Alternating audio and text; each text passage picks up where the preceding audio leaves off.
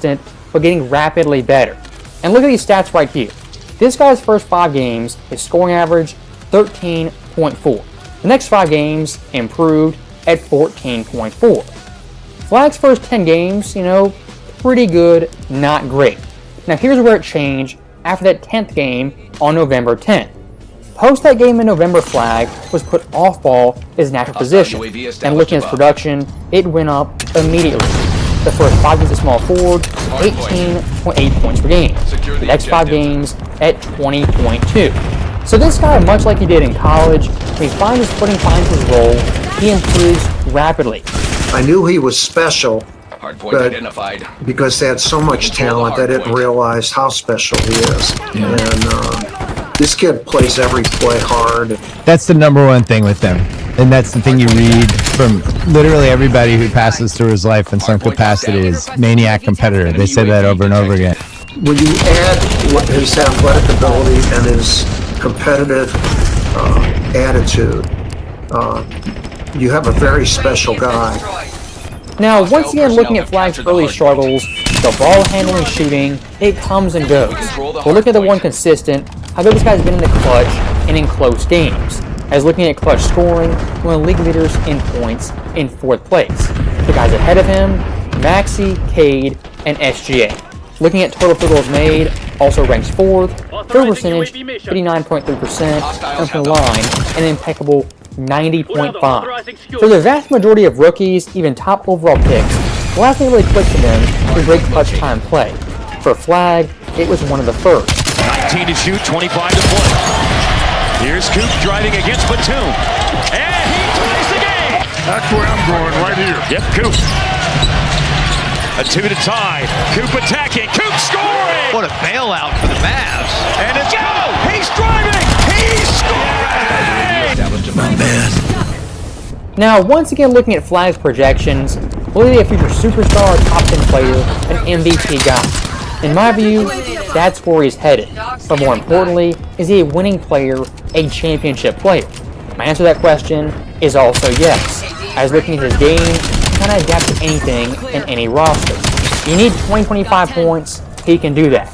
10 boards, he's got you. Locking on defense, guard 4s and 3s, even 1s, he can also do that. This guy is a future NBA star, what I see him being, is the guy is a top 10-ish player, top 5 player, who wins tons of games. And again, looking at this guy's fit, once he went all-ball with Nembhard as the point guard, things opened up tremendously. As so far Flag, he has tons of all-ball buckets, dunks, putting layups, and everything in between. If that guy is your best player, does not need the ball, that is a godsend for the entire team. Into the middle of the zone, Davis has to fight off a steal attempt. Now he goes, so does Coop, in there for the layup! Can also be that quarterback. Talk about it with Flag. They're also doing a good job of taking him off the ball some and letting Nembhard and Brandon Williams control the game. He can just float around and be an all-around player. 2 and 12 in his last 2 games. Lob up to Flag. So that right there is in the video, and I'll say one last thing. Calling this guy Sabonis, Detlef Schrempf, even a Tyler Hansborough, that's insulting. Not because those guys suck, because their games are nothing like Flag. This guy's an NBA player, is with Harvey Knight and Tatum 2.0. And much like Tatum, Flag has an NBA career to win tons of games, and eventually probably be an NBA champion on a very, very good team. The only question is, by 2032, will he be a Laker or not? As always, thank you guys for watching. Hope you enjoyed it. I'll see you next time. Viewer release detected. That's not that good, bro.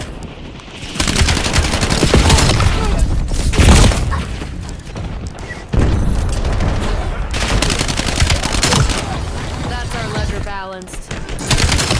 Clear. We control the hard point. Hostile personnel have captured the hard point.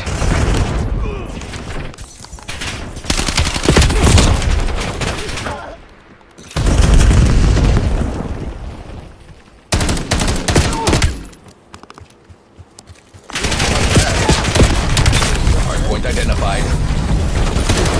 Hardpoint locked down. Hostiles have the hardpoint.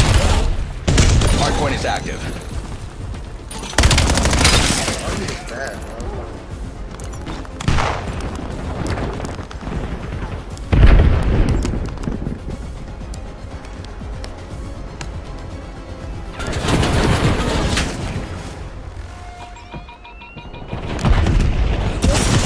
Hostile UAV established above.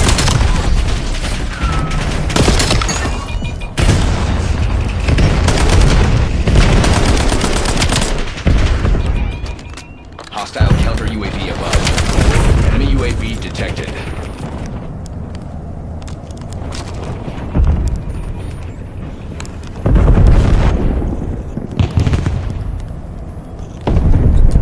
Initiating scrambler. Hardpoint located.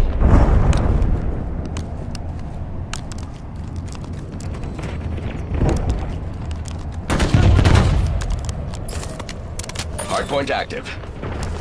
UAV available for tasking. Taken requesting We UAV control the tasking. hardpoint. Hostile personnel have captured the hardpoint. UAV in the turret. Reporting hostile contacts. Contact with UAV has been lost. Hardpoint locked down. Hostiles have the hardpoint.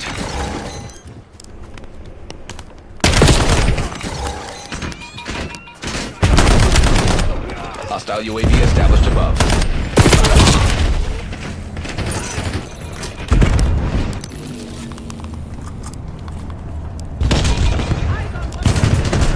Want to explain this to the board? Turn this around. Hardpoint identified. Enemy UAV.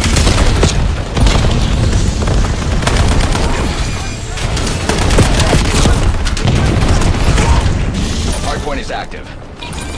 We control the hardpoint. Enemy contact. Hostile personnel have captured the hardpoint. Enemy scout pulse active.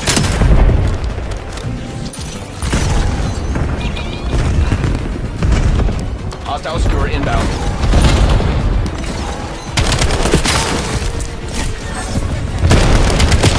Hardpoint locked down. It's just business. Hostiles have the hardpoint.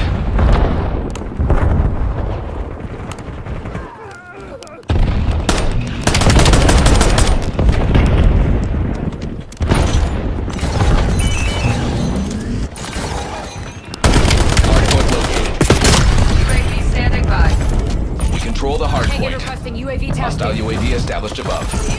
UAV perimeter established. Signal zone. Hardpoint active. Hardpoint locked down. Enemy F5. UAV detected. Hostile cluster. Get down. Been destroyed. Hostile personnel have captured the hardpoint.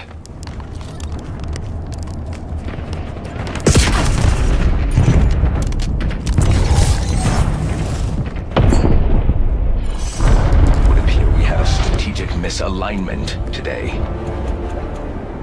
Damn it. This is beneath us.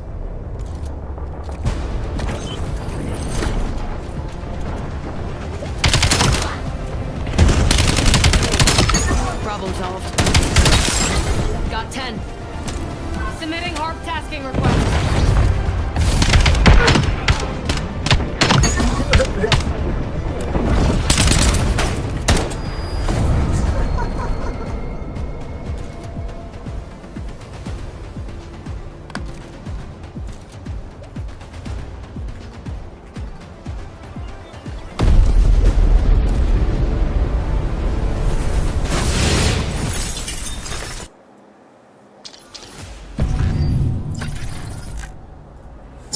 Okay.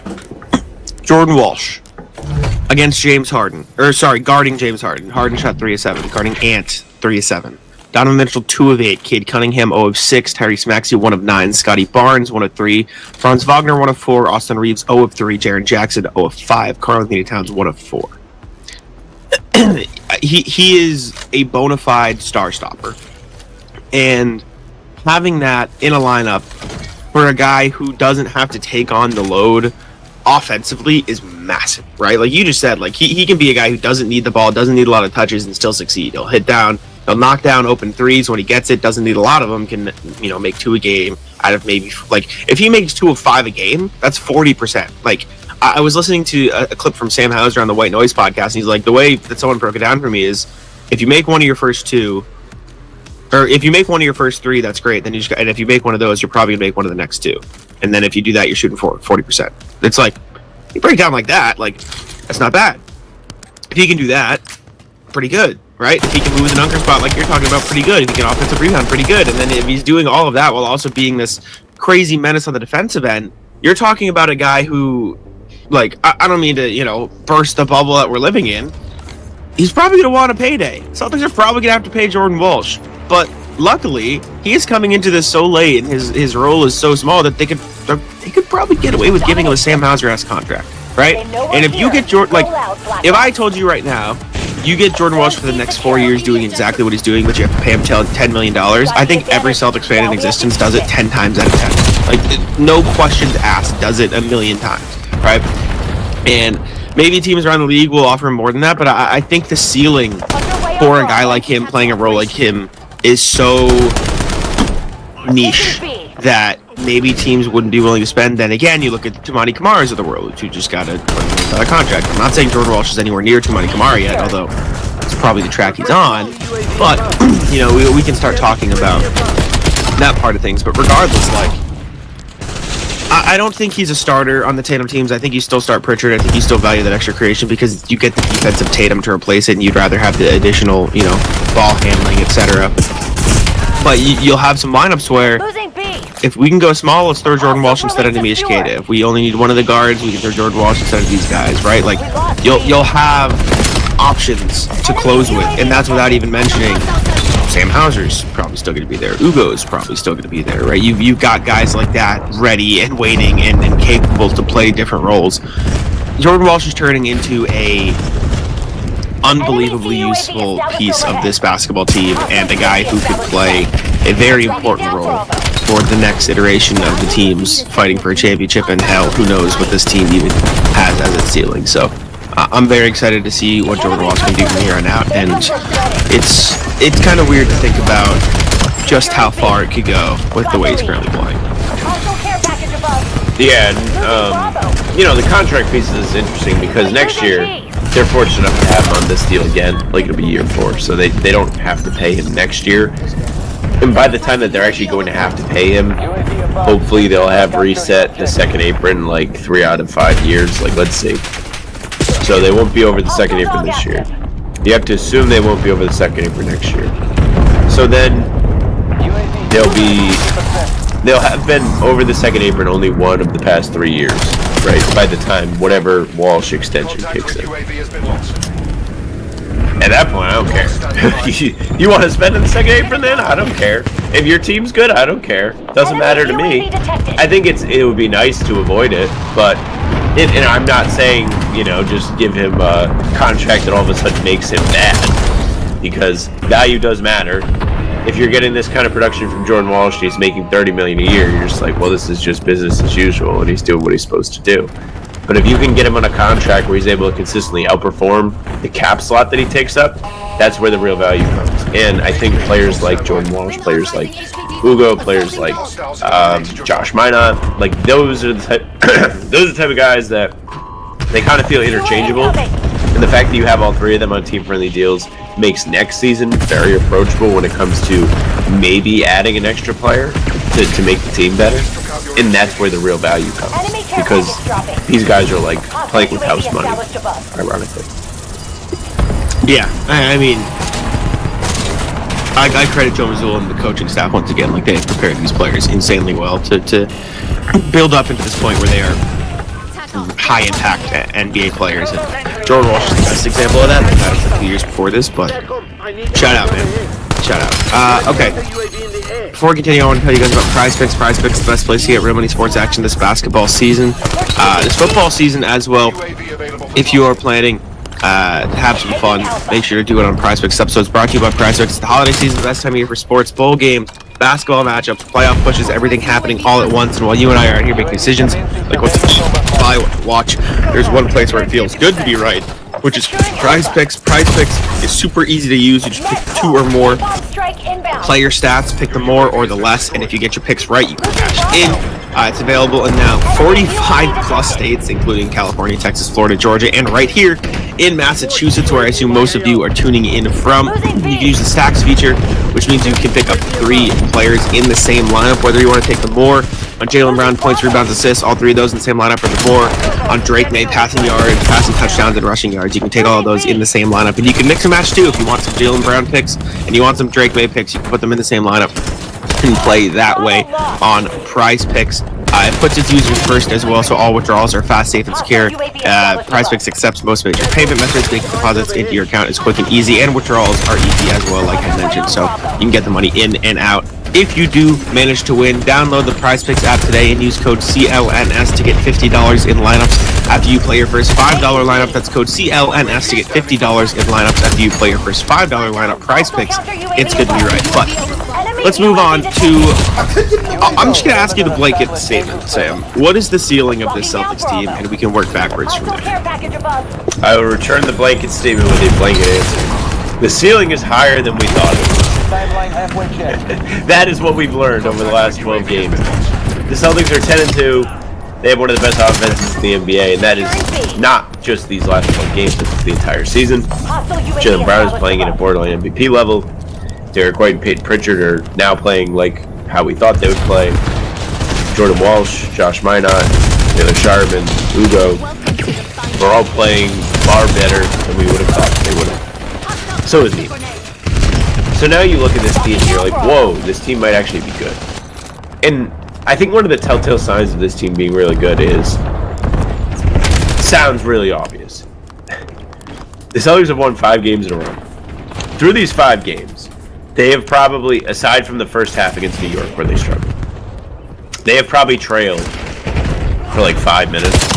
Like they have just controlled the scoring in every single one of these games. Grandy had the tweet yesterday during the game, which I did not see until today, and I put out the tweet thinking I was super slick. But they had led for like 162 straight minutes of play. Like, it was crazy. They had not trailed throughout that entire stretch. And like, yes, the Lakers didn't have LeBron and Luka, and like, I think that's very fair to point out. But like, the Knicks were mostly healthy. They didn't have OG. Cleveland was missing Darius Garland and some like bench rotation guys. Jared Allen. Jared Allen. Got it mixed up. Completely different players. But they didn't have a lot of their rotation guys. Fair enough to point at that. But like, Toronto has been a very good team this season. They've struggled without RJ Barrett, who they did not have. But like, that's the nature of the regular season in the NBA, where you're just going to play without guys. And like, the Celtics played without Jaylen against the Wizards, and the Wizards were playing without their guys, and the Wizards suck even with their guys. The Celtics didn't have Derek and Nemi for the Cavs game too. So like, yeah, they're missing pieces everywhere. With that being said, they have responded extremely well when things don't go their way. I wrote about it today for Hardwood Today. That is one of the telling signs of a good team. Is when you watch the Knicks walk down your 18-point fourth quarter lead and get it to 3, instead of letting them take a lead and run away with the game, you punch back, you get good shots, you get stops, you close the stops with defensive rebounds. I didn't get to watch the end of the Raptors game, but I kind of saw how it played out, and I looked at the play-by-play. When the Raptors got a 3-point lead, the Celtics got good shots. They made tough shots when they had to. They got stops. Nemi had a block, like right after Toronto had taken the lead, and they closed out the possessions with defensive rebounds. They are executing with momentum against them at the level of a championship team, and I think the players deserve a lot of credit. I think Joe Mazzulla deserves a lot of credit. I see people in our comment section getting mad because they're blowing leads. I hate a blown lead. I do.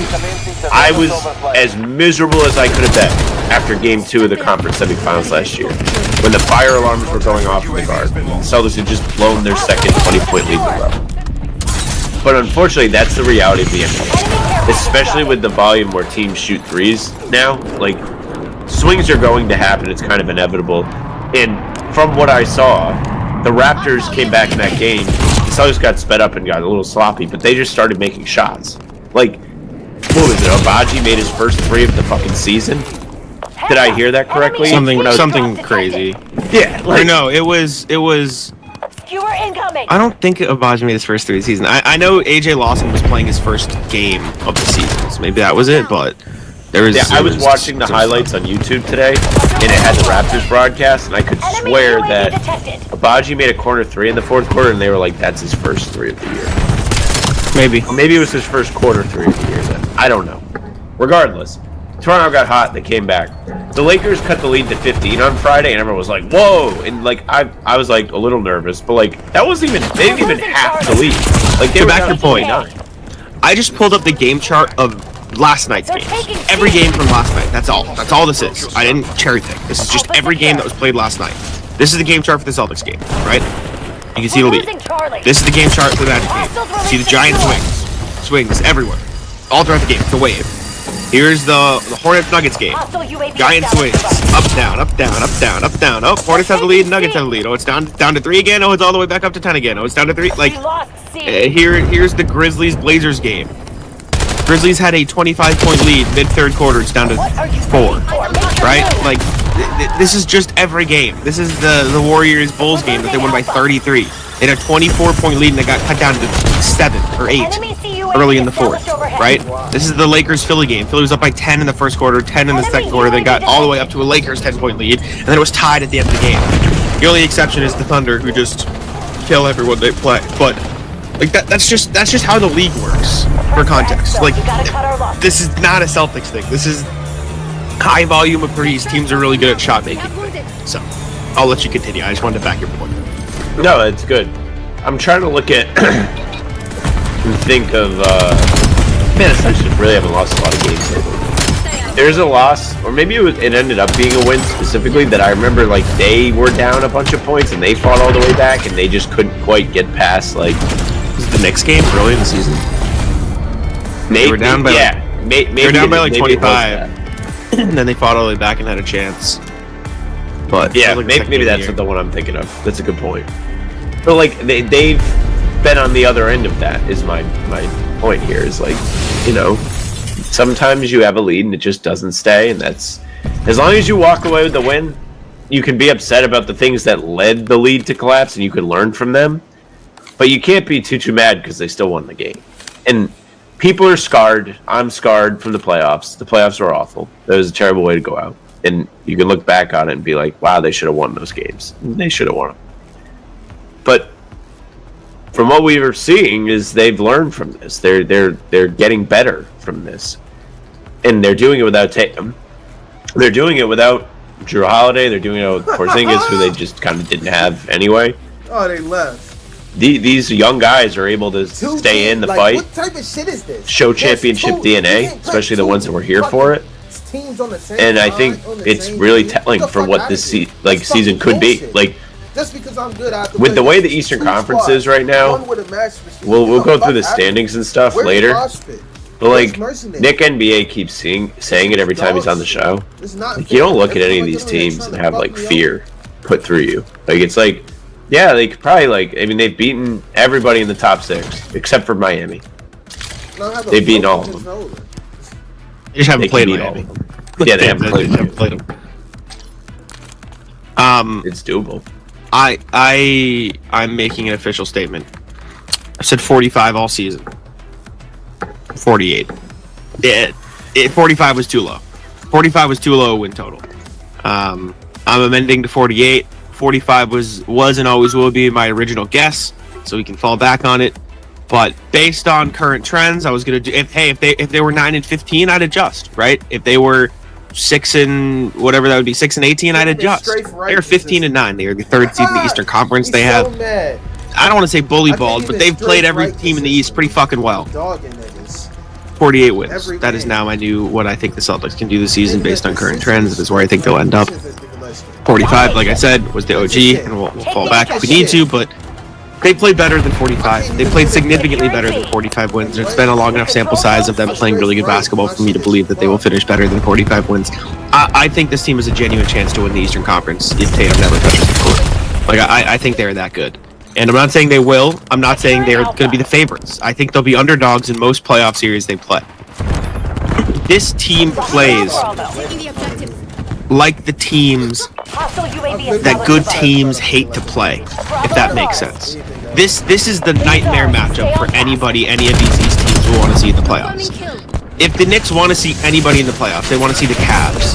They want to see they want to see the Sixers. They want to see the Hawks. They want to see the Raptors. They want to see one of these teams that plays traditional basketball. You know, maybe like, oh, we finally did it. Like the Raptors, we finally made the playoffs. Like, this is so good. And then they'll be caught resting on their laurels. Or the Cavs, who are like, oh, this is fine. Well, you know, we'll get through the first couple rounds. The Celtics and Joe Mazzulla play with an edge that is similar to the Isaiah Thomas years. Like, they don't give a fuck. They know they're playing with house money. They have a bunch of guys playing for next contracts who are playing to prove that they belong in the NBA. And they are not going to take possessions off. They're not going to, you know, rest. They're not going to, you know, they're going to pick up full court every possession in the playoffs. Like they do in the regular season. You think that's going to stop when they get to the playoffs? This Celtics team is going to be a pain in the ass for anybody they play in the postseason. And I think it's going to catch some teams off guard, because you look at what happened to the Celtics last season, they're just trying to get back to the finals. The Knicks are probably just going to be trying to get back to the Eastern Conference Finals. They're just going to try to, you know, float their way there. A lot of these teams, like the Pistons, are the team you look at as the opposite of that, as the antithesis. Although they could even get caught in the 1-seed Cavs debacle, where it's like, oh, we're the 1 seed, we're the big bad wolf, and then they're just like, oh shit, like we actually have to, you know, fight against some of these like 8 seeds. But I just think the Celtics are built to play playoff spoiler in a way that we haven't seen from a Celtics team in a long time. And I know they've played some injured teams. I know we just went over into LeBron to Luka. They, you know, the Magic didn't have Powell the last time they played. The Raptors didn't have Barrett, who leads their offense. I don't care, because even when teams have been healthy, they've played them fucking close, and they've come a long way from the start of the season when they were losing those close games, and now they're winning those close games. And I don't think that's a coincidence. I'm very high in the Celtics team. I think they have a real chance to win the East. Like I said, I don't think they'll be favored. But you look at, like you said, Nick's been saying it, I said it. Pistons, Knicks, Raptors, Magic, Heat, Sixers, Cavs. None of those teams I look at and say the Celtics have no chance. Not one. So that's where I'm at. Yeah, I'm like sneaky getting roped into this, like where I'm like, they're back. Like, and we haven't. But it's really nice because the talked about expectations aren't really there. It's just like we're getting to enjoy it right now. Yeah. Oh yeah. Yeah. No, I completely agree. Like, I mean, story. I think our YouTube views. I think everyone that does this, their YouTube views, like, will tell you, like, people are feeling this. Like, there's been so much excitement throughout this 5-game winning streak, and like the last 12 games, really, where like people are getting connected. They're feeling connected to this team. They're feeling like this team is an easy team to get behind, and like they believe in this team. Like we did so much talking about this current 10-game stretch, which is now 12 games because of the Pistons and the Bucks games getting added. But we were like, this is going to tell us a lot about this team. It was like the gauntlet for them to go through. The only game they've lost is the first game of the back-to-back to Minnesota. That was it. What else do you want from them? Like, I thought this was going to be the death of the season. I said it when we were talking about it. I was like, if the Celtics win, and we walk away watching the Celtics beat the Knicks and Lakers, I'll be happy with 2-8. I don't even care. Yet they've gone through and like, yeah, win. It's been crazy, and maybe that NBA Cup loss to the Nets did something for them. Maybe that win over the Pistons did something for them.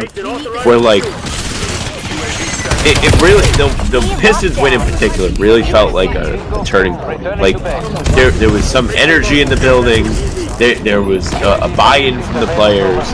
Pistons were on a win streak. The game itself had so much juice to it, and the Celtics rose to the occasion. They won the game. They won a clutch game.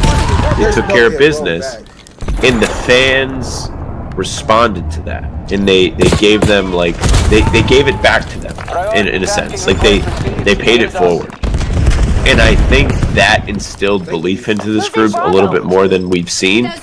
Now I know Jalen has really talked a lot about this being a work in progress. You know, as the games go on, they're going to get better. It was the message he had for all of us at training. It was literally like, hey, look, don't get too wrapped up in what you see early. Like, there's a lot of moving parts, a lot of new pieces. He reiterated that after the Friday win over the Lakers, and I think there's real like meanings behind that, and I feel like going forward, like we may see even more reason to buy into this team. Like maybe it's going to continue to get better as they continue to figure out who they are. High streak should be good. Yeah, I mean, I thought they were going to be good. I don't think I thought they were going to be this good. Like, I watched this team, and I see a team that can win in the playoffs. Like, I just see a team that has a real chance to do something cool. And that excites me, and I'm excited to watch. Like, I've said this a million times. I've had more fun watching this team than I've had fun, than I've had watching the regular season the last 2 years. Isn't that weird? 5 years. This is the most fun I've had watching a regular season Celtics team since Isaiah Thomas. Can we talk about that for a minute? Sure. Isn't being a fan weird? Like, we're professionals now, but like, I think we still care. Like, I think if you like didn't care, you wouldn't feel that way, right? Like, I know you don't like hang on every win and loss. Like, it's not that free. I don't even care if they win, really. Like, it doesn't matter to me if they win or lose. It's just the way they're playing and the uncertainty of what's going to happen is just so much more fun to watch unfold because, like, the last 2 years, last 3 years even, however many seasons you want to call it, it's like, oh, Jason Tatum scored this, Jaylen Brown scored this is super cool, they're winning this, like, look at how awesome this is. And again, like, nothing will ever come close to getting to experience and cover them winning a championship. Like, that, I don't think anything ever will.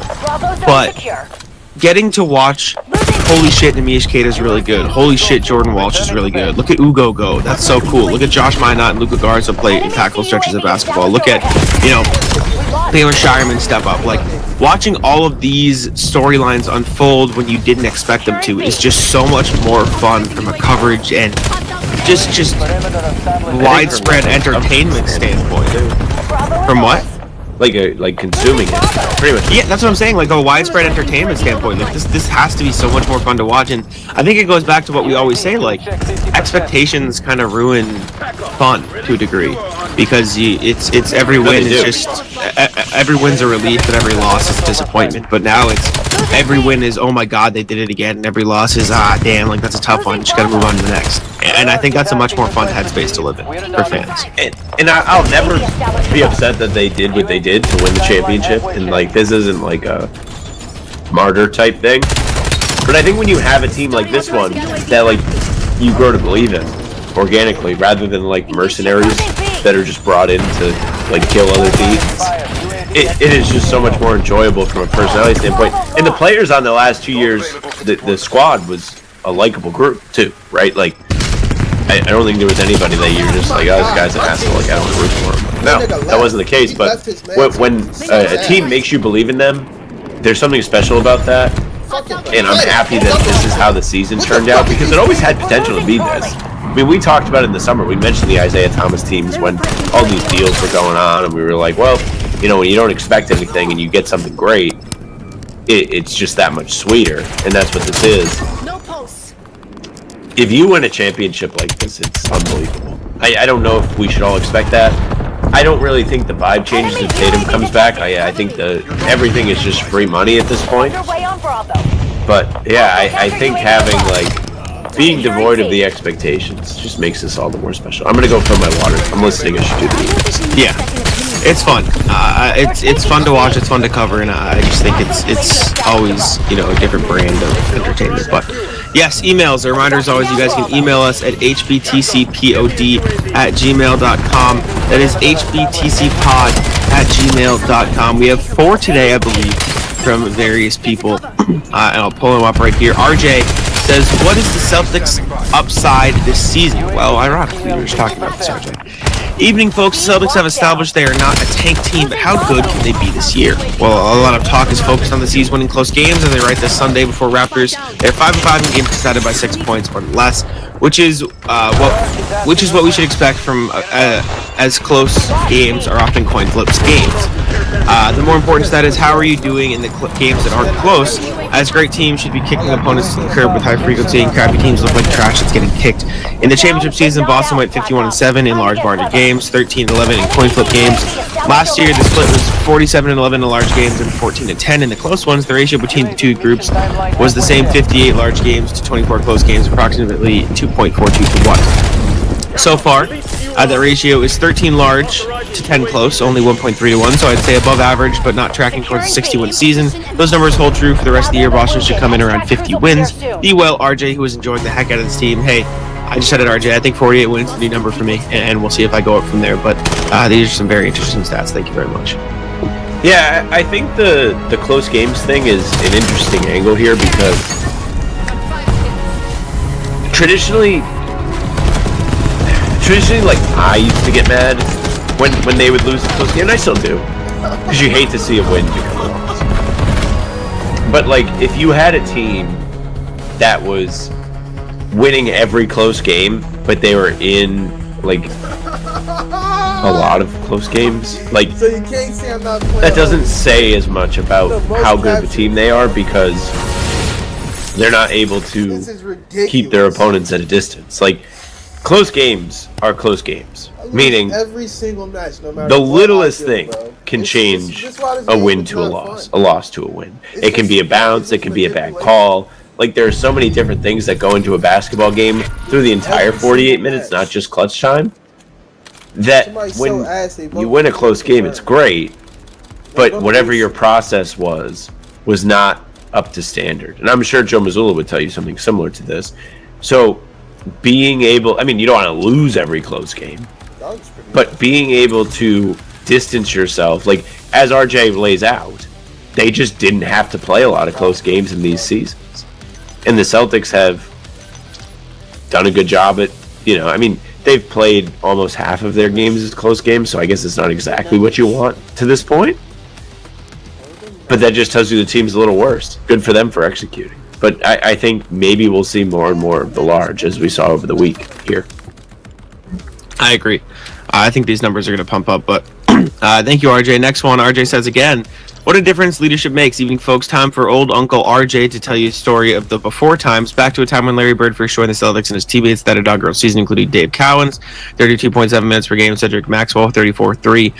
Excuse me, Tiny Archibald, 35.8, Don Chaney, 8.7, Chris Ford, 29.0, Rick Roby, 23.4, and Jeff Judkins, 10.4. And together they won 61 games. I mentioned those 7 players because they were all on the previous year's teams. The one that won a horrendous 29-53. The easy answer to the turnaround is, well, Larry made them better, but that would also be an incomplete answer. In the previous year, the Celtics owner meddled tremendously against the wishes of GM Red Auerbach, and the coaches were Tom Sanders, a quiet man who thought people would hold themselves towards professional standards.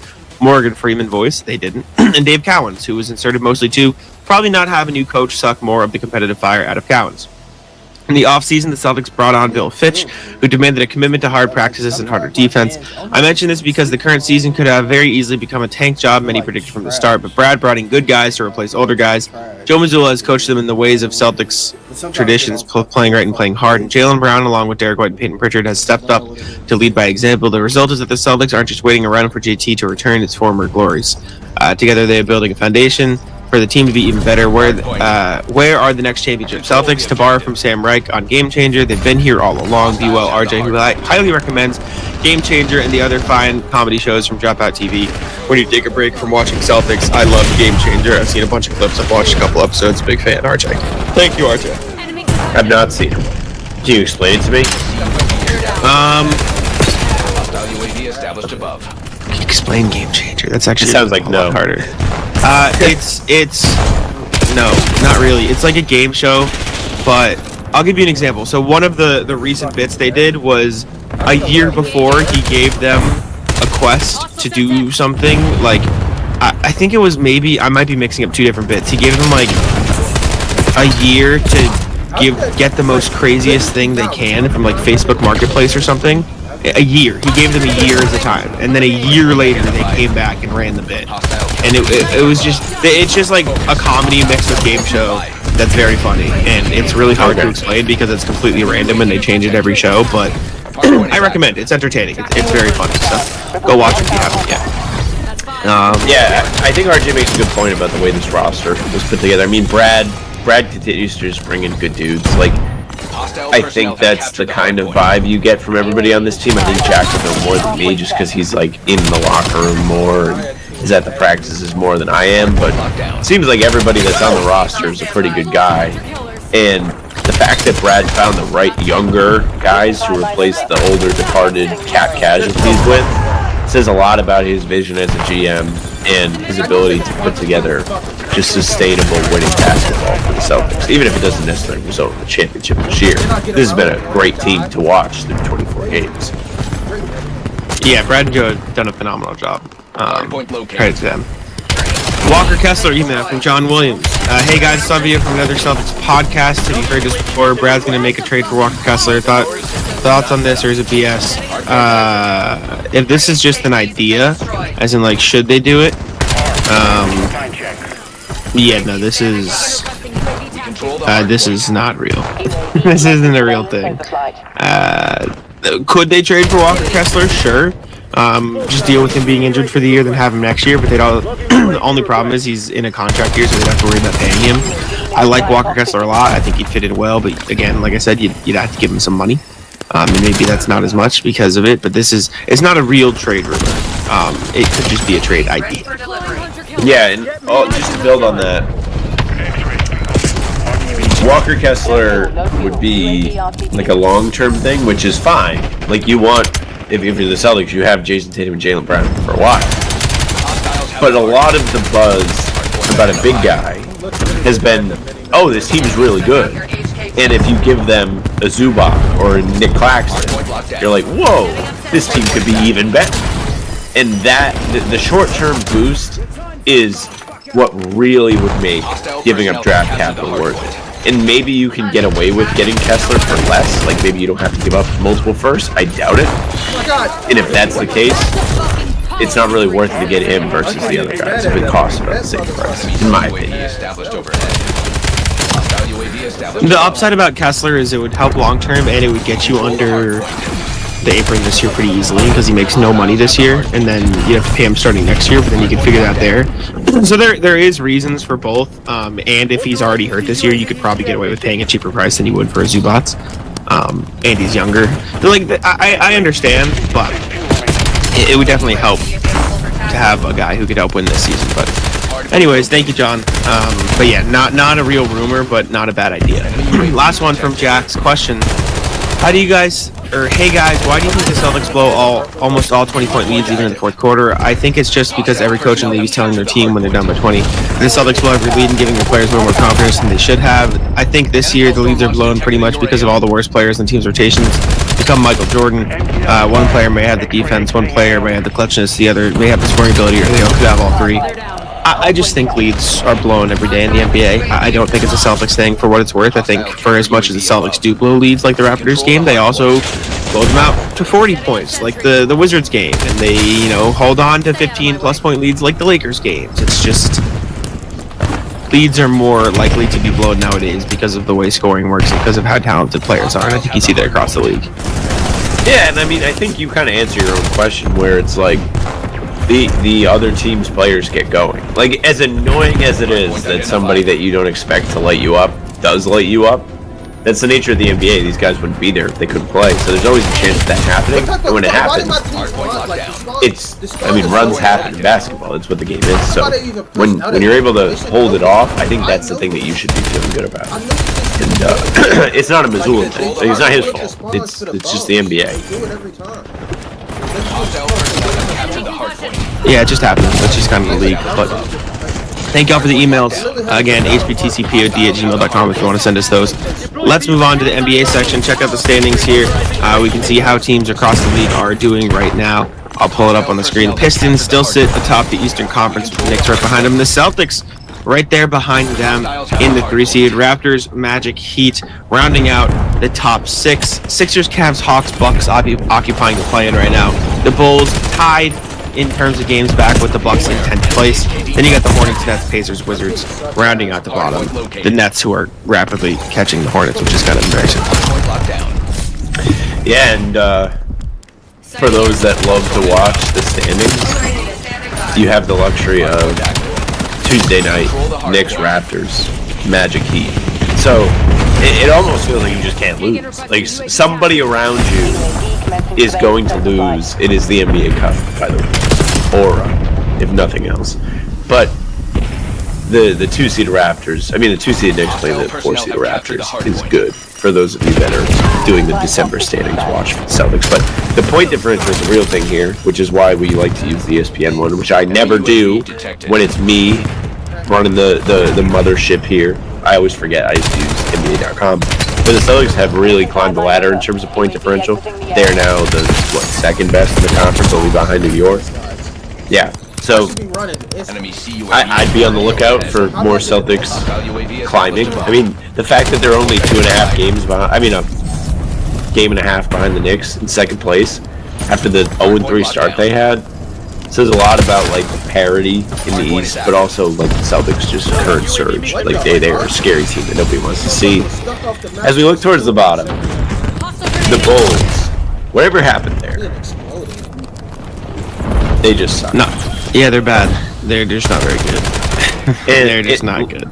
You're gonna see more and more separation from like the bottom half and the top half here, as Giannis continues to sit for Milwaukee, and the Bulls continue to just be bad. So, Tank FC is officially dead. These teams at the bottom of the East are bad. Celtics will see Milwaukee on Thursday, being hopefully a nice little like refresher for them. Granted, you can't take it for granted, but you have to come out and compete. But hopefully, it's another win to go in the win column. These teams just suck. I said it, man. The Celtics were never going to be bad enough to tank with these teams. Like, this just never was going to happen with Jalen, Derek, and Christian on the roster. They were always going to be better than at least 3 to 5 teams in the East. I think we went over the teams, and I was like, yeah, these teams. And you were like, yeah, and I was like, I'm telling you, man, they are not as bad as these basketball teams. These teams are bad, and we've kind of learned that. But Western Conference, Thunder are still insane. They're 23-1. Insane. They won 15 in a row.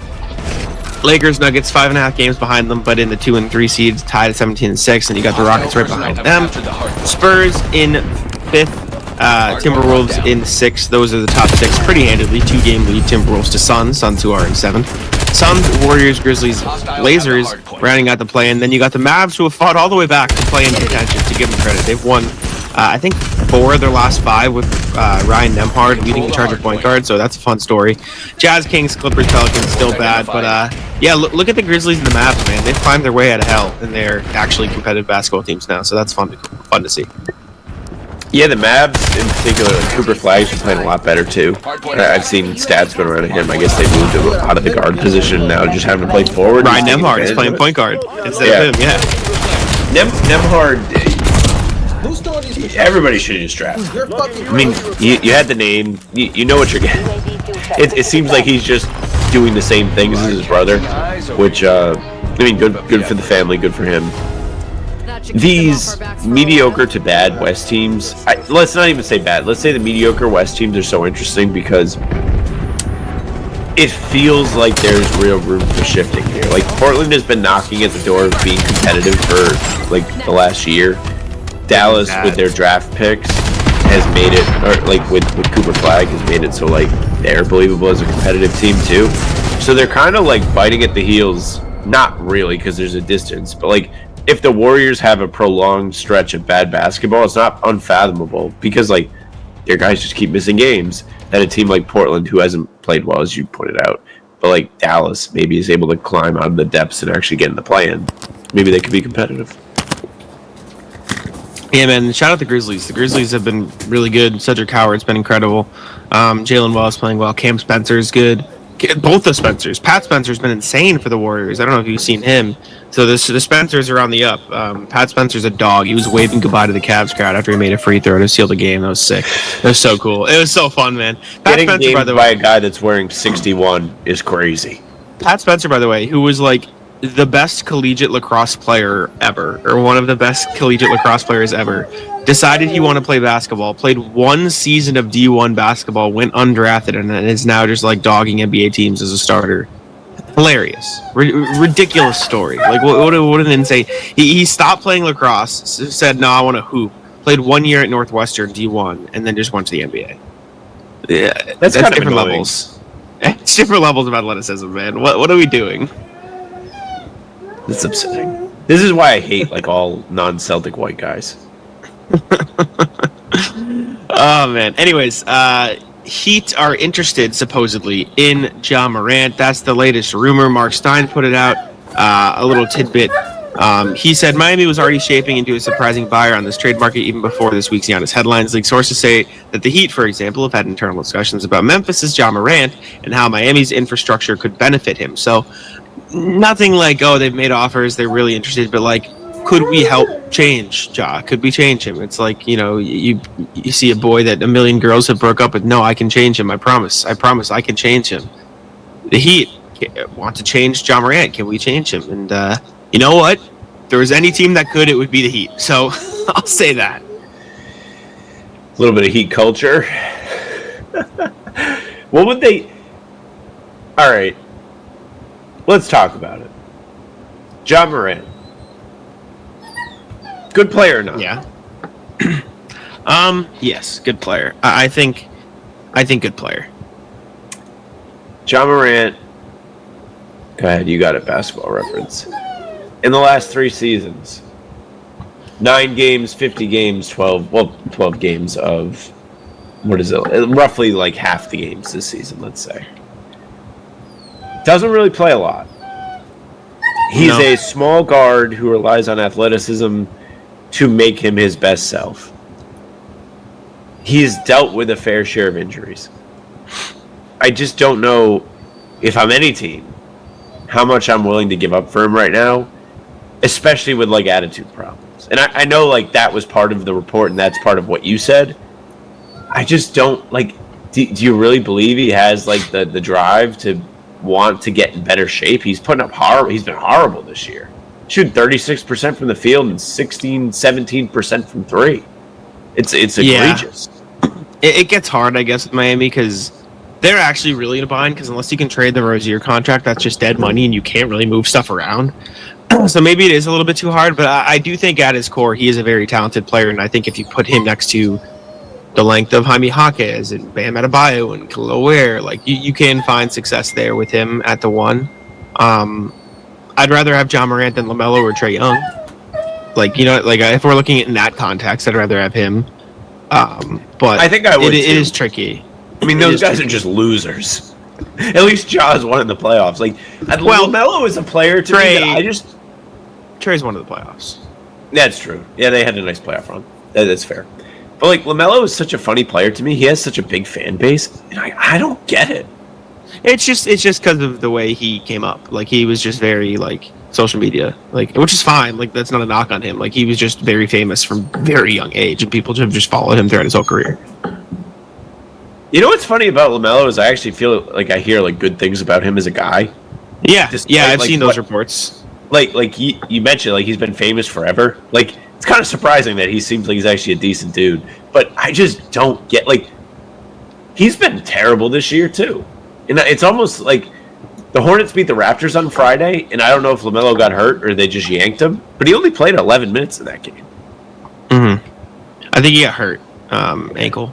At least I see ankle injury on basketball. So he's another one. So. He gets hurt all the time too. Yeah. I mean, listen, those 3, there were all those reports. Did you see Ja post the Instagram story? Like, they could get traded for each other, and Ja posted, like, what's up, gang? And he posted a picture of all 3 of them, which is hilarious. Like, there was a report, like, those are the type of guys that no one wanted. They could end up getting traded for each other. And then Ja, like, posted a picture of them at the All-Star game. Like, what's up, y'all? Like, it's going to be all right. Don't let them, like, just all 3 of them, like, making fun of it. But I don't know, man. It's just so weird. Like, I think all of them could be, like, they're all very talented players. Like, they could be good in the right situations. It's just, it has to be such a specific situation, and those types of players are so difficult to game plan for. And I think Ja is the least difficult because I do think at his core he can and should be a good defender because of his athleticism. LaMelo could be a good defender because of his size, but the whole effort thing, Trae's too small and he doesn't care. I don't know. It's hard. It's hard. It's difficult. I remember Corrales was talking about like just the way the trades could happen this year, and like there's so many different players that are reportedly on the block, but like nobody would ever want. Like, nobody wants the Anthony Davis contract. These 3 guys are like, I feel like very high risk trade targets at the very least. Like, the NBA should get these teams to like kind of all agree to do like a lottery, and it's just like either it's a random draw that you just get player X sent to your team, or it's a lottery where you can pick one of them. Like there has to be a solution to this, because with the new CBA, there's just so many bad contracts now. It's going to make it impossible for, like, we talk about OKC and like how rich they are in terms of assets, but there are just so many other teams that aren't going to be able to dig themselves out of a hole because they're paying like players that aren't winning players at their core, so like a large amount of the cap space. It's hard. It gets hard. All right. Rat list, Sam, what do you got? Rat list is I was driving yesterday and I was reminded of like the worst kind of people. I think like of all the Christmas things, my least favorite thing is the elf feet out the trunk. You know what I'm saying? You know what I'm talking about? Like the people that they buy the elf feet like as if like they slammed half of the elf's body in the trunk as they closed it. I don't know that I've ever seen it, but I can imagine what you're talking about. Yeah, like it's them and the people that put like the antlers on the car. It's like, all right, dude. I see. I suppose I can tell my tale of the airports. So my flight from DC to Boston was at 9:45, and I probably should have just taken the 12:30 because I could have gotten there a little later. But I wanted to get home, maybe nap a little bit, just be home. I wanted to just be home. I don't blame you. Right? That's the right way to go about it. For context, I was on the 9:45, and Noah and Bobby Manning, who also went to DC, were on the 12:30. So I wake up, I see that my flight was delayed from 9:45 to like 11:30, like maybe noon, but it said still be there at the airport in case we can find an extra plane. So I was like, you know what? Fine. I'll do that, even though I think that's bullshit. I don't think you're finding another plane. But I stayed, I loitered in my hotel for an extra 30 minutes, then I got to the airport at like 8:30, right? Still enough time to get there in case it takes off normally, but also not ridiculously before the flight where I'd be too upset, right? That's still like, 3 hours before the flight, which is a lot, but I was there for both, which was fine. I get there, I loiter, I go check out what's happening at the gate. I see that it's now 12:30, I'm like, okay, fuck. And I go back and I get some Dunkin' and I sit down. Time slowly trickles on, and at a certain point, Bobby and Noah get to the airport too, and they were like, didn't think I'd see you, and I said, didn't think you'd see me either. So they get there, flight goes from 12:30 to 1:30, and I'm like, fuck, this sucks. And their flight get delayed. Their flight got delayed a little bit, so mine went from 12:30 to 1 actually, and theirs went from 12:30 to like 1:30. So theirs was delayed an hour, and so at this point, our flights were leaving at the same time, basically, right? Keep in mind, extra context to remember throughout the story, there's also a 1:40 from DC to Boston, there's a 3:30 from DC to Boston, there's a 4:30 from DC to Boston, there's a 6:30 from DC to Boston. There are flights from DC to Boston all day, like every 2 hours, all day. So we get there. My flight has now been delayed, what is this, 4 hours? It is like 1:45, 2 p.m. My flight has been delayed 4 hours. That's a bad delay. That's a brutal delay. Oh, yeah. After 3 hours, you're allowed to just cancel your flight, get your money back, and move on. And you book another flight. You can just get your money back for nothing. But I needed to be home, so I'm not going to cancel my flight. I just needed to be home that day.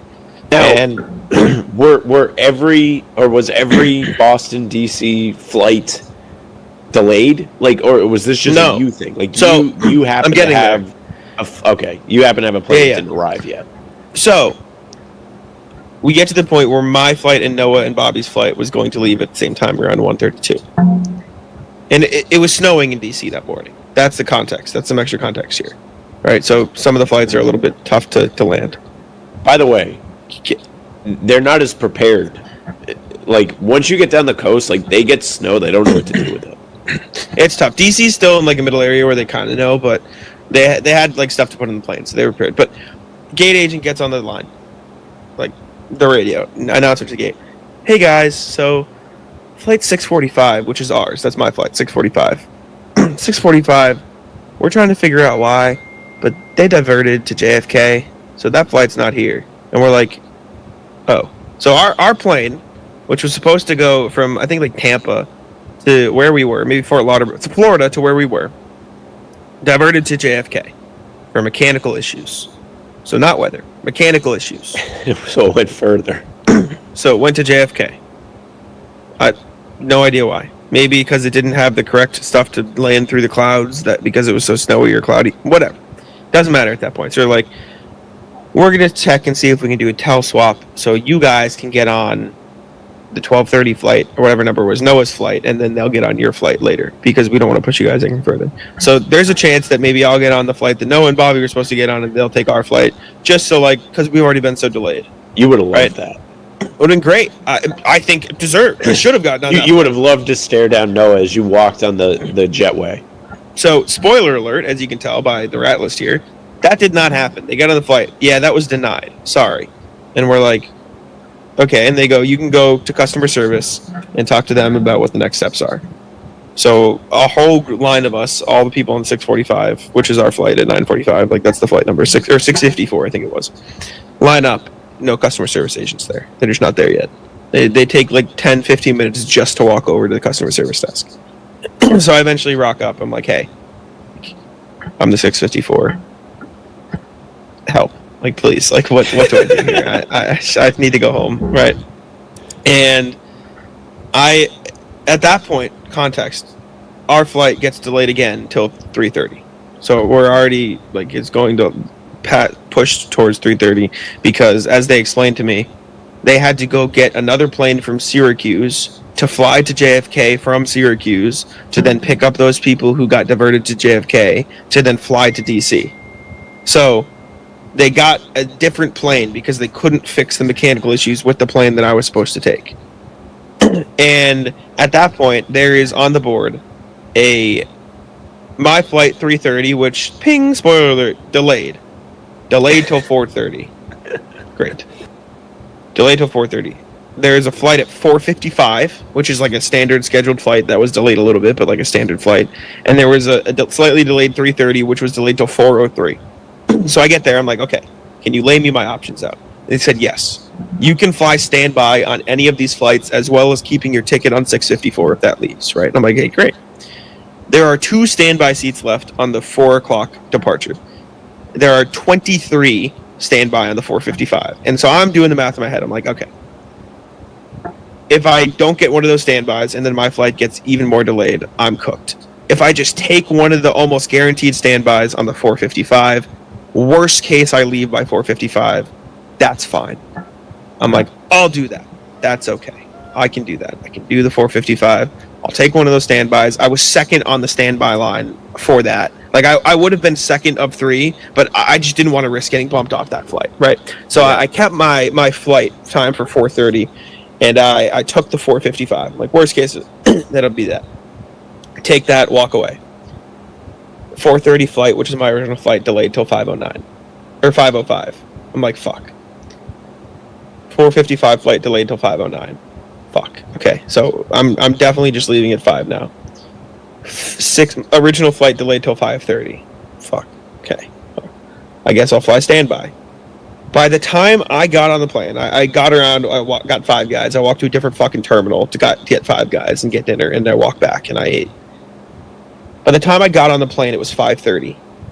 By the time I got on, and this was the standby flight, and I left 10-15 minutes before my original flight, and so I got on the plane at 5:30. We didn't take off till 6, and I didn't land in Boston till 7:15, and I didn't get to the garden until like 7:30, 7:35. Pretty impressive that you got there that quickly. Yeah, my Uber, and I would have gotten there sooner if my Uber driver didn't get lost on his way to the airport. So, I mean, just a disaster day in DC. Horrendous. I went into the trip. I was like, JetBlue rocks, and I stand by that. JetBlue, great flights, like no turbulence taking off. Very nice. I like the seats. Holy shit, they couldn't have made more of a mess. And I come to find out, so I was making friends with some other people on my flight, and I was like talking to them. Apparently, our original flight got delayed. The first delay before the JFK debacle, where they had to get a plane from Syracuse, was because that plane had mechanical issues and had to divert from going like they got delayed going from Puerto Rico to Florida originally, and so they had to change plane, and so they had mechanical issues there, and so it was delayed. And then they kept the plane with mechanical issues, and then the mechanical issues happened again on their way to DC, so they had to land at JFK. Let's take the first red flag as a sign, guys. JetBlue. Let's get rid of that fucking plane with mechanical issues and not just hope it. Disaster, just a mess. And so I was my 9:45 flight in the morning that was supposed to get me home early with plenty of time to nap and shower and everything before the game against the Lakers that night, which honestly, luckily that LeBron and Luka didn't play, because I would have been even more upset if I had to miss that big of a game. It did not take off and get in the air until 6 p.m. So I said this to Jack when he showed up. He could have drove home faster. He could have drove home faster. Even with the initial delay. Like, you woke up early and then you went back to bed. Or whatever you did. You could have gotten a car and drove to Boston faster than it took you to fly. Because of all the delays. That is awful. Yeah. So bad. I felt so horrible for Jack. Like, even with the guys out, like, just seeing the uniforms matters to me. I can't imagine how upset I would have been. And it hurts because Noah and Bobby just managed to just get on and go ahead. That made me more mad than I think most things that day. Because I didn't know that they were at risk too. Like, I talked to Bobby a little bit at the Garden because he showed up, and I was like, oh, like, you know, how was the trip or whatever? He's like, man, sucks for Jack. And I was like, why? And he was explaining a little bit to me, and I was like, oh. I didn't realize you guys were all on separate flights. Like, I just assumed that either he didn't go or... Well, I knew he went because he was on our show for the brief, because he was sitting next to you. Horrible. Horrible. Obvious rat list is I'm sick. I like to be sick usually, but kind of over it. I've been, like, mildly sick, like annoyingly sick for, like, the last couple days. I'm okay. Like, I feel physically okay. I'm just tired because I played basketball yesterday. So I had a league game, first league game. We lost. But then, like, I didn't play a lot in the second half because I subbed out. We don't have, nobody's in charge. So I didn't want to tell somebody to sub out for me because our team played well in the second half. Like, we were down 13 at halftime. Yeah. We came back. I was out there for a lot of the comeback. We played good defense and stuff. And then they continue to play good when I go to the bench, and we just didn't want to disrupt it. But in reality, I probably should have went back in. I would have been fresher. I'm longer than the person I would have subbed in for, and we probably would have won the game. Or at least... You lost? We lost. So, I'm not really tired. I'm like, all right, I'm going to go play at my usual runs in Johnston. Jack's been at them. Mm-hmm. We're shooting for teams, and there are 3 teams because we have 15 people. One of the teams, so in the order of shooting, it's first make is a good team, second make is an awful team, third make is a good team. Very good team, even. I am in line, and I'm aware of the second team being bad, and the second team is bad, but somebody that I, like, despise playing with on the team. And I don't think you know them, so I won't even really get into it. So I miss on purpose, like, as it's like my turn through the line, because I kept getting in position to be on this team. And it's down to the last 2. It's me and this guy that I don't like. His brother is the other person. The brother is intentionally missing free throws. Why? And it's like obvious because he doesn't want to play on this bad team. Mostly because his brother's on it. His brother is he takes like a lot of shots and doesn't play defense, and it's just annoying. I see.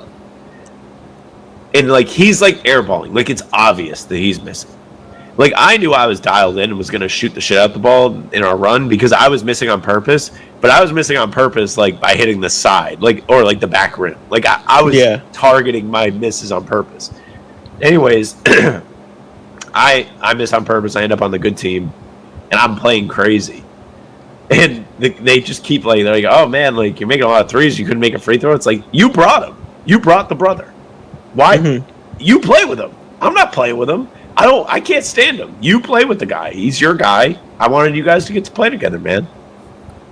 Yeah, that's a mess. It's funny when you said I played a league game. I heard League of Legends in my head. League of Legends, really confused. Yeah.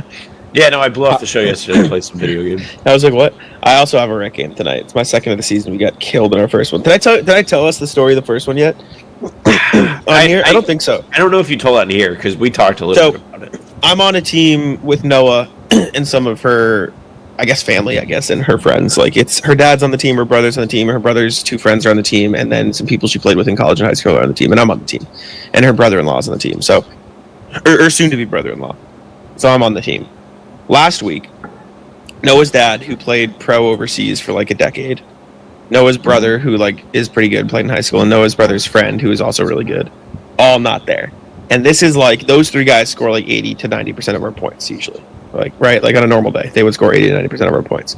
So we're going into the game with no scoring option, no first, second, or third scoring option. It goes to Noah's brother's other friend, who had an okay game. He's pretty good. He actually played really well. But we start the game, and the other team starts the game, like, no exaggeration, maybe 10 of 12 from 3. Like, we're down like 35-6 to start the game. Like, there was nothing we could do. They were just making every single shot. We switch to a 3-2 zone. We disrupt them. They're not good at driving. We come like we win from there on out, but we still lose by like 20 or 30. Right? Like we still could not win the game, but we played really well from there on out. So that was frustrating. But we have our second game tonight, and I think we're gonna have more bodies. But the other atlas I want to mention. So yesterday, are you familiar with Spot Hero? It's like you pay for a parking spot. Yes. I use Spot Hero whenever I go see Michaela because she's in Brighton and I'm in Southie, and I'll get a spot by her. I'll stay over, and it's fine. I leave my house yesterday. Michaela's going to Japan, so I stopped at CVS. I got her like some snacks for the flight. It was nice, right? I go to sit in my car. I was going to put the snacks in a little bag. I was going to find my spot, a spot. Immediately, I hear honking. I'm like, what's going on? Some guy is sitting in the middle of traffic waiting for my spot. I'm like, dude, like, what the fuck are we doing? So I leave. I'm like, whatever, fine. You can take the spot. I'll be the answer here. Can you explain Spot Hero for people that don't know?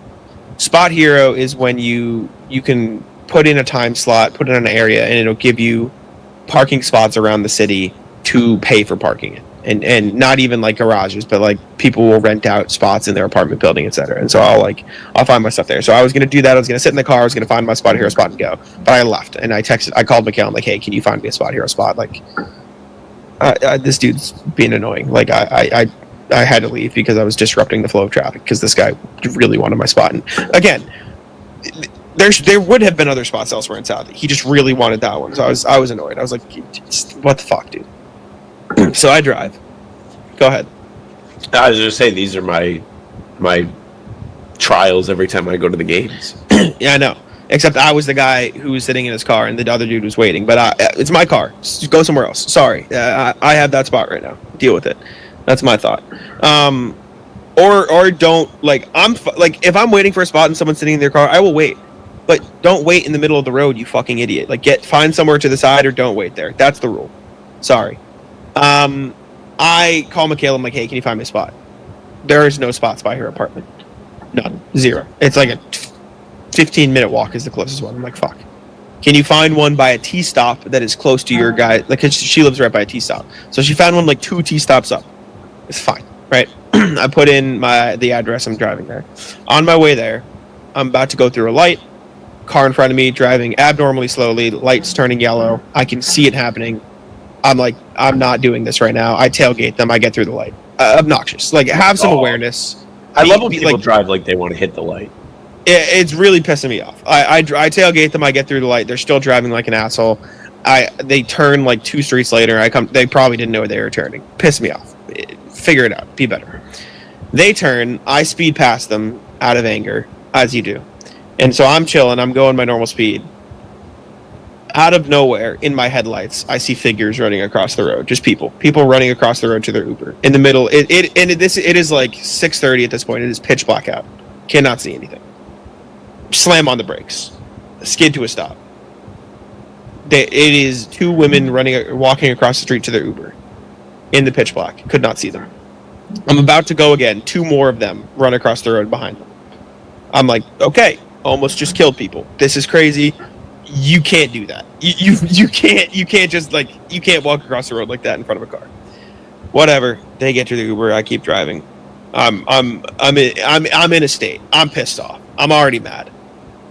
Weaving through the back roads of Brighton, they get very annoying. They're very weird traffic patterns. I go to turn onto the street. Bike is coming towards me, and I slam on the brakes again. Pissed off. Angry. I'm still mad. Turn, finally park. Crazy parking spot. It's like very tight. I do like a 9-point turn to turn around and get in the spot and back in. Whatever. I then have to do the jog of shame to the T to catch it in time because I was so pissed off. The next one was for 15 minutes, and I'm annoyed. Get on the train. I don't know how familiar you are with the T and with how things work, but a lot of people don't pay on the T, which I've done before. It's whatever. It is what it is.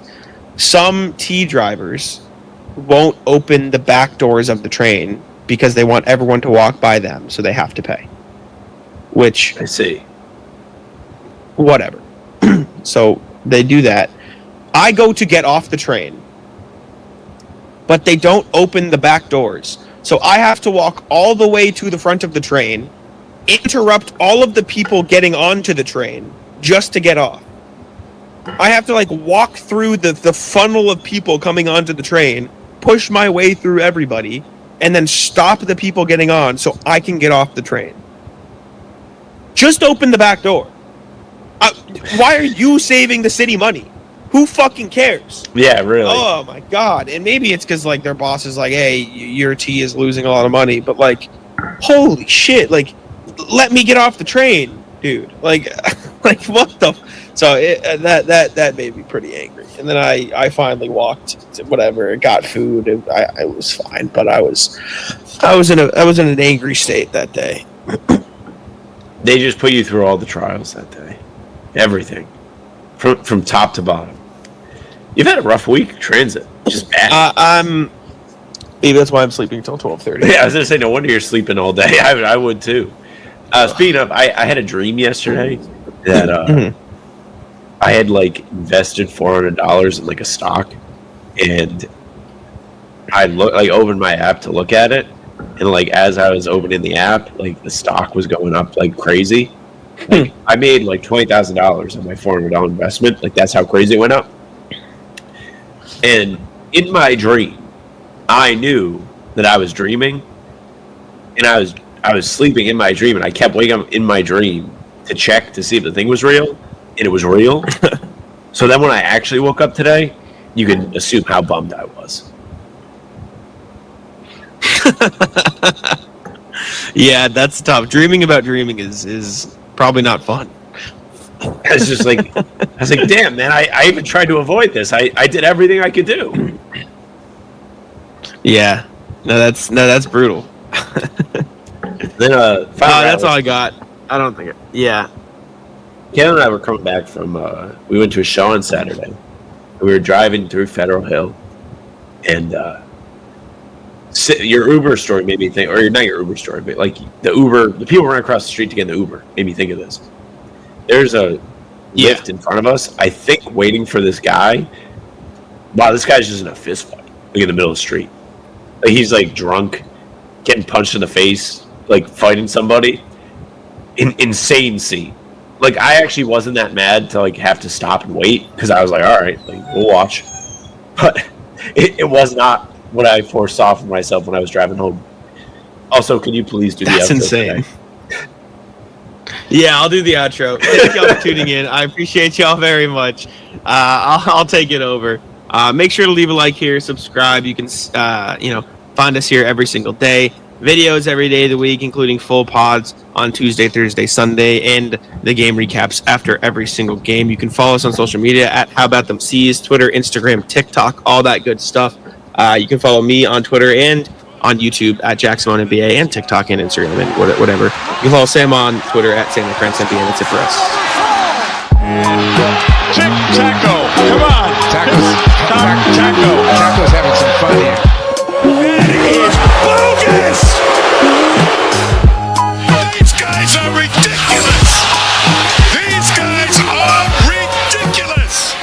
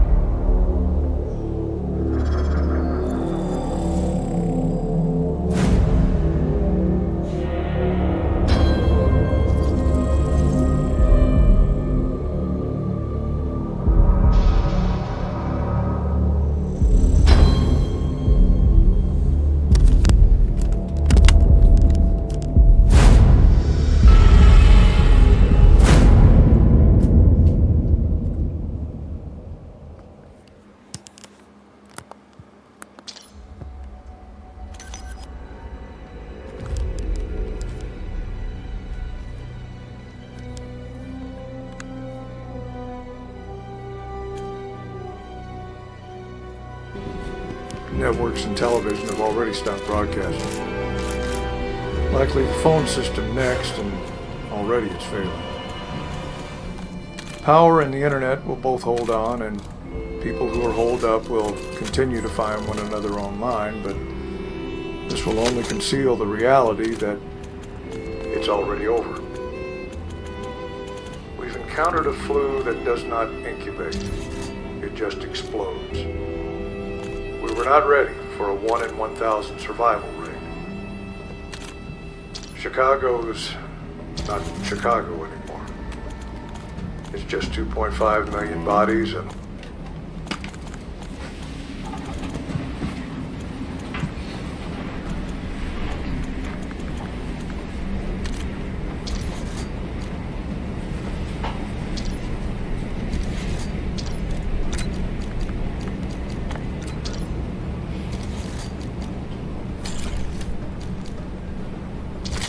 the first Noel, the angels did say, was to certain poor shepherds in fields as they lay, in fields where they lay keeping their sheep on a cold winter Battlefield's last night that was so deep. Noel, Noel, Noel, Noel. Born is the King of Israel. We're headed to the war zone. Get geared up and stand by.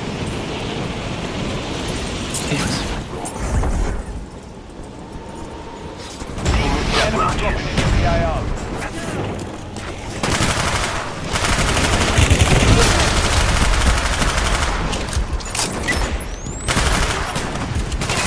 Spy plane ready for deployment. Our spy plane's in the air.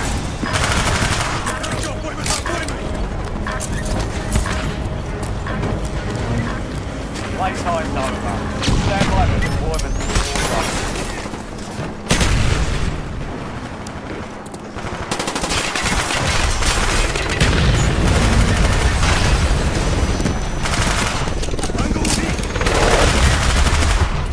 Friendly default strike on the way.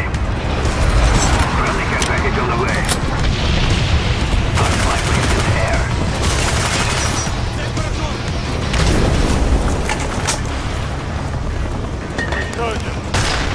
Cobra on the way.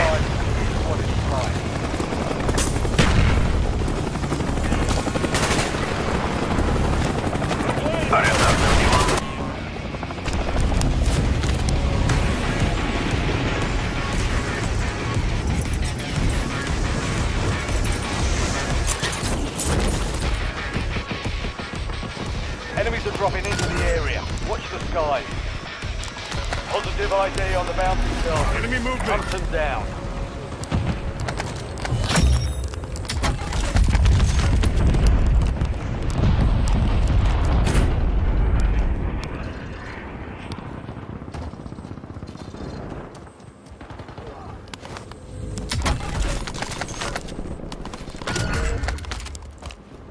Bounty targets identified. Weapons free.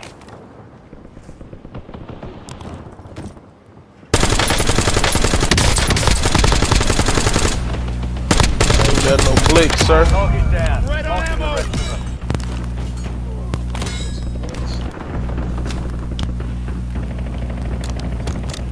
Enemy movement.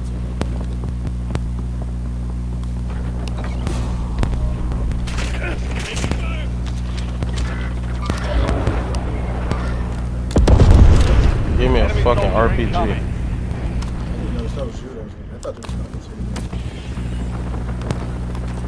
You get me? Yeah. Alright,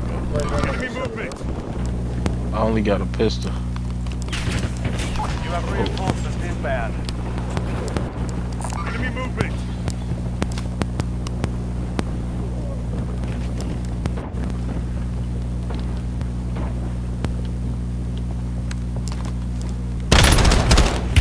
thought I had a fucking, what they call it, the person. That's like, you have to fucking... Enemy movement! Check his body.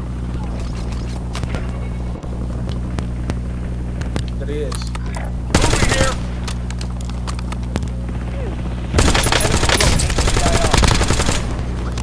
How you survive that fall?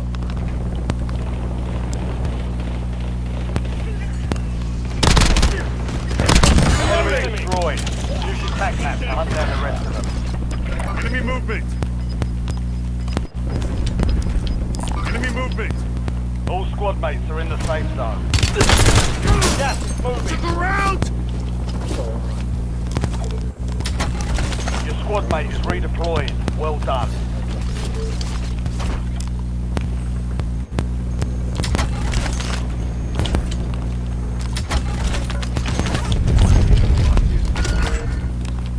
I'm reloading! Bounty targets are up. Get up. Shit, what the fuck?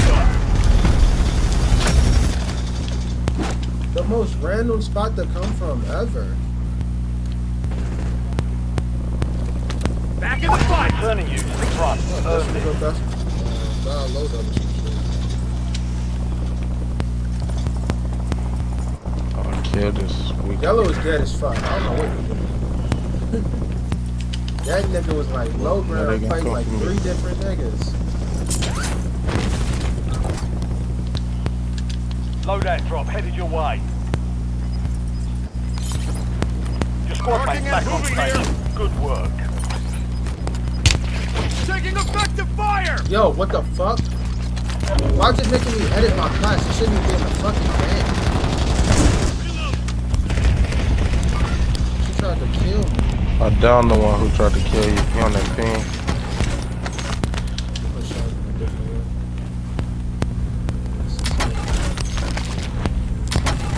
Somebody's sliding to us.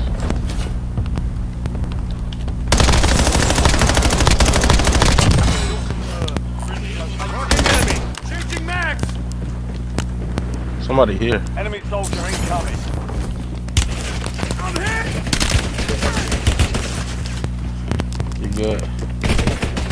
We above you. Oh, that's not you. Oh, that is you. Oh my god, you suck. No way I got punched! That was fucking, you dumb bitch! You loser bitch! The fuck would you chase that hard for to die? So thirsty. Why was there not a door right there? Fucking barred off spot on the map? Get the fuck out of here. Back in the fight! Back on station. This team get after it. 9 times, boy. Oh my god. Like, I don't even know how you can get on at that point. That nigga died 9 times. That's one. Your squad mate is redeploying. Well done. Secure the supply box. Locations are marked on your tag map. You've got a loadout drop inbound. Supply box secured. 2 to go.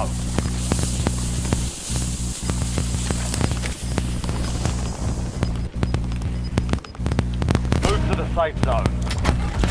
Gas is inbound. 2 supply boxes secured. 1 remaining. Precision airstrike standing by.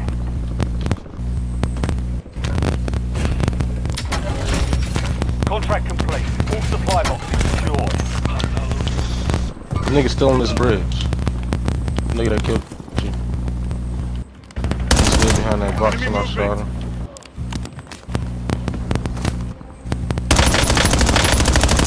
Reloading!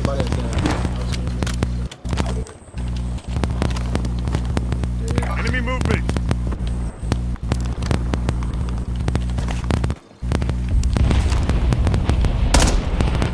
That's 10. Win this thing. Enemy movement! We've got 10 squads active in the field. It will give us a fight. Bounty targets marked. Kill them all.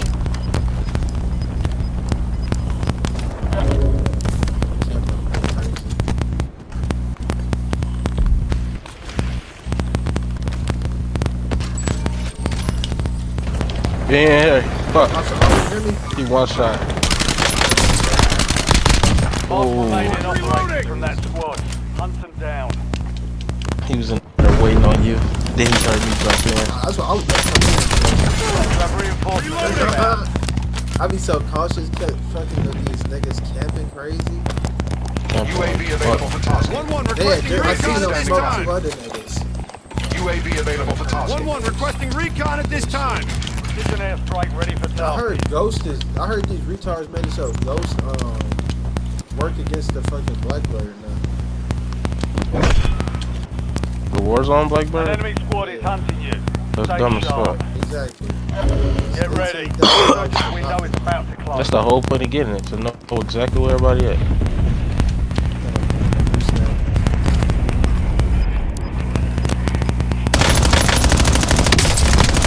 Boy, these niggas are sweats too. Target area marked. You're cleared hot. Get your squad to the safe zone. Leave no one behind. Reloading. You've got 4 remaining. Stay sharp. Right all the way behind Yellow dumbass. He got a Blackbird and don't see. Fuck, he pushing you. Changing max. They good as fuck too. They some sweats. They pushing. They close. You see the one close to you? Ooh, look how he got past that. Somebody behind us. Wow, third party above us. That's bullshit. That's because they ghosted. That shit dumb as fuck, bro. I'm still not. Like, I'm already done with this shit. Why would they ever do that shit? To put Ghost working against Blackbird. One of them was ghosting too. That shit dumb as fuck. Nigga who just got behind us, we couldn't tell neither. That's what I'm saying. Everybody, it was one on 18 ghosted. Niggas walked behind us ghosted too. This shit's ridiculous. Like, whose idea was this? Why didn't they fire you?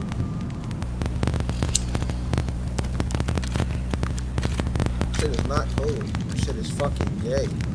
Yeah, that's dumb as fuck. It's not acceptable.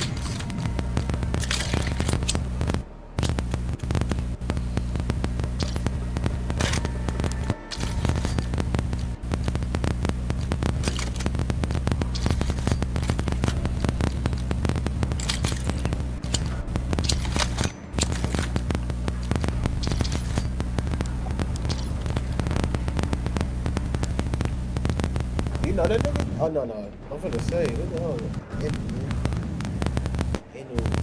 Ignoramus, hell no. I can't even tell what the name said.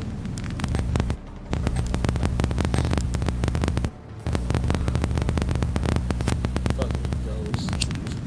Lost they fucking minds. And then there's the blue and red perks on multiplayer. If you get a kill, it's like 5 seconds where you can't be seen by the Blackbird either. They just love catering to fucking bots and RNG.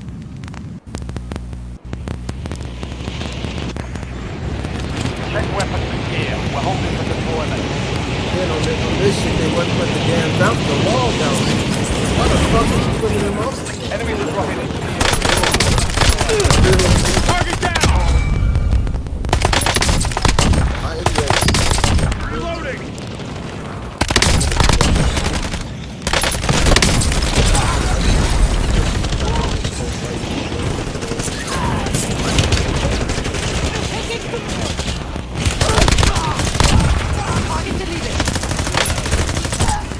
All stations, green light. We're deploying to the war zone.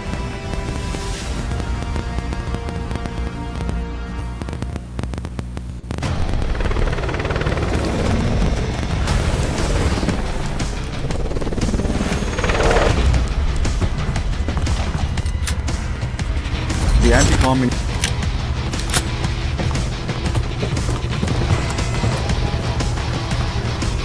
Networks and television have already stopped broadcasting. Actually, the phone system next, and already is failing. Power and the internet will both hold on, and people who are holed up will continue to find one another online, but this will only conceal the reality that it's already over. Encountered a flu that does not incubate. It just explodes. We were not ready for a 1 in 1,000 survival rate.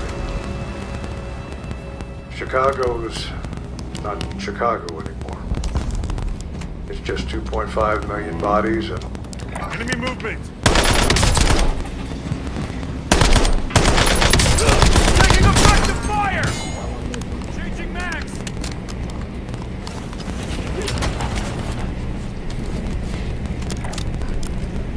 Right here. Wow.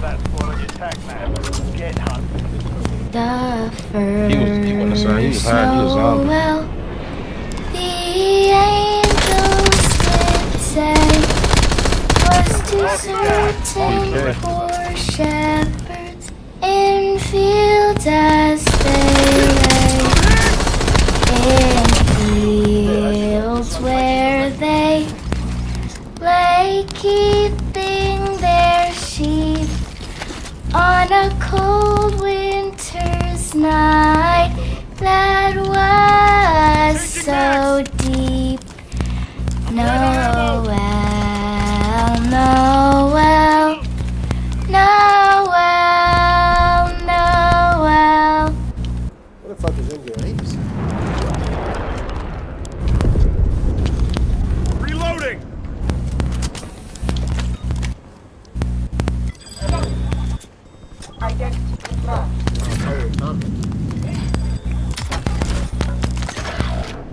You got polyatomic? They gave me fucking. Your squad mates back on. Charging enemy. Good kill. Marking the rest of that squad on your tac map. Get hunted. They pushing. Supply cache location. 1-1 requesting recon at this time. That contract. UAV standing by. Not looking at the fucking box. The fuck? Your squad's in the safe zone. Target area marked. You're cleared hot. Ground. Well, this airstrike don't work. Target acquired. Friendly loadout on the way. Still you fucking retarded. Precision airstrike standing by. Enemy destroyed. Use your tac map to hunt down the rest of them. Priority tasking request received. We're done. Alright, good kill. UAV available for tasking. 1-1 requesting recon at this time. Airstrike available.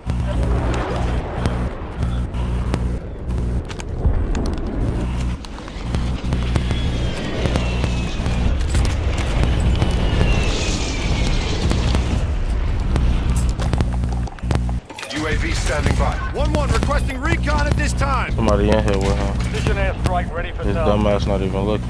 Mission timeline expired. UAV exiting the AO. Your objective simple. Target area marked. You're cleared hot. Copy that. Longbow 3-1 is on station. Strike inbound.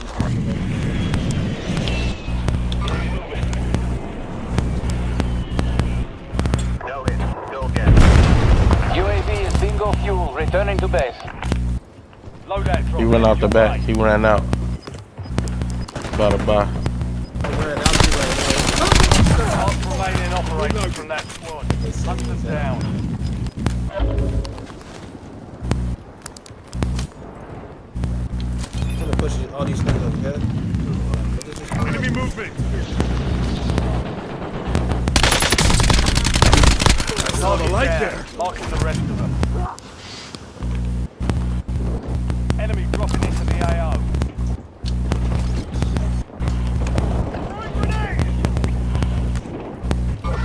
Scratch that.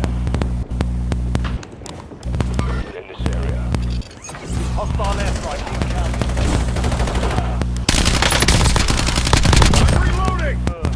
Locating the rest.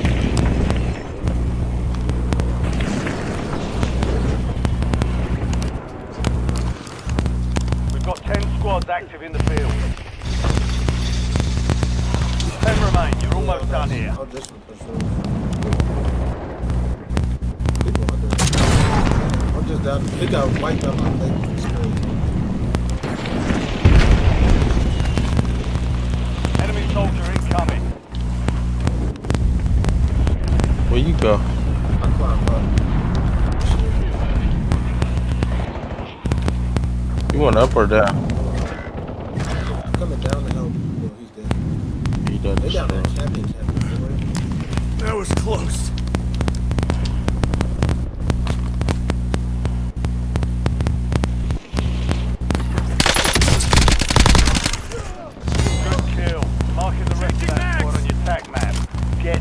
running at. Yeah. I think you're running across. Yeah, they did. Get to the safe zone. Gas is closing in.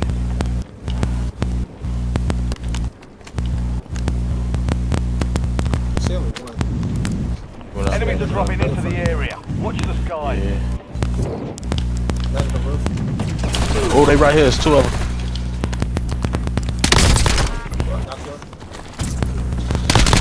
I got one. Enemy destroyed. Use your tac map to hunt down the rest. Reloading! On the catwalk. Primary objective complete. All targets eliminated. Going at the yellow. I'm using him as distraction to get up.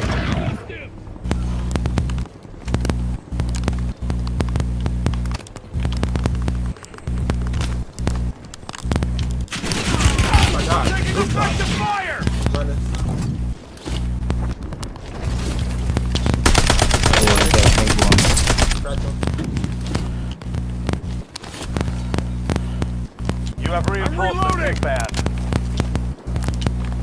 They might be chasing. Took a round! Wow.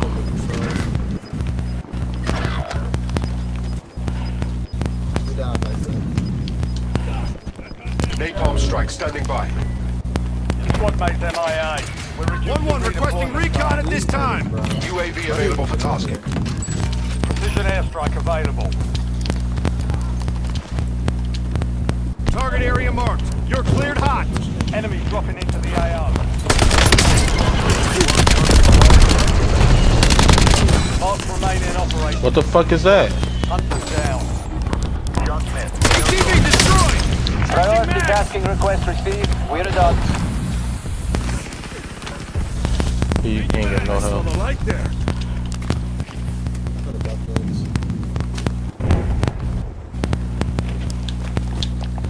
Yeah. Resurgence is about to end. Make it count. UAV standing by. Requesting recon at this UAV available for tasking. UAV standing by. 1-1 requesting recon at this time. We look so healthy right now.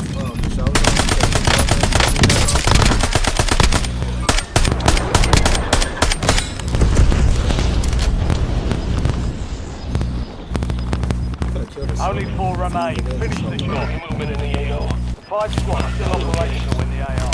Your squad made it. Reloading! Enemy destroyed. Hunt down the river. Fire! We've located the rest of the Oh, that's a drone. Marking enemy. Changing max. What did I do? How did I drop somebody? I didn't put no drone down. I ain't put shit down. targets marked. Kill them all. Moving here.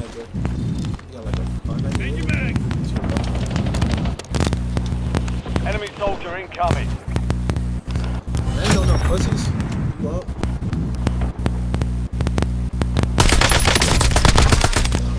I'm reloading.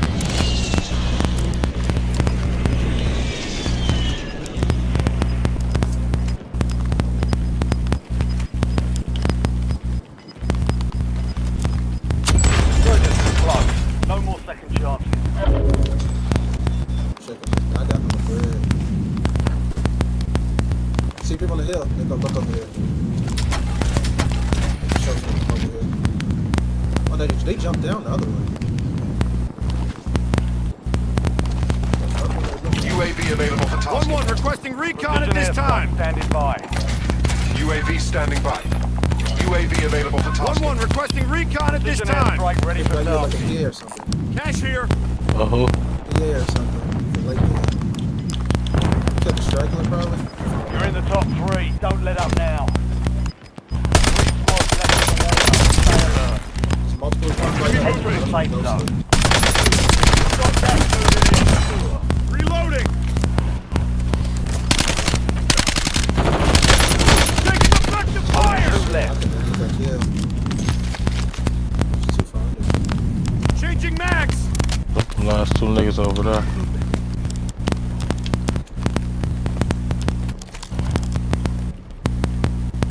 Copy.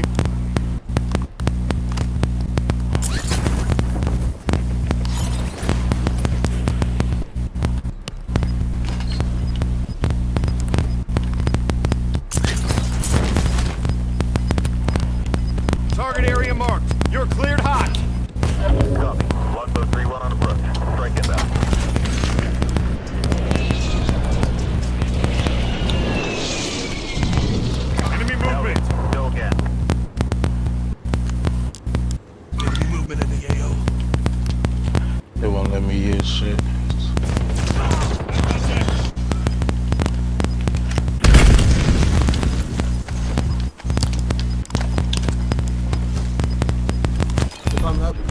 Be advised, you still have squad mates outside the safe zone. Enemy movement. Reloading.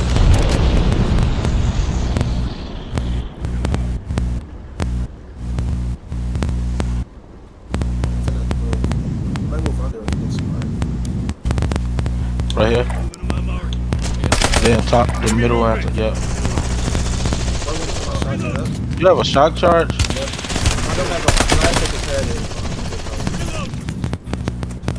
He on fire, he gonna die. The enemy never I don't have no my class. I just picked it up just now.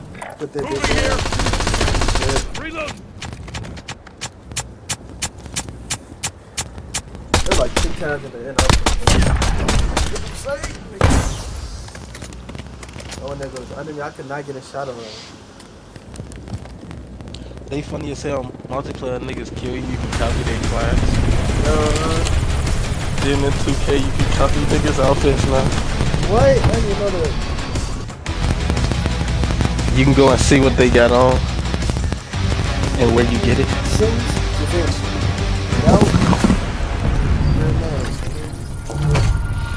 Hermes. Ain't it Hermes? Niggas always say Hermes. You ever ask somebody or heard somebody say they had a Hermes belt? Nigga, that shit is Hermes, nigga. Completely pronounced wrong, nigga. Completely fucking wrong. Hermes. Hermes. Hermes, dumbass. That is a Hermes. Nigga, that is Hermes. You don't know shit. What that shit fake as hell, boy. Your ass don't even know the name.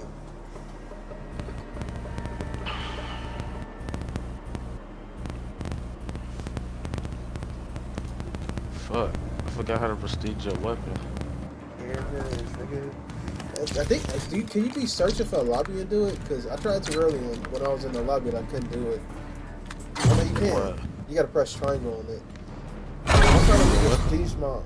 You talking about prestige? Oh, you mean like to unlock it? To prestige it. Oh no.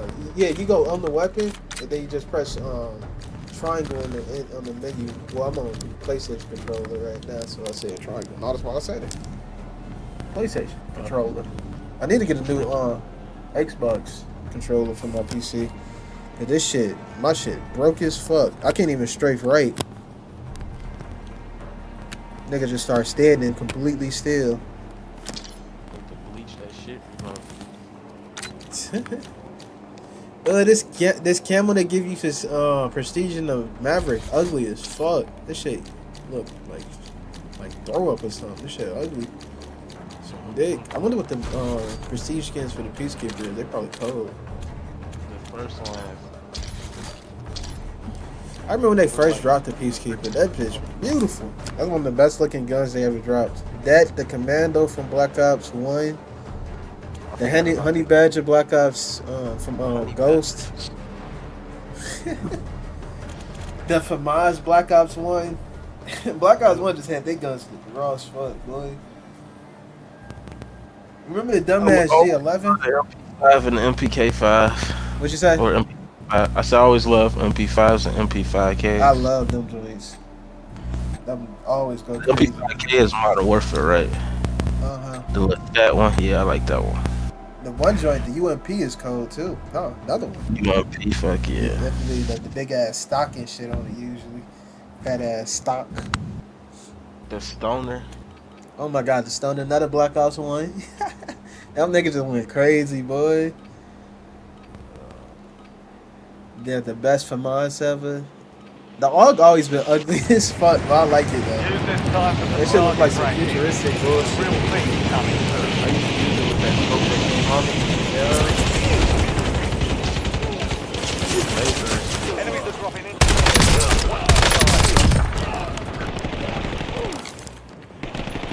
How many times do you prestige guns? Twice.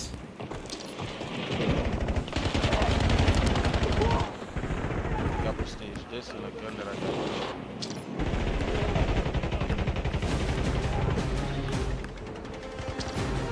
Enemy soldier incoming. Prep time's over. Now you deploy to the war zone.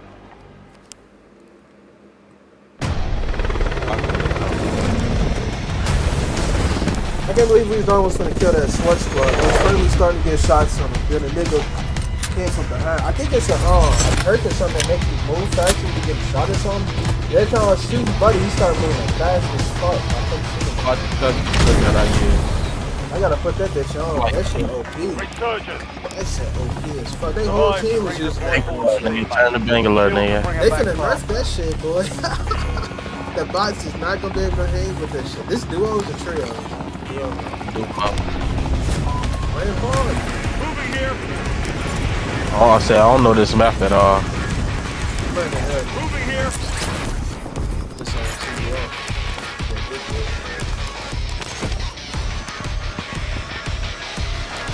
Oh, you killed me. I want to leave mark. Single loot drop. They should put still loot llama, son. Loot llamas was that crazy. Wow. They shoot you. Yes. Oh shit.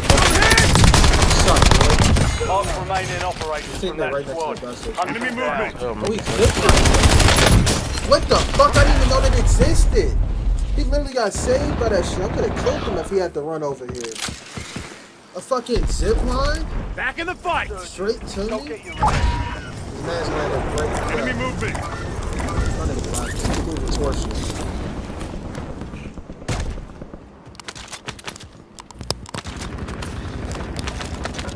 The fucking shit! I'm reloading you, soldier. Stay sharp. Like a bitch. Precision airstrike available. Keep the hopes alive for another chance. Your squad mates back on station. Good work.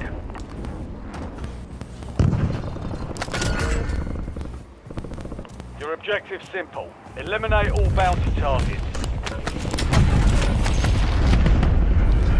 Wow, everywhere I go, bro. Where the hell is that coming from? I'd have it. Close? Oh, it's a point turret. It's a point turret. It's like a dumbass, what they call it? Enemy movement. Target area marked. You're clear hot. This dumbass sounded like he got lazy and didn't move. Good kill. Marking the rest of that squad on your tac map. Changing max. This shit was free kill. They finna play like a bitch.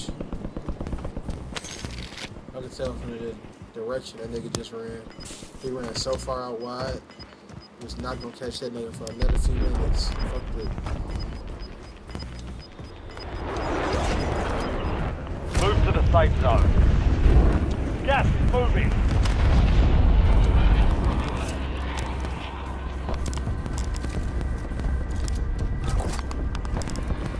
Enemy movement. If he over there, I wouldn't take his ass in.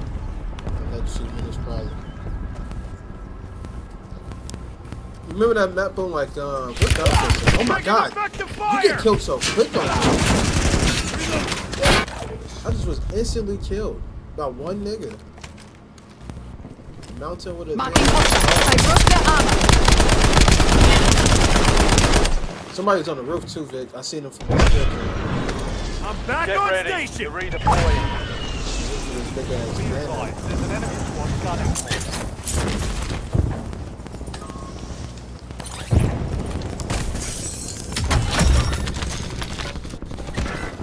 Oh, this is 2 squads. Wow. Dr. Williams' teammate. You've got a loadout drop inbound.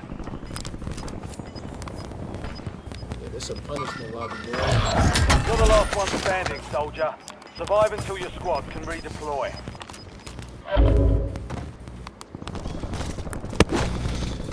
Your squad mate is redeploying. Well done.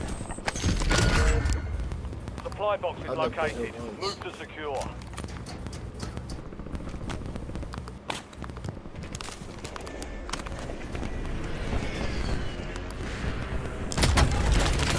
One supply box down. 2 remain.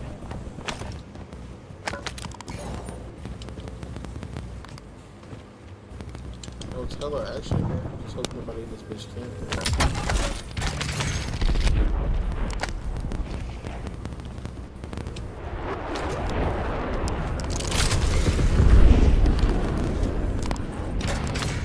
Supply boxes down. 1 to go.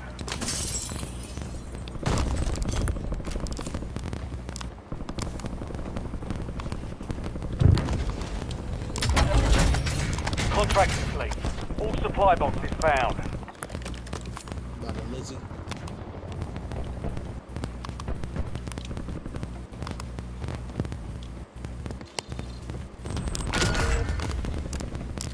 Positive ID on the bounty target. Hunt them down.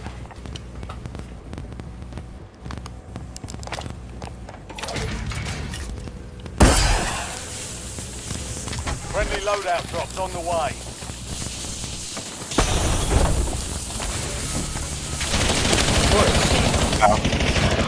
It's all on you. Stay alive so your squad can redeploy.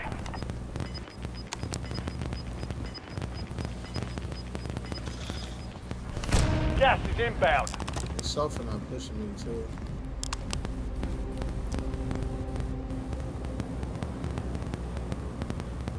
Your squad mate's back on station. Good work.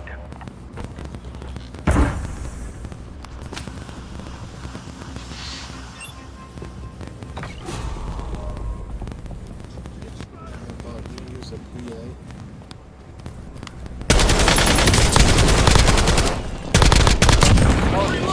Marking the rest of them. You've made it to the top 10. We've got 10 squads active. Just walk out. You terrible, bro. I knew I was just gonna be able to walk out and kill that nigga. Napalm strike ready for delivery.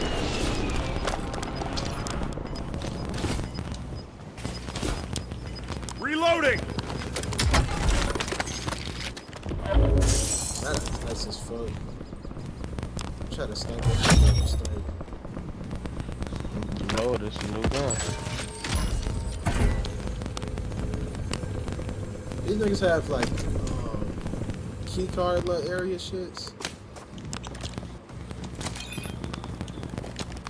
You gotta have like a card or something to get into it. We got 17. Precision airstrike standing by. Kill streak marked. UAV standing by. 1-1 requesting recon at this time. Ready for tasking.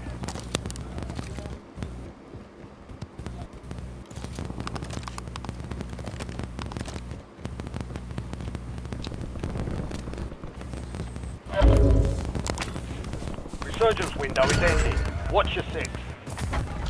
Supply box is marked. Secure those locations. 4 remaining. Mission timeline expired. UAV exiting the AO.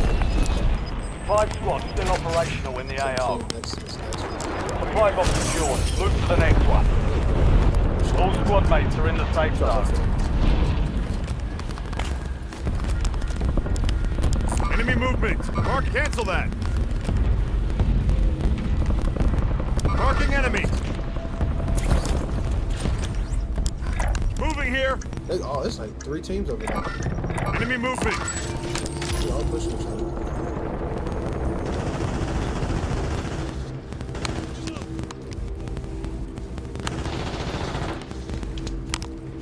Motherfucking PA glitch too. 1 supply box remaining. Move to secure. All supply boxes secure. Contract complete.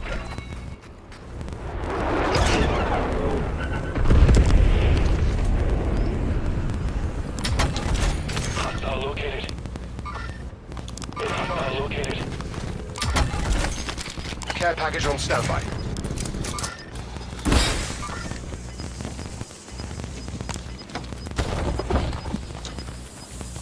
Be advised, resurgence is no longer active. This is for keeps.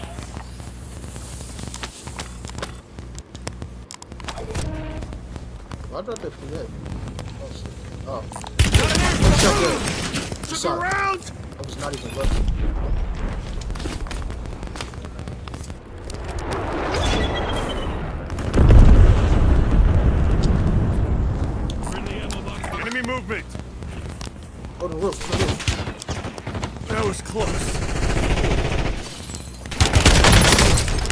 Shattered glass behind me.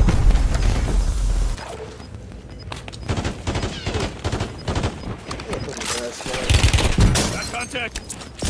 Dimmed up.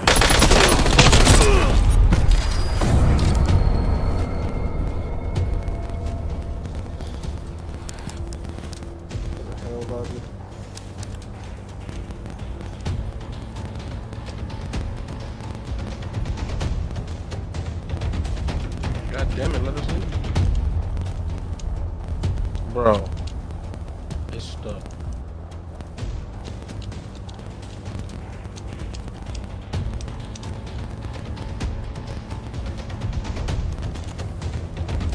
She's mad at me because I left her here alone. Niggas stuck in here. It's crazy.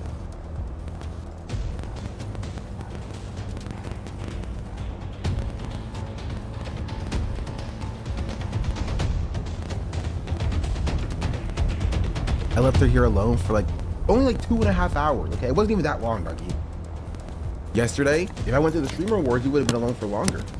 But I didn't for you, Dougie. So go eat your food. I'll be honest. I don't like somebody's there, and I am not afraid to say it. And maybe that's the problem. Maybe that's the issue. I think too many people are scared to say that. There are shitty people that are there, and there are too many people that are scared to call those shitty people out. And then they're surprised when those shitty people are shitty in the clips. Oh my god, I still won't let a nigga leave, bro. Okay, let me invite you.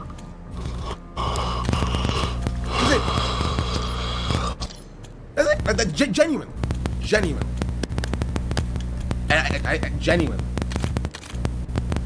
Everybody wants to be cordial with the clip farmers, and then you're surprised, right?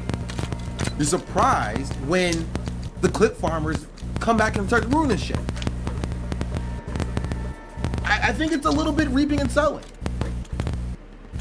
right? I think a lot of what happened this year is out of Q's control, but I think some of it is within her control.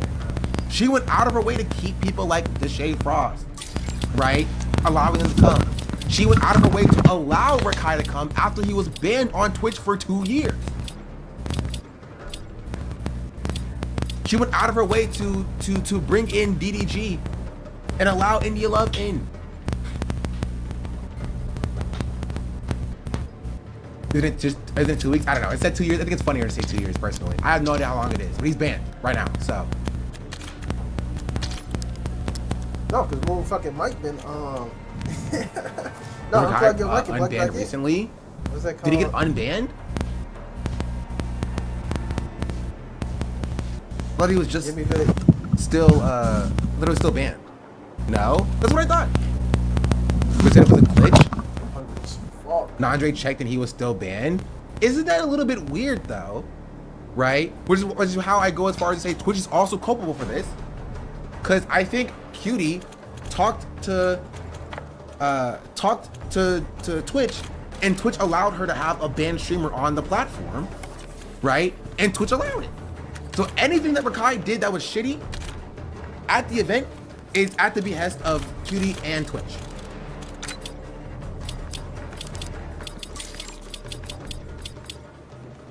That's it. Like, because realistically, he should not have been at the award show, right? And now he's being rewarded for being shitty. You know, he's being rewarded by being allowed into the award show while being banned, the rules being broken for him. Why would he ever change anything that he's doing, right? When he's being rewarded for it.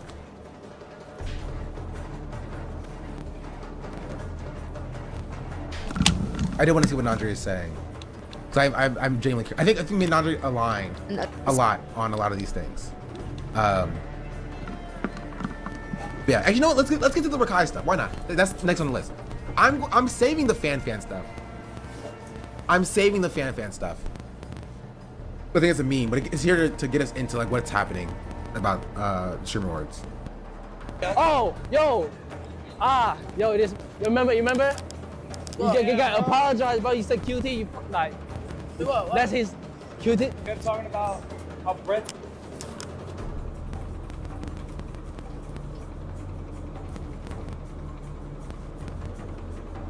Just into like what's happening about shipboards. Oh, yo. Yo, it is. You remember? You got apologize, bro. You said QT. You like. What? That's his QT. Kept talking about how breathtaking and beautiful my girlfriend was. Oh, your QT's husband, bro. Yes. Nice to meet you, bro. Hey, good to meet you. Nah. You look, listen. Calm down. Nah, listen. He didn't mean that way though. Like, I didn't mean it like that. yeah, Bro. he didn't know. He didn't know. Yeah, He didn't know. Yeah. You know, I can't even do shit. Yeah. I'm a 30-year-old man. What am I gonna do? Fight a 16-year-old? Damn. I'm in jail. Oh, we can play. We can bet. We'll play QT. anytime, bro. QT. I have to go. Don't Hey, look QT. that long. You're looking too long. Oh. What are you? You're gawking. You can't gawk. I mean, this is a meme. Look away. They're memeing. Honestly, if it stayed at this level, it would have been fine. Genuinely, if it stayed at this level, I think the stream rewards would have been completely fine, right? If it stayed in like a little bit, like a little clip farming, a little bit of, little memes, it would have been chill. Would have been cool, right? When it goes past this, the clip farming gets way worse. It gets way worse. But like this is what it should be. It should be like little memes. I heard you grew up with him. Stop. Yeah, he just said, I want to say welcome. Feel me? Yo. Look at that. No, Come on. Yeah. You know what? Hello, yo, we're gonna keep in touch, bro. Yeah. So this is a chill little interaction. And if it stayed at this level, I think it would have been cool. But apparently, Ray and Rakai are running around doing other stuff. I don't freaking know. We're gonna tell about their viewers want to act like we're crazy for calling out their homophobia and misogyny. Weirdo shit. Listen. What? That girl right behind you is so beautiful. Look, right there. I seen the lesbian. You lesbian? Yeah, chat, they lesbian, right? Go ask her. Yo. Come.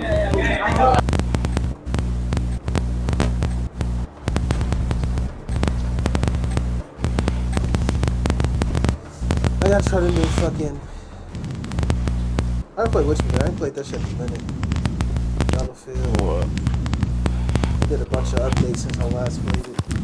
Oh, main reason I ain't playing, my desk ain't been clean. I'll be playing that shit. I'll be playing this shit on keyboard and mouse.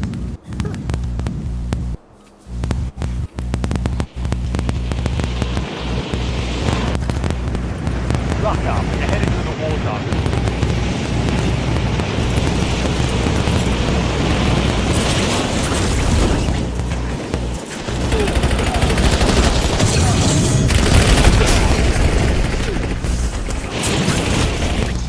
Enemy dropping into the AO.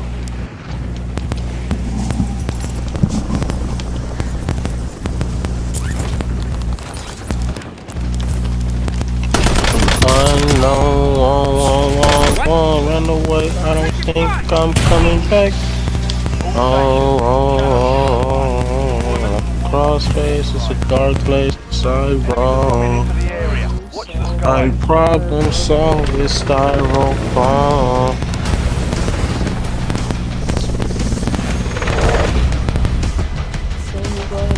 Oh, this nigga Snoop Dogg. Oh yeah, you seen that?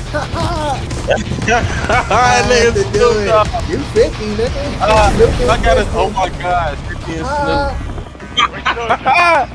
You're dead. connection.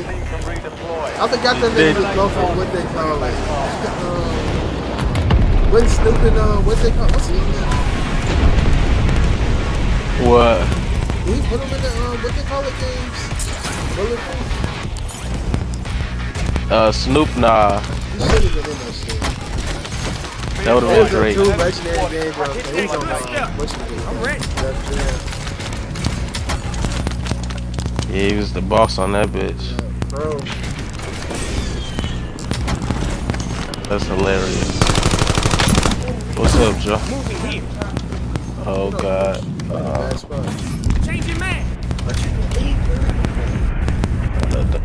I told you that nigga made me late when he canceled. I ain't getting no route.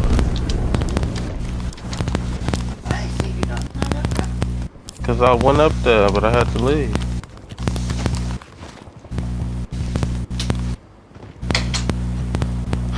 go get this fucking shit out the car.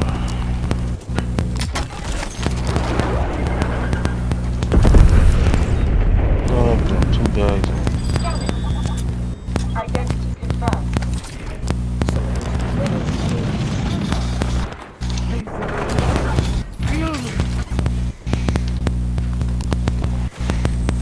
Oh, they got rid of the locker you camp on right Bounty there. targets identified. Weapons free.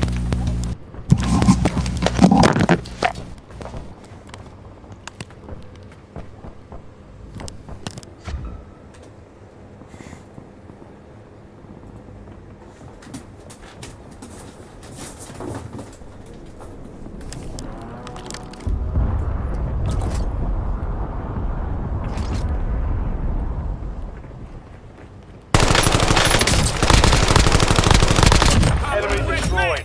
Use your tac map to hunt down the rest of them. All bounty targets are KIA. Well done.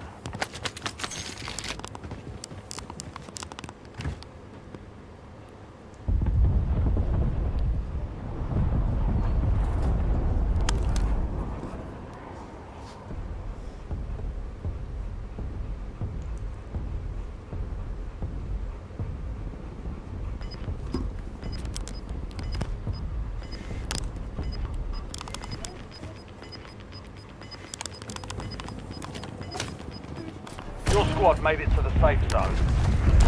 Gas is closing in.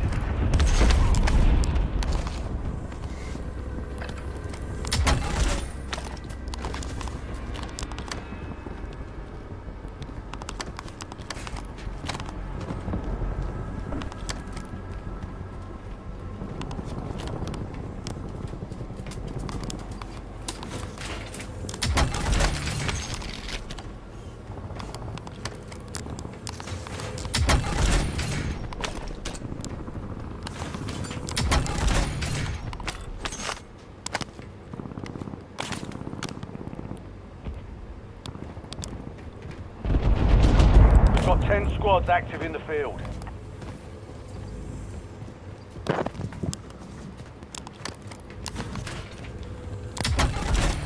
LDPR salvo ready for launch.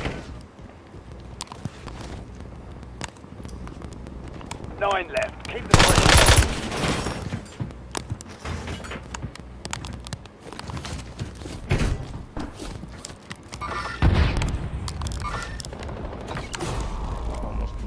Time of flight 5 seconds. Out. You've got a loadout drop inbound. On me.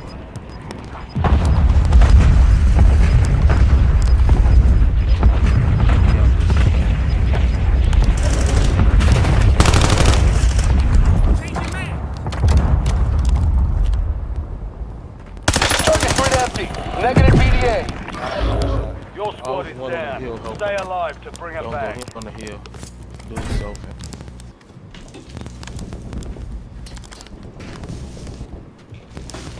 Oh, my bad. I set it over there. I ain't know you set it up here. I said, my bad. I set it over there. I ain't know you set it up here. You have reinforcements inbound.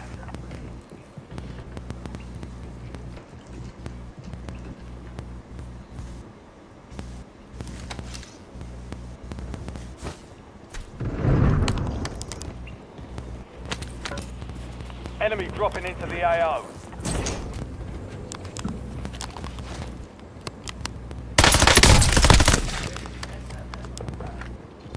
Got the stuff. He behind me. No shots, boy. Popping a fresh mag. Back on full strength.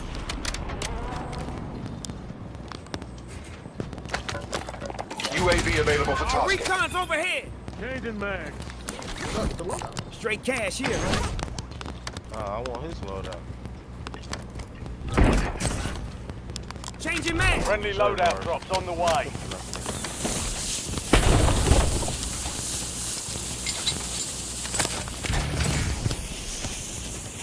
From the unknown.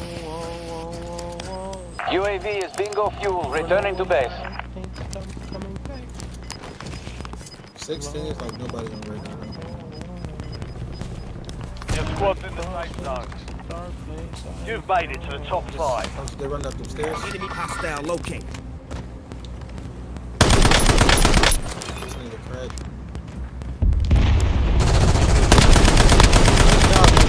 Mark remaining operators from that squad. Hunt them down.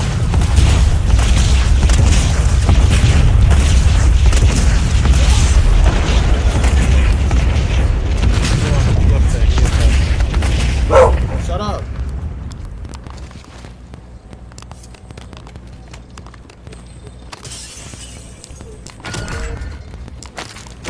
Bounty targets are up. Get after them.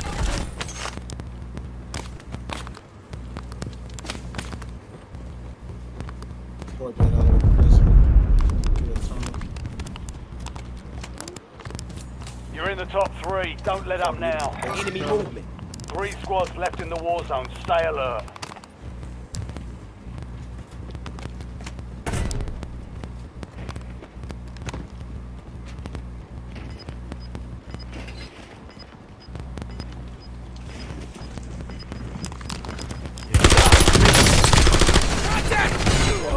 Changing man. All bounty targets destroyed. Hell of a job. Popping a fresh man. Damn, I got a fast smoke. Do I got a smoke? I gotta have a smoke. I'm on the let's run back to the no name. Try to There's get no way I don't have a smoke. get a blackbird.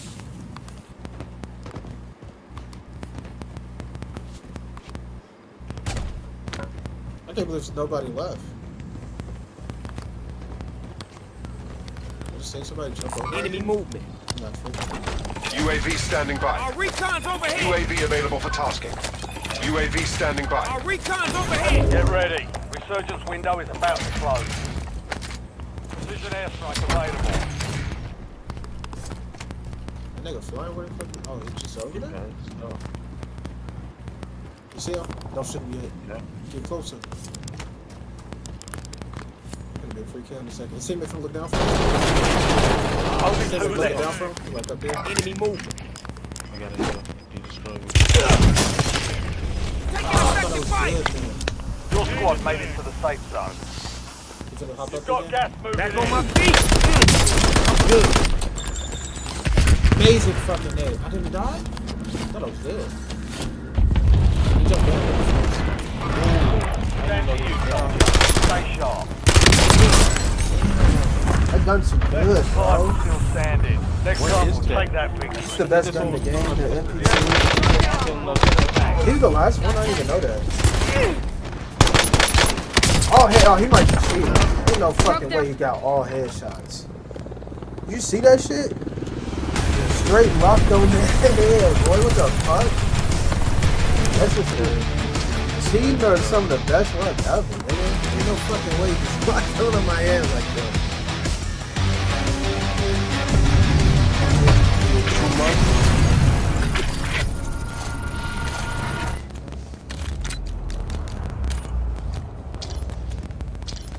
Hate me because I'm beautiful.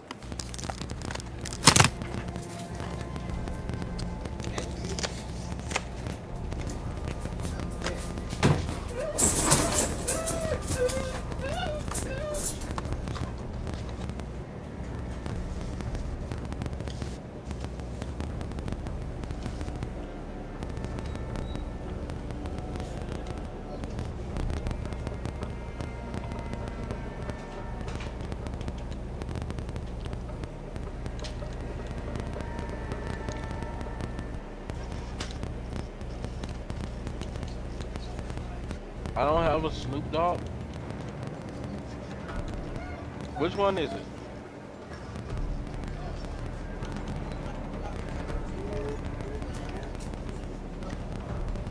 Oh, please make a pizza. You say here at the bottom. I don't got Snoop.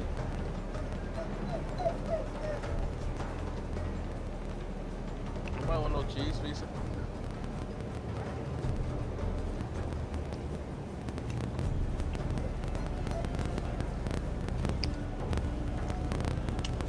I had Joe lighter.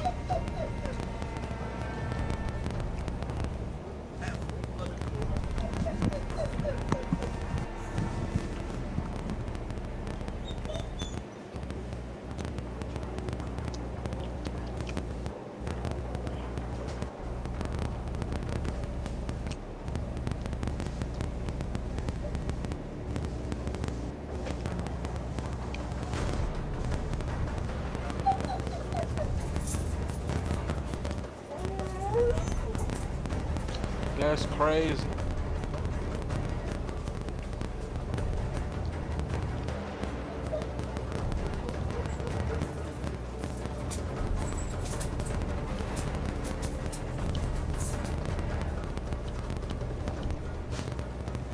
That's crazy. You got them from the dollar store?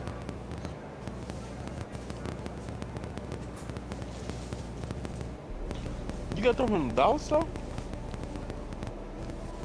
Don't that shit was getting? I never knew that.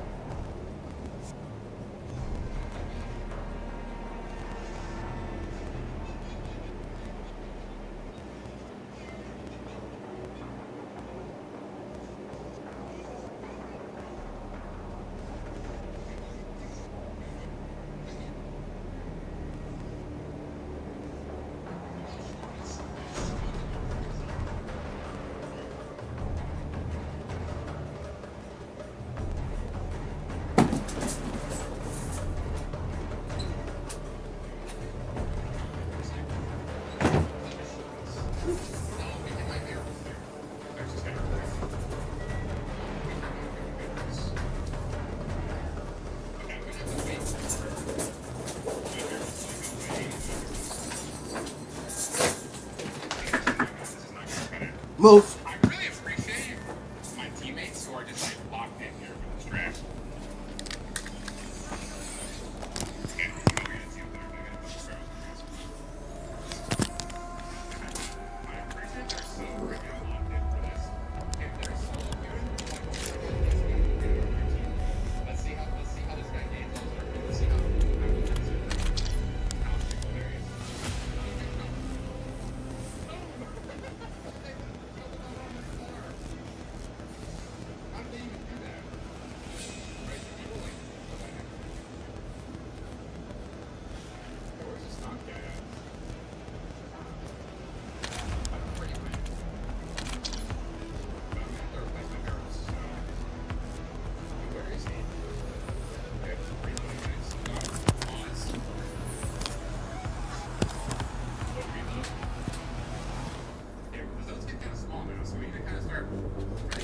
Merry Christmas, you filthy animal. Great news, Krampus came early and he slit the throat of Ronald McDonald, took control of the company, and farted out a wonderful AI advertisement that everyone's making fun of.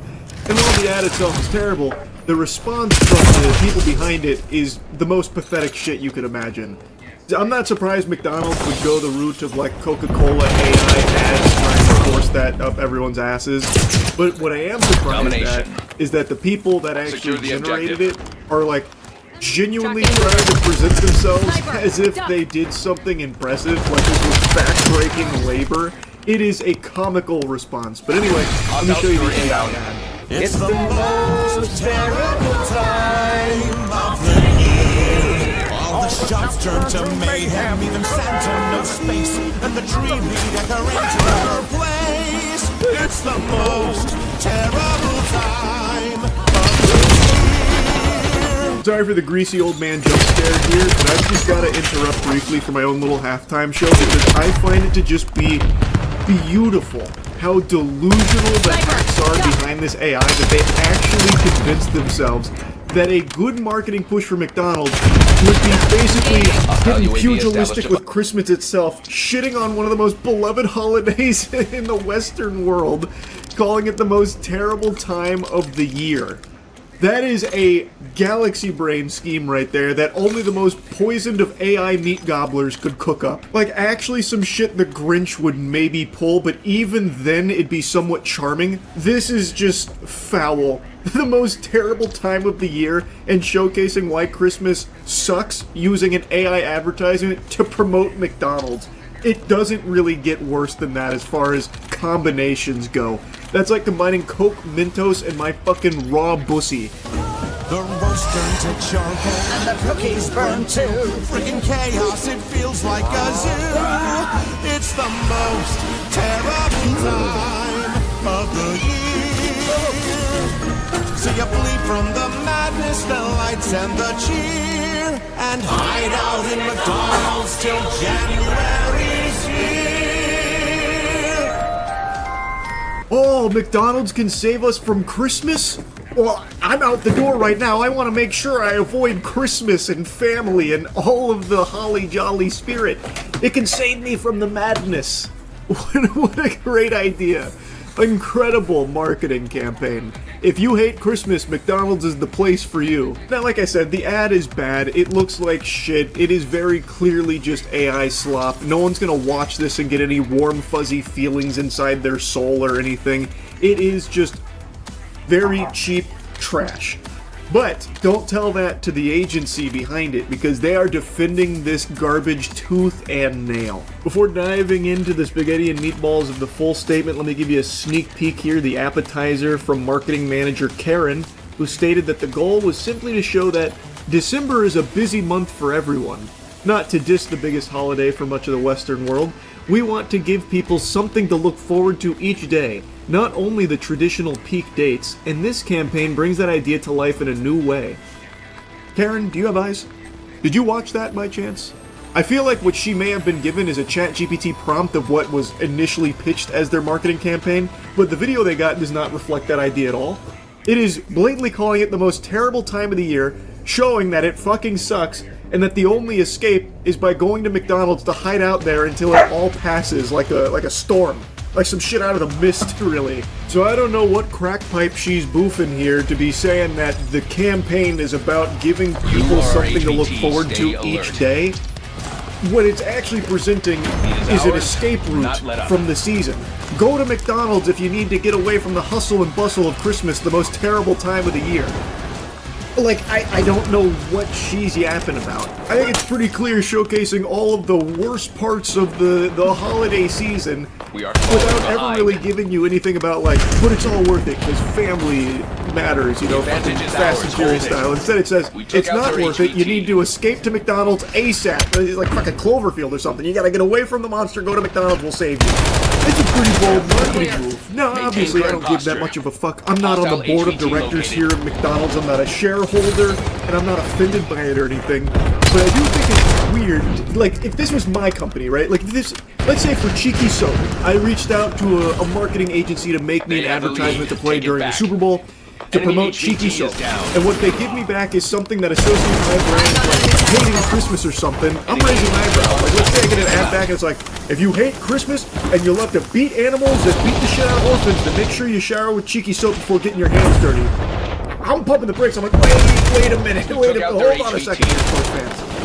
Maybe let's not associate my brand with that kind of, like, super negative shit. How about the other thing? Like, you love Christmas, stealing puppies and helping orphans, then you shower with Cheeky Soap. Why not that? You know what I'm saying? Like, it's just weird that the whole ad is about, like, Christmas is so terrible, you gotta escape it by going to McDonald's. It's fucking stupid. And of course, it's all an AI slop ad in the first place, so it's even worse. But the whole thing is just fucking baffling to me, is all. But anyway, the main thing I want to throw tomatoes at is this statement here. For 7 weeks, we hardly slept with up to 10 of our in-house AI and post specialists at the Gardening Club working in lockstep with the directors. If that isn't the biggest load of dirty barnacles I have ever read, you're telling me you had 10 people, your in-house AI and post specialists, by the way, yeah, fucking specialists, prompt engineers, top-tier sentence writers, working on this for 7 weeks hardly sleeping? Yeah, I'm fucking sure, buddy, and I'm 7 feet tall. That is so fucking stupid. What a bold-faced lie. And if that is the truth, if you actually had to have 10 lobotomites here working on this, writing sentences into the AI to produce this, then you guys are fucking idiots. Actual morons. You could put a paintbrush in an elephant's trunk and just set a keyboard in front of it where it's pecking at the letters and it would type out enough sentences to have the AI spit out basically the same fucking ad, I'm sure, over time. And it probably wouldn't take it 7 weeks to do so either. What directors do you have? Some dude that's just sitting there fucking zooted out of his mind saying, yeah, it's good, write that sentence. It's so dumb. It's such a lie. But maybe they did actually have a lot of staff and they hosed up ads for a huge paycheck here for this, pretending to do 7 weeks worth of work. That I could absolutely see where they're just taking a ton of money from them, pretending to do like a lot of work, even though anybody knows that this is not a lot of work. It's AI generating fucking 45 You can do that in literal seconds. Every shot traveled through a rigorously engineered tool chain, real Google Earth plates, advanced style transfer, pixel level photo repair, custom LoRaS, control nets, bespoke company UI graphs, and thousands upon thousands of tightly steered iterations. Bullshit! Baloney!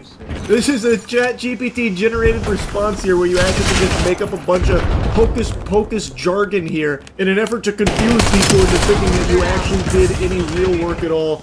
You didn't. Liar, liar, pants on fire. You just typed a few sentences in over the course of maybe an afternoon. Then came compositing, lighting balance, physics corrections, artifact physics corrections. My left shoe you did. Anyone who watched the ad can point out tons of fucking problems with that statement, like this guy who falls on the ice and his whole body folds in on itself like origami.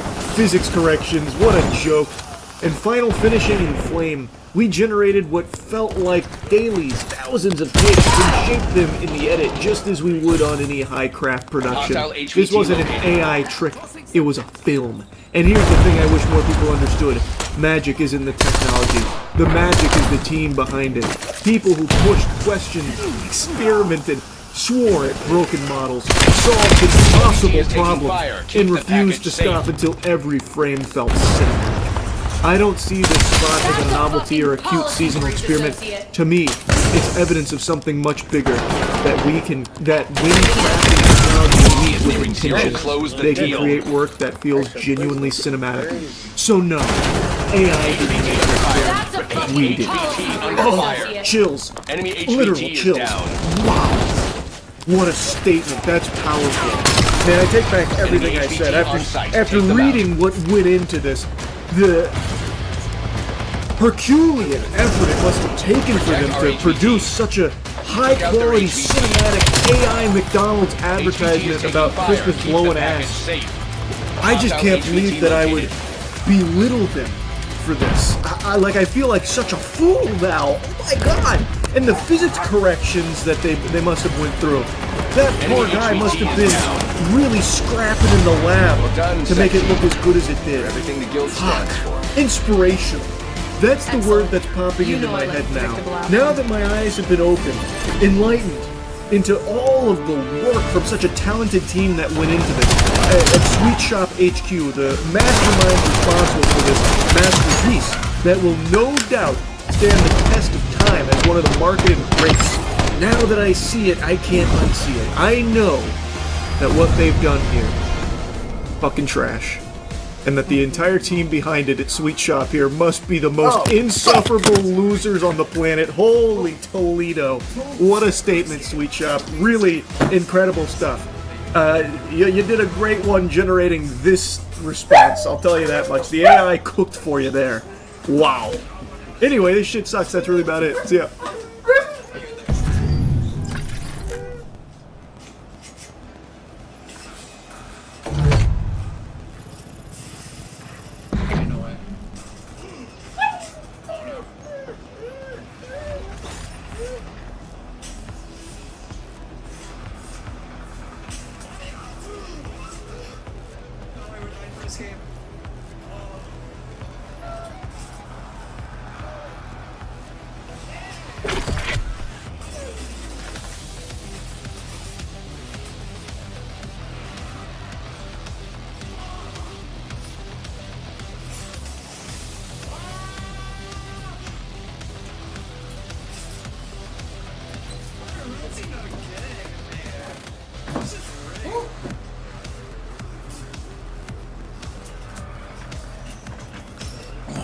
Shit.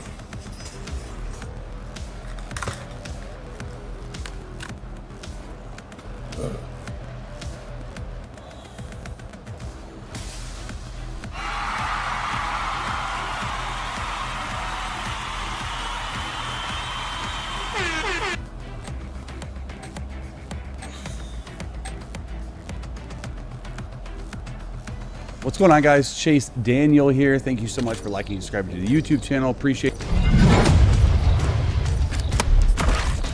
What's up, guys? My name is Ace, and welcome back to another gun guide. In today's episode, we're going to be diving deep into the stats of the Dravik 45, and toward the end, I'm going to be sharing a few excellent attachment combinations. And starting it off, as always, let's have a look at our raw power potential, and the rate of fire on the Dravik is 652 rounds per minute, which is the slowest fire rate in the SMG category. And with this gun, it's going to be a 4 to 7 shot kill depending on the range. Losing Charlie. Now, when it comes to our time to kill potential up close in that maximum damage range, this is 276 milliseconds, which isn't a terrible time to kill, but it is worse than average for SMGs, and it definitely will be outgunned by most of the other SMGs right up close and personal if we're just looking at raw time to kill potential. Saying that, it's not like this is a horrible time to kill, like it still holds its own very well against assault rifles up close. You're just not really excelling when it comes to this. And it turns out that trend does apply to all of the other ranges as well. We are going to be killing a bit slower than average for an SMG. As for headshots, right up close and personal, headshots are useless on this gun. And at every other damage range, you need 3 headshots mixed in with body shots in order to make those headshots help, which isn't going to be all that effective. And even with the headshot barrel, headshots are not particularly effective, and therefore, outside of going for camos, I wouldn't recommend focusing on hitting headshots. Then after that, let's have a look at our damage ranges, and we've got a pretty impressive range profile here. Our maximum damage range is 13.3 meters, that's not bad for an SMG, and we don't drop off to a 7-shot kill, the minimum damage range, until about 37 meters. That's very impressive. That's actually the longest drop-off point to our minimum damage range for an SMG. so it definitely excels in this area. Also, we've got an excellent bullet velocity, best in category, at 610 meters per second. And so range is definitely a strong suit when it comes to the Dravik. Now, if you want to increase our range or velocity, here are the barrels that can have an impact on those ranges. Out of all of these, if I'm going to pick one, it will be the long barrel, so I can really stretch those range values out nicely since our base bullet velocity is solid by default. And when it comes to rapid fire, this will reduce our range and velocity value by 10%, but we get a boost to our rate of fire, and therefore a boost to our time to kill, to a point where it's far more competitive now, or at the very least, it's more around the realm of average for an SMG. And while I often don't use rapid fire, I would say on the Dravik, it's a solid option to consider at the very least. Taking this objective. In either case, let's move into hardcore game modes, and in hardcore, it will be a one-shot kill anywhere in the body in the maximum range, and then beyond that, you need to start making headshots in order to maintain a one-shot kill potential. As for hipfire, it's among the worst in the SMG category. That's not to say that it's terrible at hipfiring, but it definitely doesn't excel in this area. It's worse than average, and it's even worse than several of the assault rifles in this game. And now let's talk about recoil a little bit. This is one area where the Dravik really excels. This is absolutely the most accurate full auto SMG in the game.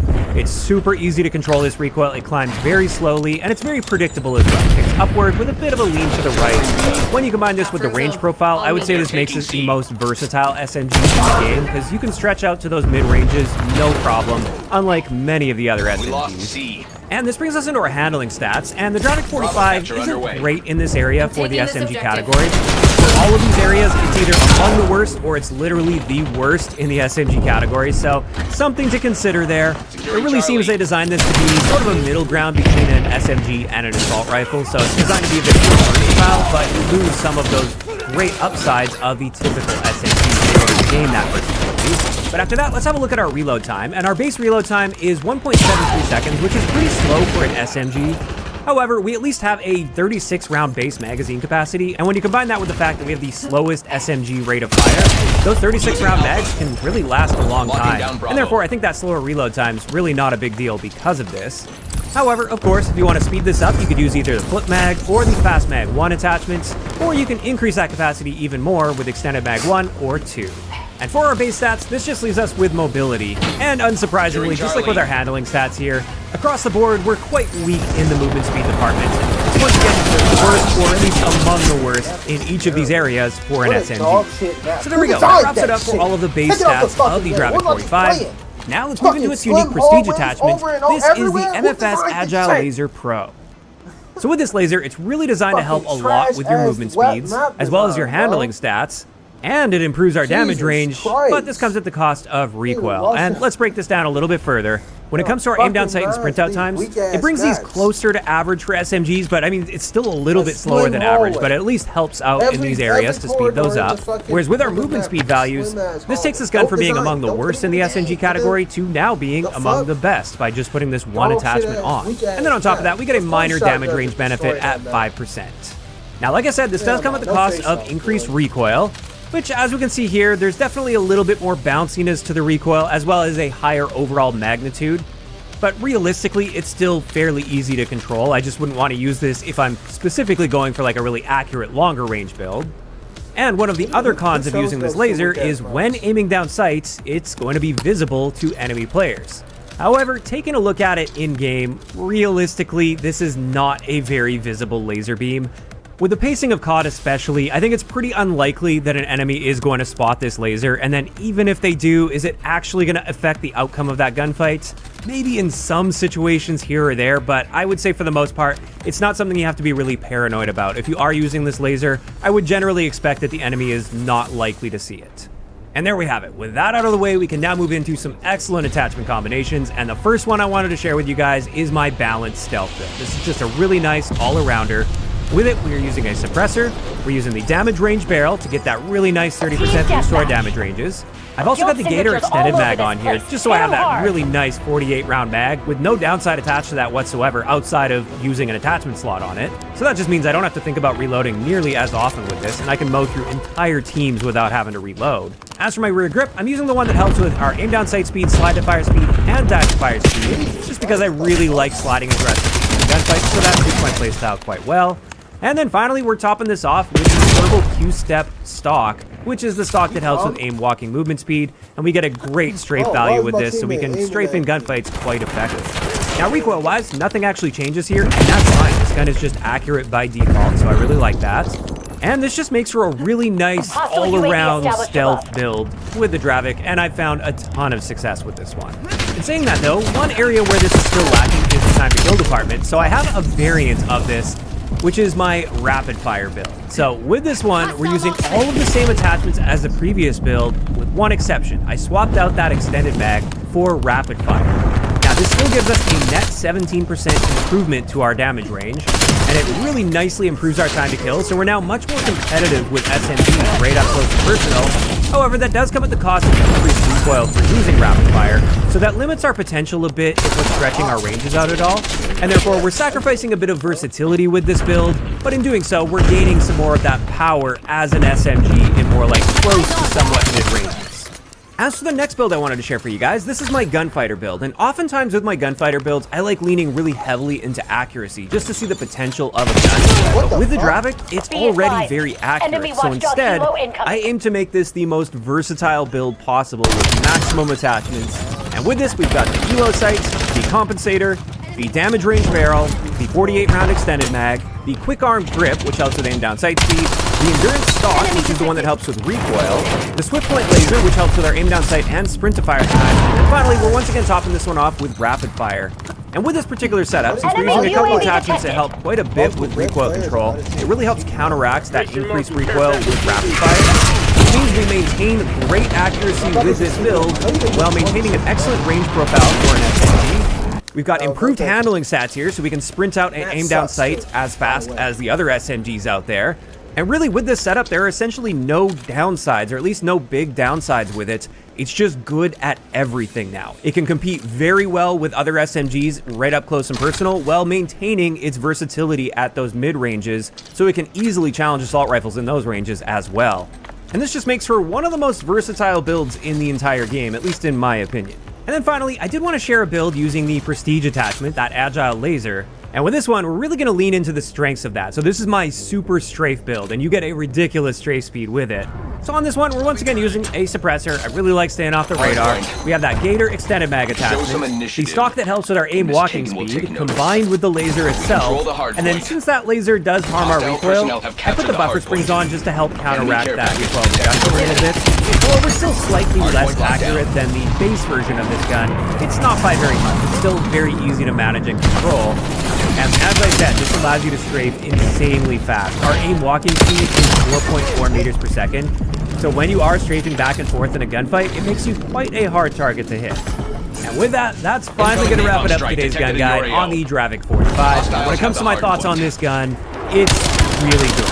Super versatile. While it's not the best SMG in the game at like really close ranges, like I said earlier, I do consider this to be the most versatile SMG. It can hold its own in a very wide variety of situations, and because of that, I actually consider it to be one of the better SMGs in the game, because many of the other SMGs really lack in the versatility department, more so than we're used to with SMGs in Call of Duty.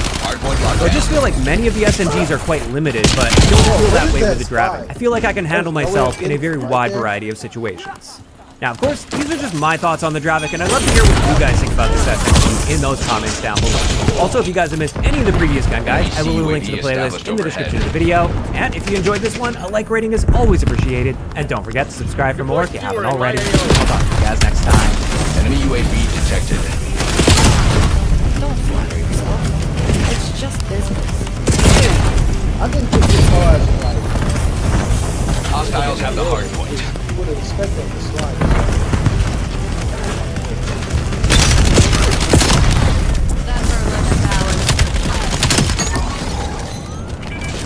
Hard point located. Control the hard point. Hostile UAV established above. Hard point is active. Hostile personnel have captured the hard point.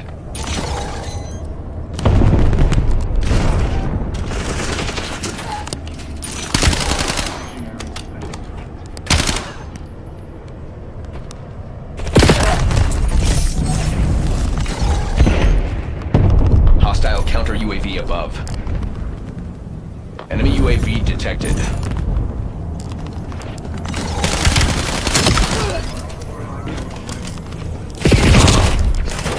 Hostiles are pulling He's ahead. shooting my body for what? Bro, this is the Call of Duty I got my body shot the most in.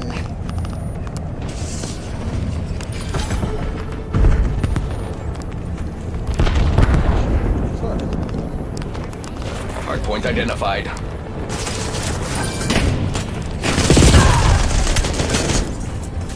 Hostiles have the hardpoint. Enemy CUAV established overhead. Hardpoint active. Hostile UAV established above. Problem solved.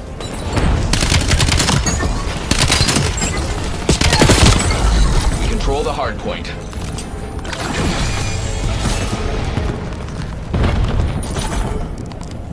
Enemy UAV detected. Hostile personnel have captured the hardpoint.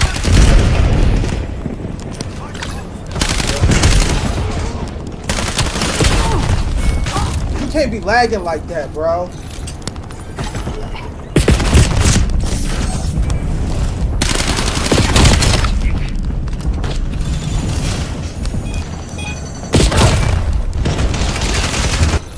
Hardpoint located.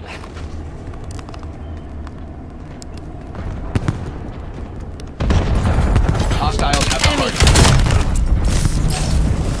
Hardpoint is active.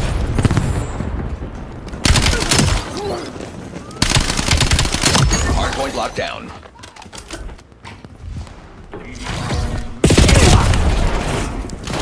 Hostile counter UAV above. Ridiculous.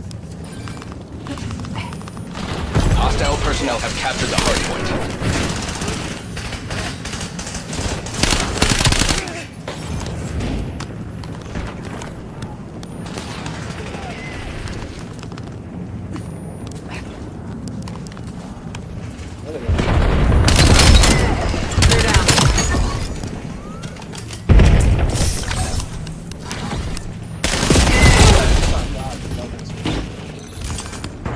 Control the hardpoint.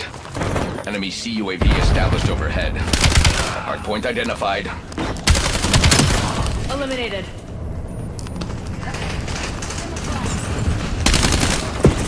Hardpoint active. Hardpoint locked down. Hellstorm inbound. Hostiles have the hardpoint. We control the hardpoint. Hostile personnel have captured the hardpoint.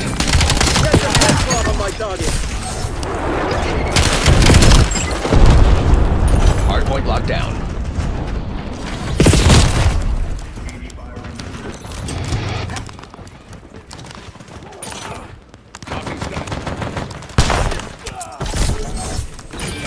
Hostiles have the hardpoint.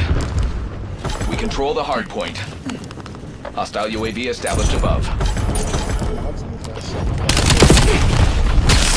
Clear. Hardpoint located.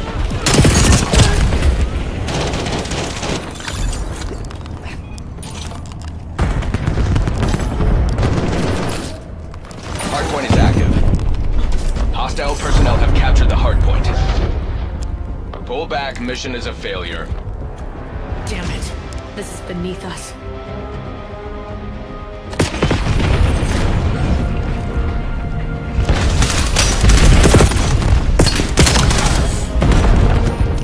That man was trying to just... That's a kill! You guys know the next round in your fucking brain!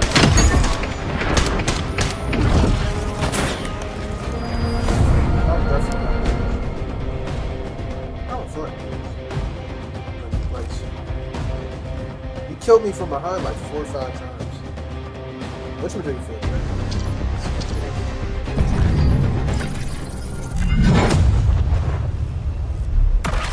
What's up, guys? My name is Ace, and welcome back to another gun guide. In today's episode, we're going to be diving deep into the stats of the Maddox RFB, and toward the end, I'm going to be sharing some excellent attachment combinations for you. And starting it off as always, let's have a look at the raw power of this gun. And our rate of fire is 723 rounds per minute, which is a bit faster than average for an assault rifle, but it's not too crazy.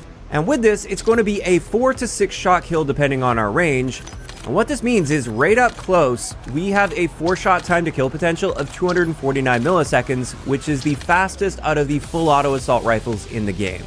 So it really excels when it comes to time to kill, not just up close, but also at a distance. However, when it comes to headshots, they're not particularly effective. In fact, in the maximum damage range, without the damage barrel, headshots are literally useless. It'll still be a 4-shot kill if every bullet hits the head. And then even at a range, you've got to hit way too many headshots mixed in with body shots to help. So I wouldn't bother like really actively focusing on headshots unless you're going for camos, because you're not really going to see that much of a benefit there. And you don't really need headshots. Your time to kill to the body is great as is. Now, getting into our ranges, as you can see here, our 4-shot kill range extends out to about 19 meters, whereas our 5-shot kill range is 33 meters. These range values are not great for an assault rifle. They're not terrible by any means, but I would say where are they going? Well, I decided to ask you guys on the YouTube community page and got hundreds of responses. So today, we're going to be playing the most upvoted games to answer one question. Can they get me off Call of Duty? Let's dive in. Well, ladies and gentlemen, if we're going to talk about a game that people are going to and leaving Call of Duty for, it's Battlefield I really 6. respect... And, uh-oh. Oh, we're going to get right into this here, huh? So obviously this game, I didn't know it was today, but I believe there is not a Christmas update, but a seasonal update. And it puts snow all over this New York map. Now, I don't know about regen health. Okay, so I read this. I read that if in this mode, you regen health only when you're near fire. That guy ruined it for me. Okay, that's very rude. We got to talk about Battlefield, man. I know I haven't covered it too much. Jaylen Brown, he came into the NBA very raw. He's improved each season, clearly. He's one of the hardest workers off the court. His motor is just relentless, making him impactful on both ends of the floor. If you need him to guard the best player, he will. And due to unfortunate circumstances, he has been tasked with the most responsibility of his career. He's responded by balling out, currently averaging 29 points per game. That's good for 6th in the NBA right now. Without Tatum, he's the #1 scoring option. He's seeing the most defensive attention of his career, shooting 4 more shots per game compared to last season, a career-high 21 field goals attempted per game. But he's been able to maintain his efficiency, 49.6% to be exact. And look at other key players. Derek White down to 39%. Peyton Pritchard not as drastic, 44% from the field. Unlike them, Brown is flourishing efficiency-wise with this newfound freedom. And it's because he has developed into the best mid-range shooter. Yes, Jaylen Brown right now is the best mid-range shooter in the league. Last season, he made a total of 64 mid-range shots. This season already 68, and that leads the entire NBA. He's also taken the second most, only behind Brandon Ingram. Breaking his thing, he has gone from a 40% mid-range shooter to 49.6%. For perspective, the MVP SGA, Mr. Efficient himself, is shooting 49.5% from that region. He's literally prime freaking Kevin Durant right now from that spot. It's ridiculous. He's simply developed into one of the best shot makers. We know how powerful he is. He can bully his way anywhere. On this one, he gets just outside the restricted area. He's positioned sideways. And as he fades back, his feet are still going that way.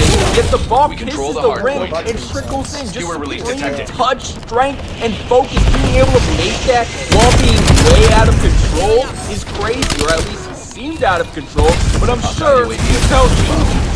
And this play to me showcases how lethal the mid makes him. He's established as a three-point shooter due to past and current success from there. So at this point, Cade is only worried about running him off that line. But now, he's probably more worried about him splashing to the basket and finishing. Look at Cade when he rises up. He wasn't expecting that. It's a shot that is naturally there if you want it, especially as a proven three-point shooter and driver.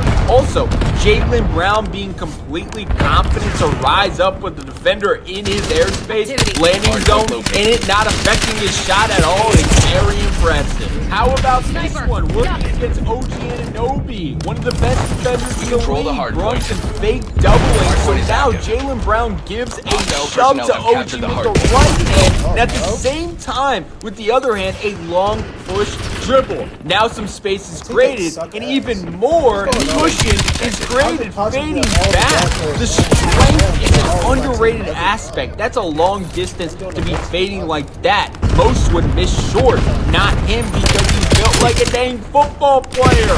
He has one of the better shoulder bumps in basketball. He makes 6'10", 210-pounder Taylor Hendricks look like a little kid. He gets away with extending his arm consistently. At times he will get caught, but most of the time it isn't egregious enough, so refs usually just let it go. Last one I want to highlight, he's driving right, slight fake, reverse pivot, then back the other way, fade. Look at how high he elevates that virtually makes the shot unblockable by any defender, especially since he likes to fade. He's dynamic. It doesn't matter which way he's driving, left or right. He can rise up off the dribble confidently, and if he's stuck picking up his dribble, playing off his feet, he can pivot to space and find a way to get that shot off in a multitude of ways in the mid-range region. Right now, he's an elite 3-level scorer. He's averaging 9.7 shots in the paint and restricted area, 44.8% from the paint, barely above average, but just the fact that he has a floater-type shot in his bag is crazy to me. It's like, what doesn't he have in his bag? It's just nice to have that shot to fall back on and change the pace if needed, because once again, defenders are expecting him to meet them at the rim as a driver, not float it up over them. However, 72.4% from the restricted area. That's elite, plus an improvement from last season, just 16% from that spot. He's just a matchup nightmare, because at times he will get smaller defenders on him, and at times he will be quick enough to stick with him. However, good luck from his spot with his strength advantage. He will bully smaller defenders consistently. And then you put someone at his position on him, most of the time, they're just not quick enough. They're too slow to keep up with his quick, explosive driving ability. And as a result, that leads to him getting to the free throw line at a career high level. 7.1 free throws attempted per game. His previous career high was 5.1. Man, oh man, he has developed in a crazy way. And as a scorer at this point, he's pretty much the complete package.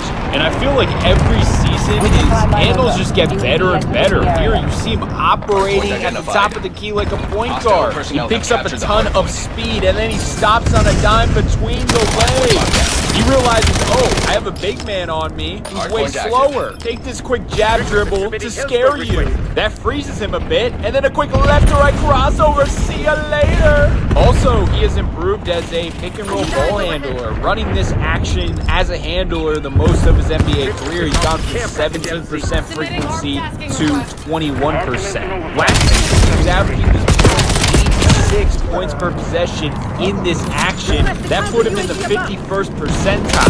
This season, he's averaging 1.12 points per possession. That puts him all the way up to the 7th percentile. And I feel like recently, really feel his impact. He's on a tear. The last 10 games, averaging 31.8 points per game, along with 5.9 assists. He's played 360 minutes throughout this stretch. Celtics are plus 85 in his minutes with a plus 12.4 net rating. Meanwhile, when he's on the bench, he's resting in 163 minutes. They're only a plus 14, and it goes down to a plus 2.4 net rating. It's wild. They started out the season losing 3 straight games or whatever, and everyone was like, oh, this is going to be a reset year for the Celtics. They had a great draft pick, and all of a sudden, they're sitting at top 3 in the Eastern Conference, 8-2 in their last 10 games, 5-game winning streak as I'm recording this video, and a lot has to do with Jaylen Brown taking his #1 role and flourishing in it, and my goodness, he's transformed into such a complete basketball player. Do you agree or do you disagree? Are you surprised by this or were you expecting this? Let me know your thoughts below. Leave a like and subscribe if you enjoyed. And most importantly, have yourself a great day and peace out. Submitting care package request. Hostiles have the hard point. Hard point identified. Get a counter UAV in the air. Establish UAV above. Hard point active. We control the hard point.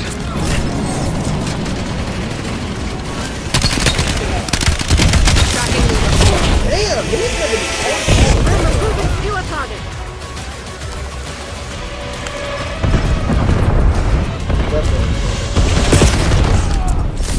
Get some napalm on my target.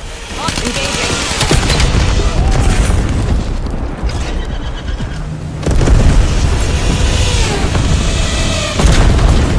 Sniper, duck. Next. There's no way.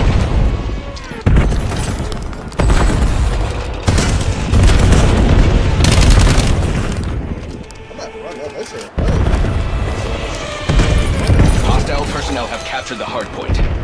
Hard point located. Hard point locked down.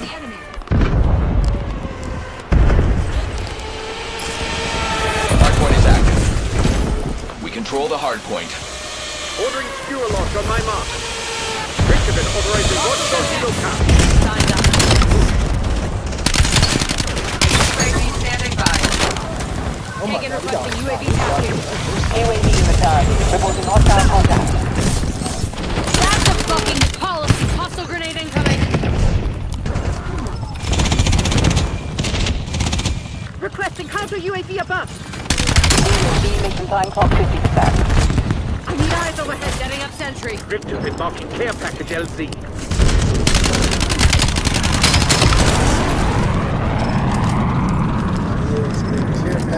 Mission timeline over. UAV exiting the area. Engaging. Hard point identified. Hostiles have the hard point. Hostiles destroyed one of your scramblers. Hard point active. Hard point locked down. Cluster grenade out. Authorizing fuel. Fuck on. Focus. Hostile scout pulse nearby.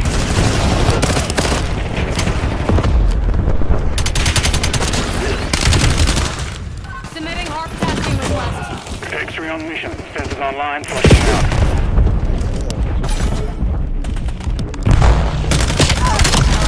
Enemy UAV detected. That's a fucking policy breach, associate.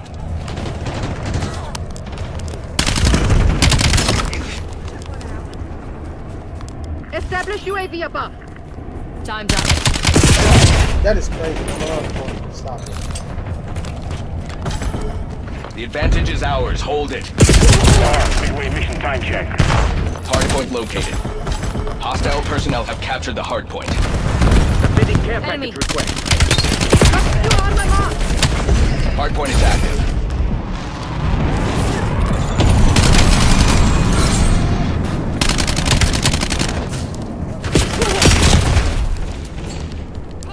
Get a counter UAV in the air. I need eyes overhead. Intel expired. X-ray exiting AO. Richthofen preparing sentry turret.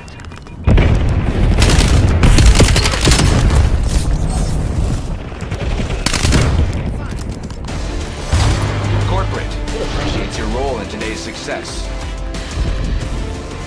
Another clean ledger. I'll update the shareholders myself.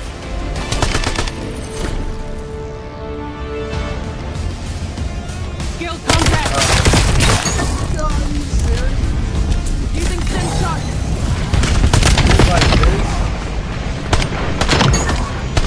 I never forget a face.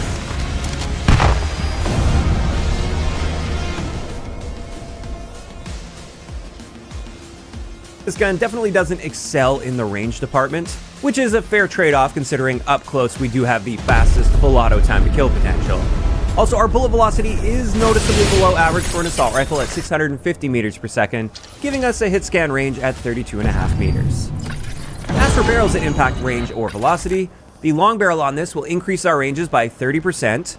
The velocity barrel increases velocity by 32%, and the hybrid barrel will increase our range by 15% and velocity by 16%. And out of these three, if I am going to choose one of them, it's going to be the long barrel every single time, just so I can really get the most out of that 4-shot kill range. And then finally, when it comes to rapid fire, this will be harming our range and velocity value by 10%, but of course we do see a higher rate of fire and therefore an even faster time to kill. I think it's totally overkill to be using rapid fire on this since you already kill faster than all of the other assault rifles, or at least full auto ones, but you can technically get faster if you wanted to.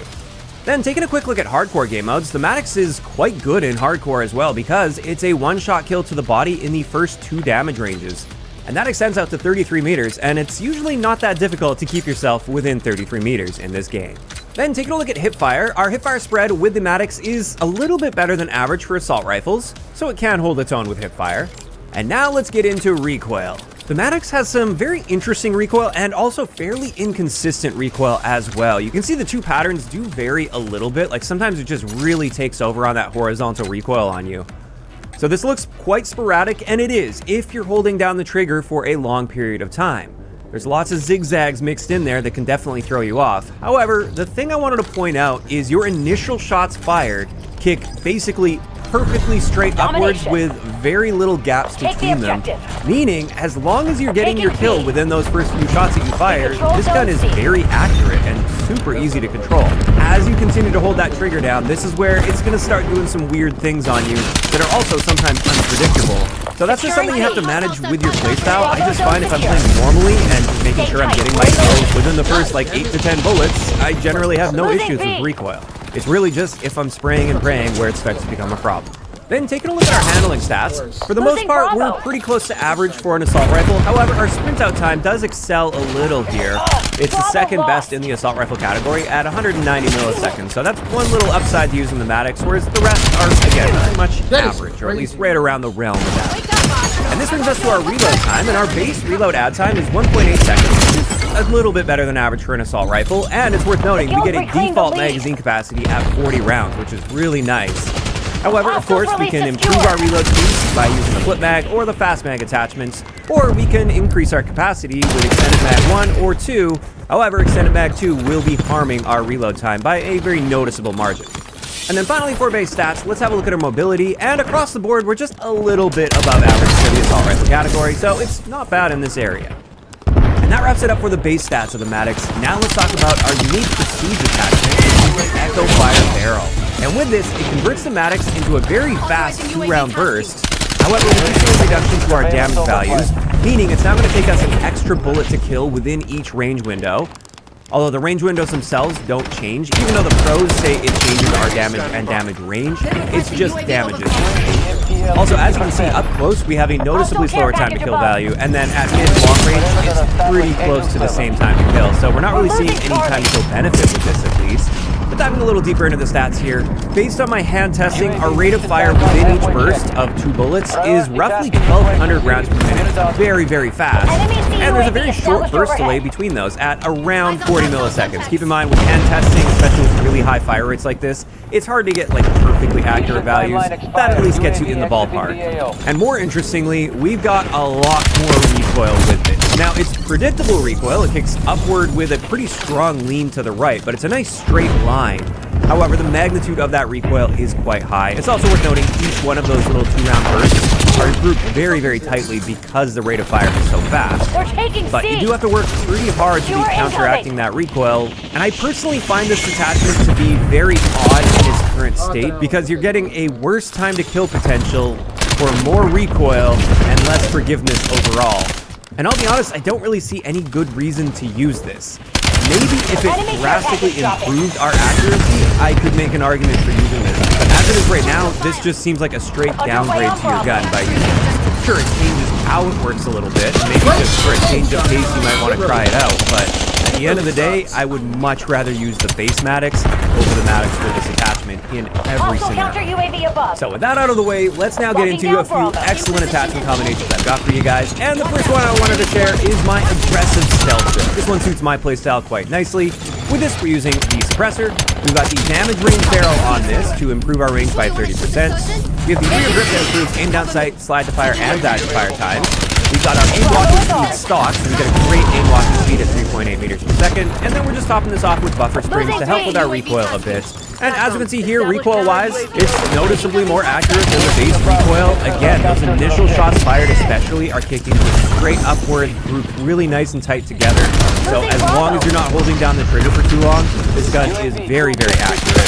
And with how I got it built here, I feel comfortable being quite aggressive with it, and I can hold my own against SMGs up close quite well, while dominating all of the assault rifles. Now, one arguable downside with this is we are using the iron sights, and I wouldn't say the iron sights are incredibly good with the Maddox. They're not bad. I don't mind using them, but that may be something that holds you back from enjoying this. Let's move on to the next setup I've got for you guys, and this is my gunfighter build.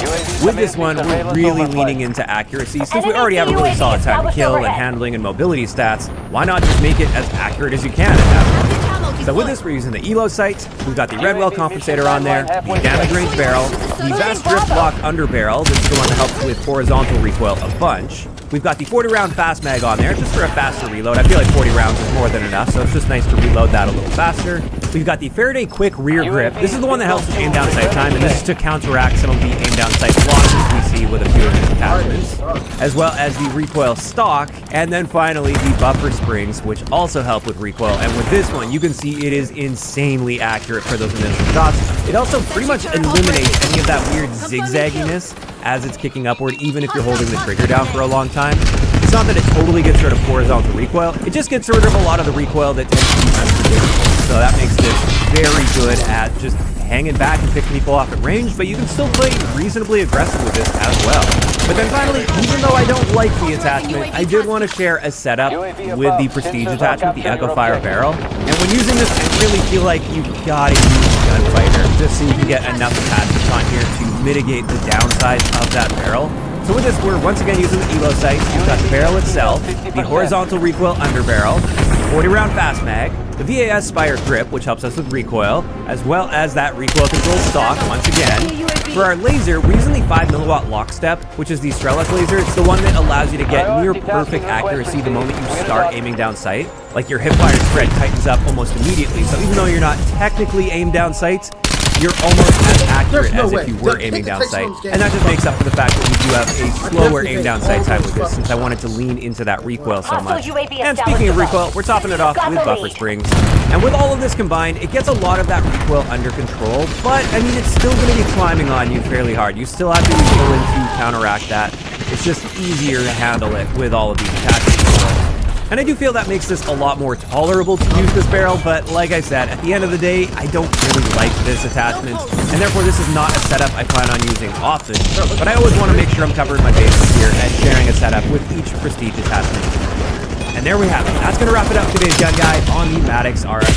As for my thoughts on this gun, it is absolutely an upper tier gun in this game. Honestly, it's arguably even the best gun in the game right now overall. It's just got no real major downsides outside of a decent amount of recoil if you hold the trigger down for too long. But as long as you're not doing that, there's really nothing wrong with this gun, and it really excels in the time to kill department. Now, of course, these are just my opinions, and I'd love to hear what you guys think about the Maddox in those comments down below. Do you guys agree with me? Do you guys think this is now one of the best in the game? Or maybe not? Do you think it's a little overrated? Just let me know down below. Now, if you guys have missed any of the previous episodes of Gun Guides, I will leave a link to the playlist in the description of the video. We have covered the other Season 1 gun that came in the Battle Pass, the Kogat 7, as well as the M15 at this point. And if you enjoyed this episode, a like rating is always appreciated. And don't forget to subscribe for more if you haven't already. I'll talk to you guys next time. Care package dropping.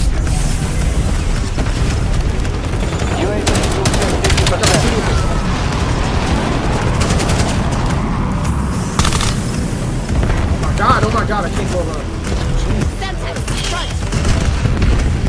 Hostile release secure. Mission timeline expired. UAV exiting the AO.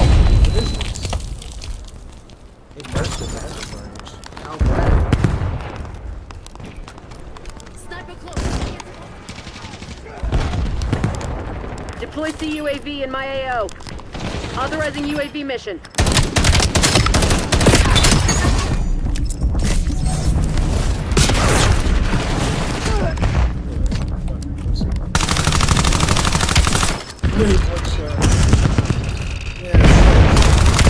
UAV available for tasking.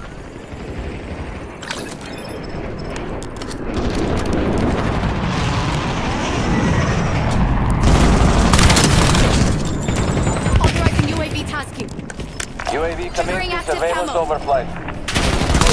UAV has been Get lost. the momentum going.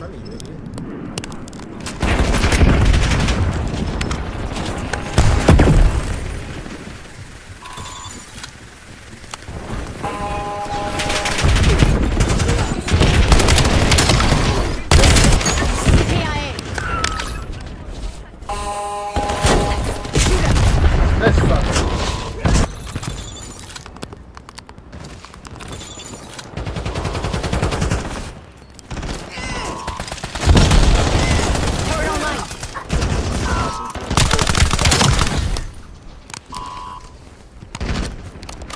Eyes on hostile Get me a subjects. UAV.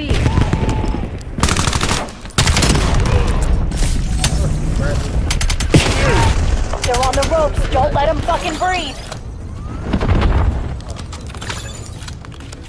SATCOM, establish counter UAV overflight. Losing B.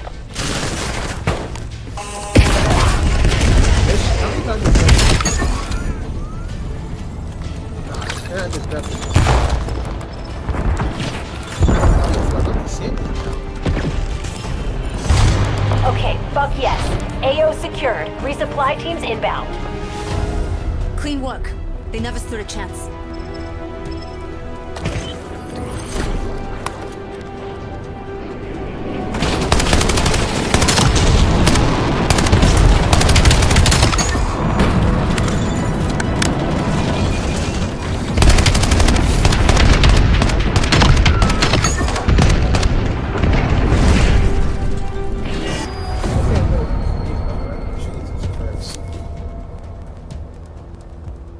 I played this. I feel like I played a lot of this game. I've never hit 2 straight.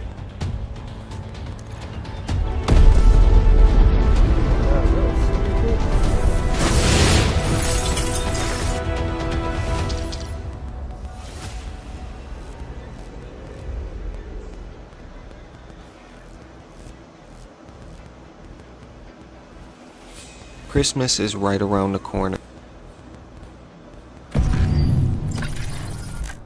Christmas is right around the corner, and I know a lot of people are going to be getting 2K for Christmas, and you guys are going to need a Hunt certified amazing build to start you guys off right on day one. So today I got a bunch of different builds for playstyles, different game modes, and just any build that really is going to get you guys right on this game. If you could. Today I got a bunch of different builds for playstyles, different game modes, and just any build that really is going to get you guys right on this game. If you could drop a like, sub, turn on notice, it'd be very much appreciated. Now I know you guys see what I'm out here doing, bro. I'm adding more and more and more glitchy moves to the bag as the day goes on. Like, go rewind and watch them first 2 clips again, man. Tell me what you guys think, for real.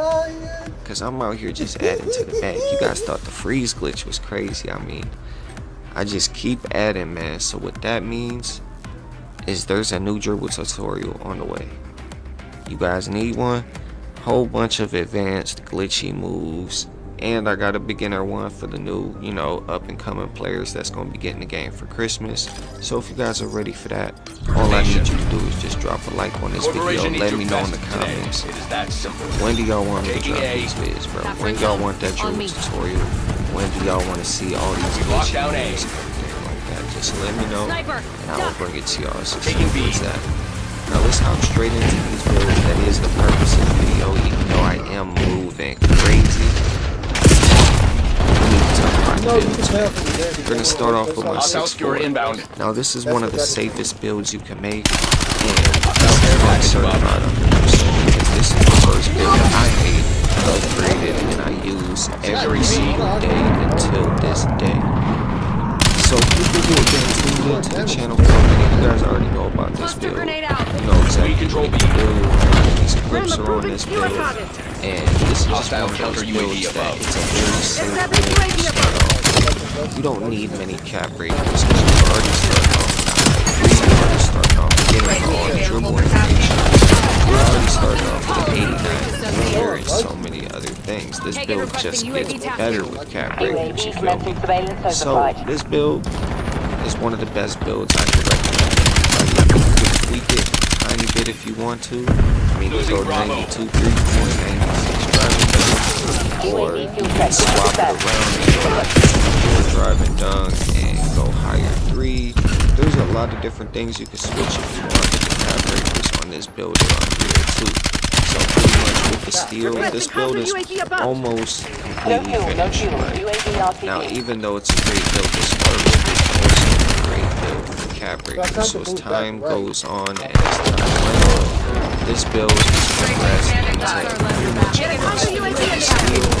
It's 2 cap breakers away. So on my next rep up, that steel is going to be an 89 steel, 92 point, 95 driving, 94 3-point, 92 steel. This is going to be super dangerous. Once I max out this steel, it's maxing out that speed with all the 1. Once that's finished, this build is a monster. It's a different breed. So with that being said, that's the 6'4 build. I will pop up the dribble moves and the jump shot for the 6'4 build. You guys have seen this a lot of times before. So you guys, you know, already pretty much know the dribble moves, the jump shot, and things like that. That's the 6'4, my 6'6, right? I'm gonna pop up my 6'6 build. Securing C. Now, this is the original one. I told you guys in my videos before that I made this build. One build, I messed up on it. I told you guys if you did want to make a build similar to this, and I went ahead and revamped it and made that for you guys. So what you guys are taking a look at now is my revamped 6'6 build, the one that I would actually recommend, a better version of the one I originally created, because you guys seem to go crazy on my 6'6. I've been getting a lot of gameplay in the last week, but the only problem with that build is it's not one of those builds that's amazing that you want to copy. It's one of those builds that's good. This, on the other hand, is a way better version of that 6'6 that I actually recommend to you guys. So all the things I told you originally about the 6'6, right? The 90 ball handle, you can drop that, because the SIGs, all you need is an 86 to get all the SIGs that I use on the 12 build. You probably even do it at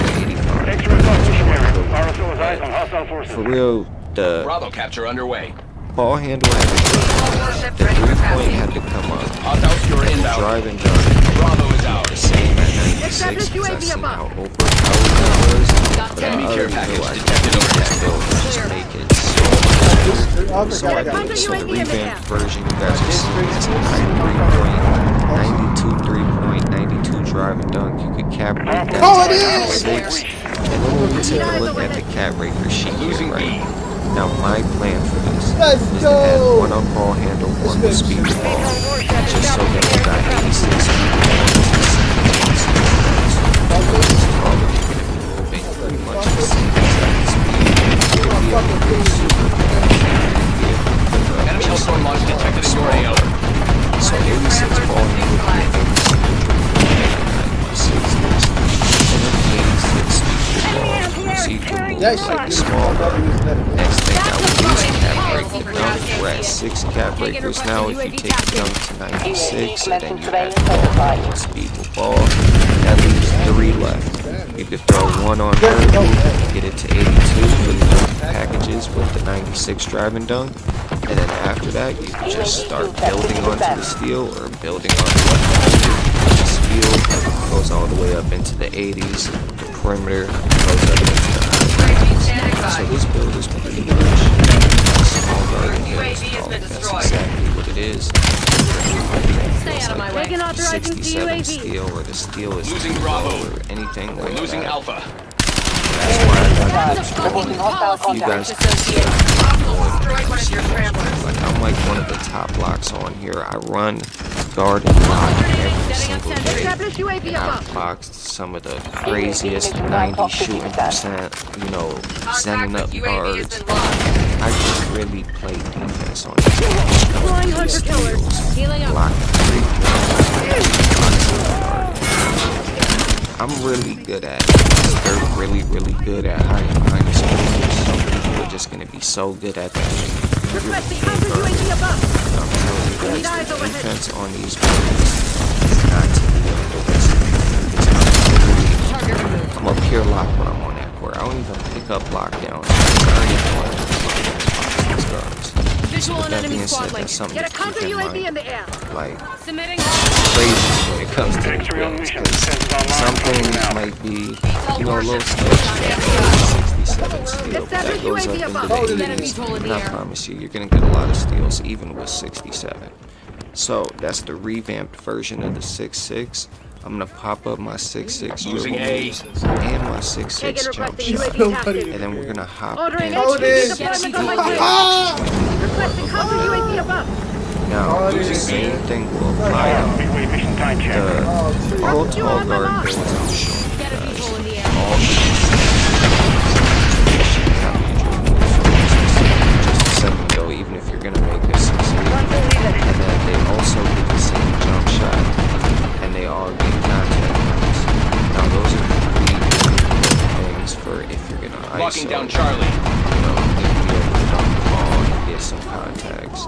If you're gonna be good at shooting, consistent with shooting, for example, any build I'm gonna make is gonna be able to get the same 6 unless it just genuinely like in a minute when you get 610s, those genuinely get the 6. So obviously I'm not gonna make that build thinking, oh yeah, we get the 6. So something to keep in mind. Locations are secure. Maintain They're current kind of posture. based off the base that we can tweak them.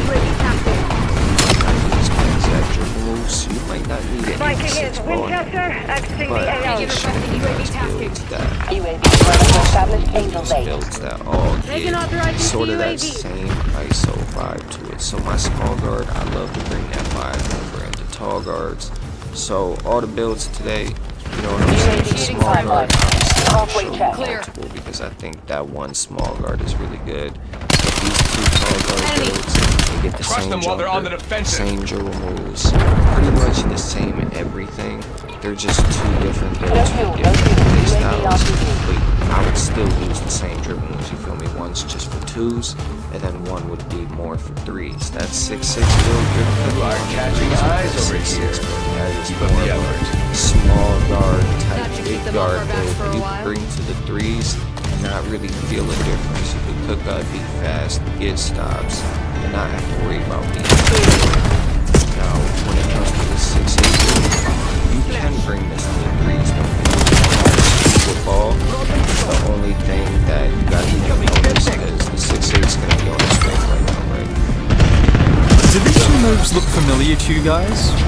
Behind his 17th appearance, here is Nembhard crossing him over and scoring! Not even the main ball handler at this point in time because the defense has been so aggressive. Nembhard steps back, three-pointer, got him! Of course they do, because the second clip is Andrew Nembhard, one of the best role players in the NBA, and someone we just saw in the NBA Finals last year. And the first clip, well, that's his younger brother, Ryan Nembhard. But unlike other siblings in the NBA, Ryan Nembhard wasn't gifted a roster spot. He wasn't even selected in the draft. He was too small, he wasn't athletic enough, and his shooting was a question mark. Well, 20 games into the season, and Ryan Nembhard is one of the best rookies in the NBA. And the Dallas Mavericks point guard of the future might be an undrafted 5'11", 22-year-old. Because whilst 29 other teams were focused on picking players based on potential and measurements, the Dallas Mavericks decided to pick someone with one very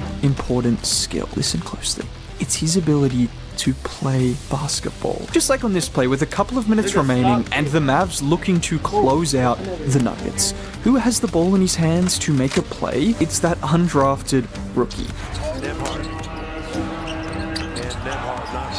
This was from a game against Denver. In Denver, one of the hardest places in the NBA to win, in which he had 28 points, 10 assists on 0 turnovers and 86% shooting. I don't care if you're a rookie, I don't care if you are Luka Doncic or LeBron James, those are the kind of numbers that almost no one in the NBA can put up, particularly in a road game against Denver. And this is one of those games where the Nuggets decided, you're an undrafted rookie, we're gonna test you.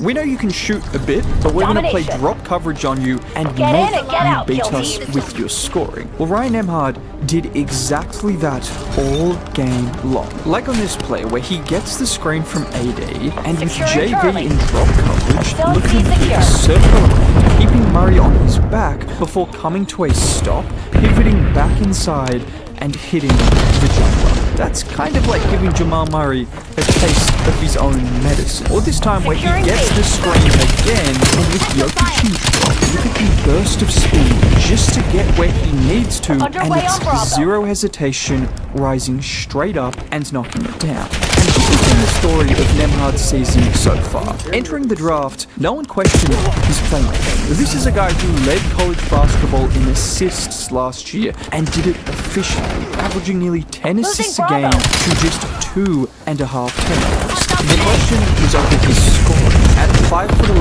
could he shoot well enough to put pressure on defense? Because it's impossible to be a great playmaker if the defense isn't scared of you at all as a scorer. Well, so far this season, he's been insanely efficient, averaging nearly 9 points, nearly 5 assists on shooting splits of 56% from the field, 54% from 3, and 67% from the line. Although he has only taken a few free throw attempts. And this is exactly what you need to be able to do as a smaller guard. When teams want to play drop coverage against you, it is crucial you punish them. It is crucial you make them hesitate when making that decision. When you're an undersized player in the NBA, it's not just about having a better skill set than everyone else. You have to think differently and work harder than everyone else. Fred VanVleet, TJ McConnell, Chris Paul, what do these guys have in common? They're all considered to be mad workers, and honestly, all of them are brutally honest with themselves and their teammates. Too much in the case of Chris Paul when you're on a team like the Clippers who don't want to win, but Ryan Nembhard is in that same category. Because even as a he said something that really stood out to me just a few days ago. And then kind of like as a point guard on the floor when they're kind of fronting AD with the help behind, how do you even get a player like that the ball when they're running that type of coverage?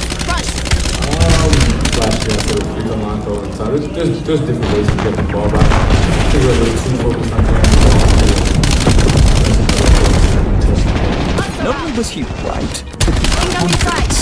This isn't him trying to throw AD under the bus or any of that. This is just someone who wants the team to win, and if you are going to be the point guard, the leader of this team, you have to be unafraid to come out and say those kind of things. And he's already said that. And even before the draft, he had a quote that really stuck out to me. Whether that's getting as a later draft pick or a 2-way, or whatever it is, eventually winners show who they are, and it just takes a little bit longer. I'm completely fine with whatever way it goes. We all know NBA players have a ration of confidence, which is fine. That's how you become a world-class athlete. But I love when a player has that confidence, but he also has awareness and an understanding of what he needs to do to reach that level.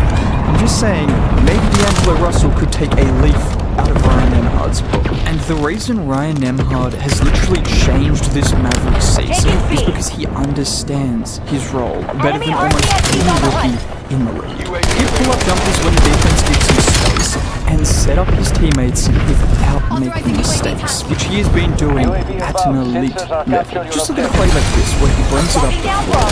AD comes to the screen. He rejects it by going between his legs. He gets around Reeves, draws Vincent, and then throws a dime to Clay for the open play.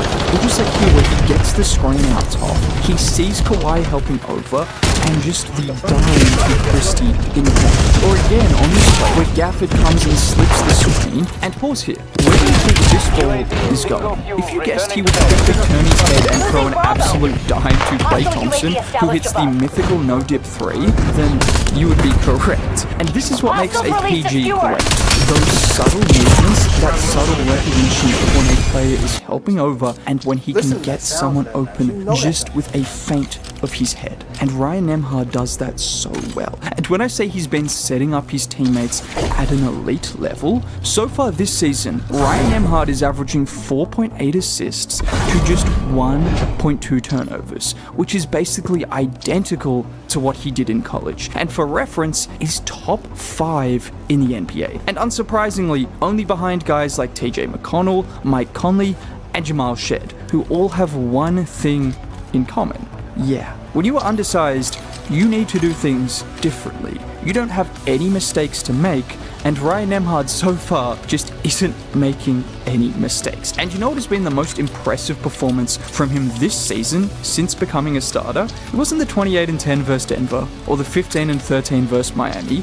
It was the fact he shot efficiently and didn't turn the ball over versus OKC. No, this is the realest test you can get to see if you're a legit NBA player. The greatest point guard ever literally said this about OKC. And yes, I know the Mavs lost, but so has every other team in the league. The fact Ryan Nembhard and Cooper Flagg looked somewhat comfortable against that defense might be a better sign than any other stat line he could put up. And it's a small glimpse, but it might be a sign that he can be a guy that can perform in the playoffs. And if you made it to the end of this video, in which I definitely sound sick, because I am, could you drop a like, subscribe to the channel? Have a great day. Bye.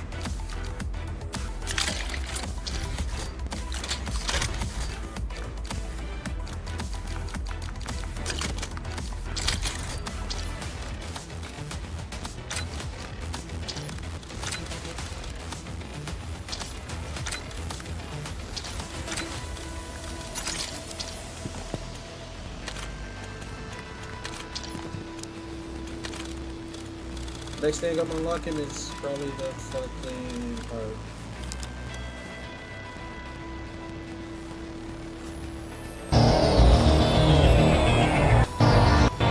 ever shows support in any cause and subscribers, and I honestly never thought we'd make it this far, so it does mean the world. You guys are family. The wonders of modern day disgusting medicine and my being able to sleep for longer than 2 hours at a time, my voice has returned to me fully and I'm finally cold free. Sneezing A, however, has come down with something that I fear there's no cure for, and he's been sick with it for quite some time. Before I begin, I must state that I believe Stephen A is great at what he does. He deserves most of the money they're paying him, and he has talent, but I don't like him. I liked him far more before this channel existed, as I wasn't watching nearly the same amount of basketball and ESPN as I am now for obvious reasons. However, he wasn't as insufferable and bankrupt a character as he is now. What even is this? What is he doing here? Is this supposed to signify how arrogant and egotistical he's become? I don't know. Max Kellerman has finally respawned, and he's appeared recently on Ben Simmons'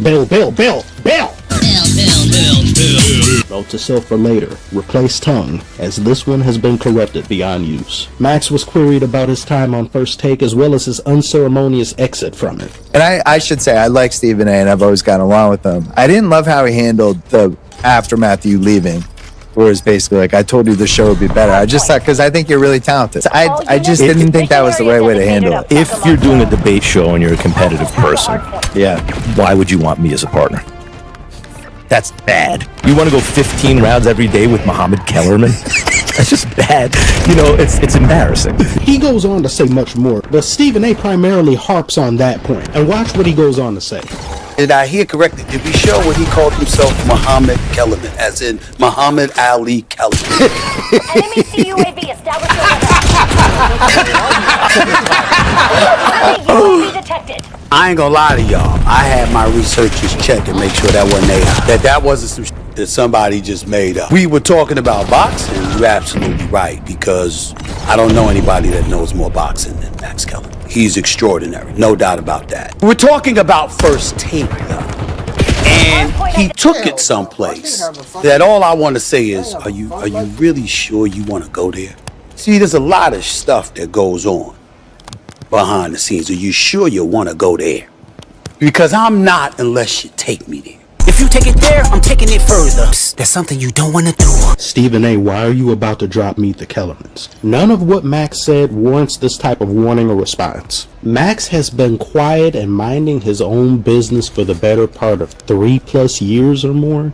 He hasn't said a single word about Stephen A. I didn't like working with him, man. It was like I was damn near doing the show by myself. Stephen A sound like he ready to go to war. A war that he started, by the way. So you're allowed to keep bringing me up and how bad a job I was doing as your co-host, but then I'm not extended the same courtesy to talk about things from my perspective, which Max goes on to do. That's what I could tell you from my point of view. And I also think that if you can be perceived as a solo act, really, that you can get paid at a certain level that you can't if you're not a solo act, then you'd like to be a solo act, or at least perceived that way. It's interesting because Stephen A was the one partner I've ever had over like years, where I didn't feel like a relationship was really forming. Because he's fake. What you knocking a brother for being truthful for? That's what I did. Why don't you go somewhere and get caught playing solitaire during Game 4 of the NBA Finals again and then lie about you doing it? Did I mention that Stephen A is an out-of-touch ghoul? A.R. Smith was sitting on that bench in the fourth quarter with a hoodie on. I don't know why the hell Nike made these damn uniforms that have hoods attached to it, by the way. You got a lot of those white folks in the audience that's going to think this is Trayvon Martin being revisited. What that mean, nigga? And I understand that baseball is an international sport itself in terms of participation. But when you talk about an audience gravitating to the tube or to the ballpark to actually watch you, okay? I don't think it helps that the number one face is a dude that needs an interpreter so you can understand what the hell he's saying. Jump at you, please. I don't need press releases. I don't need statements from the company. I don't need all of this other stuff. Let me be the first to stand up and say that I want to express my sincere apologies to the Asian community and the Asian American community. I am a black man. Jesus Christ. You're in an uproar off the Epstein list? That's all you've got? It's really, really surprising that this matters. Of course I think there's a list, but I don't know. I suspect, but I have no knowledge, nor do I care. It's Friday night. I'm getting ready to go out and enjoy myself. I'm getting ready to have a nice weekend. I can give a damn about the Epstein client list. It has no effect on me whatsoever. I have a life. Why are you the way that you are? This is why when LeBron stepped to him, I thoroughly enjoyed his humiliation. And I don't like LeBron. I don't like either or, because the both of them are stiletto-wearing mannequins that will paint themselves any color for the sake of business. The only thing they stand on is their brand. Stephen A has a lawn chair for a spine, so standing for him is difficult. He waits until after this exchange with LeBron to posture and puff out his non-existent chest.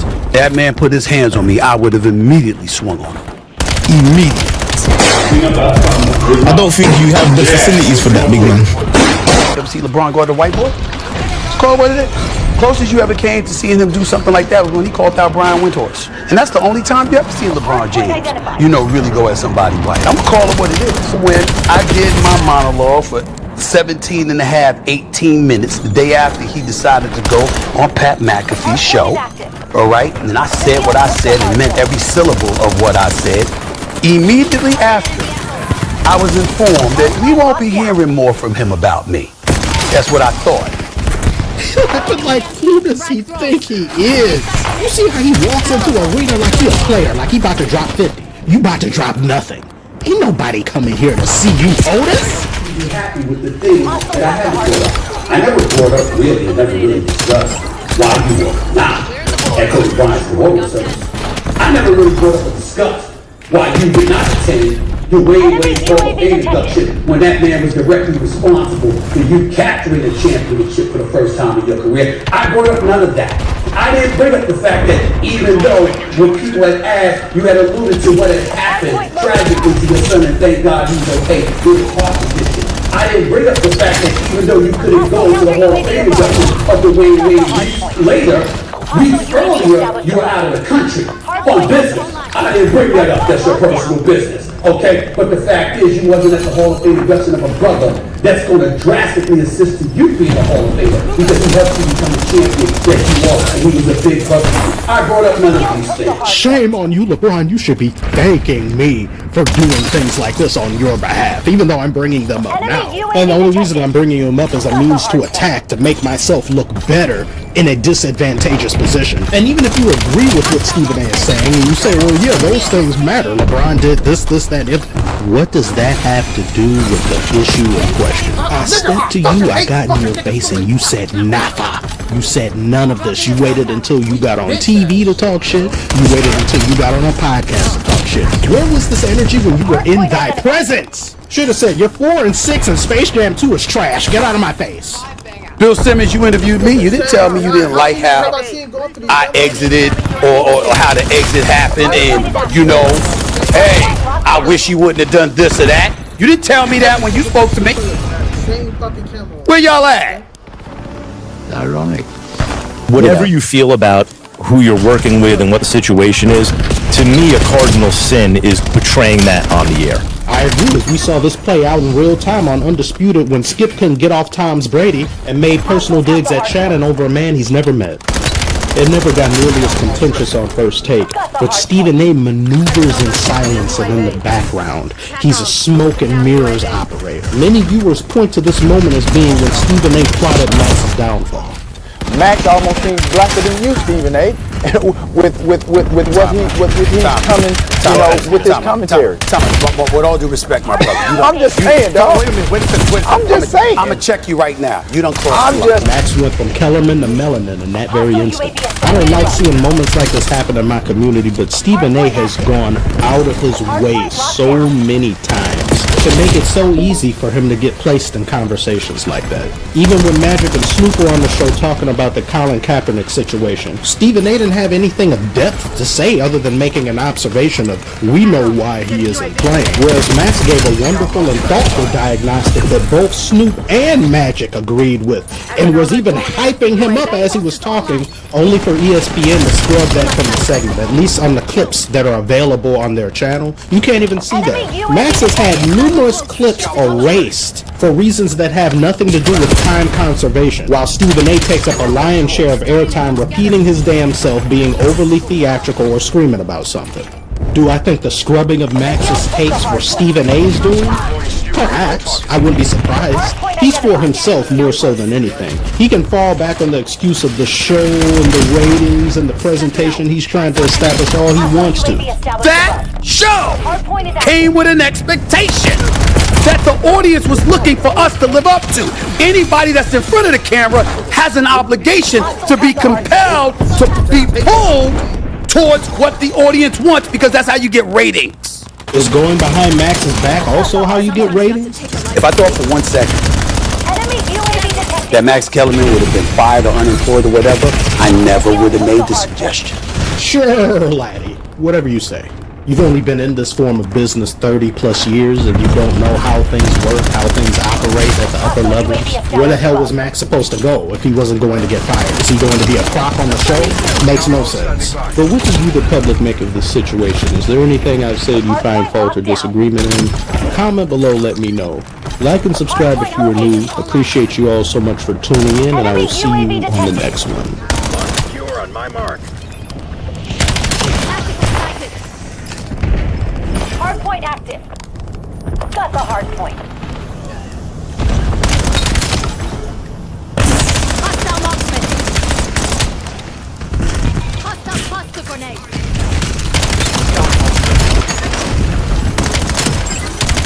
Available for assignment.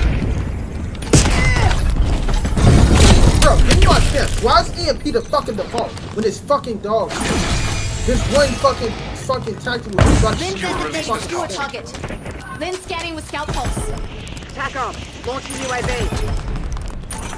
Hostiles have the hardpoint. Hostile maneuvering.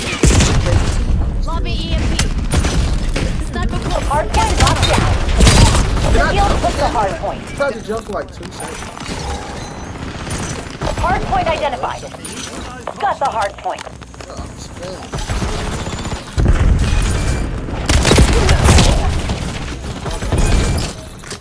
Hardpoint is active. Foot patrol. Hostiles have the hardpoint. Hardpoint locked down. Scout post standing by. Incoming fire. We're starting to come together. You are ready to launch. Aquanova calling in UAV. Shipping counter UAV in the air. Scout post is online. You are on your The field puts the hardpoint.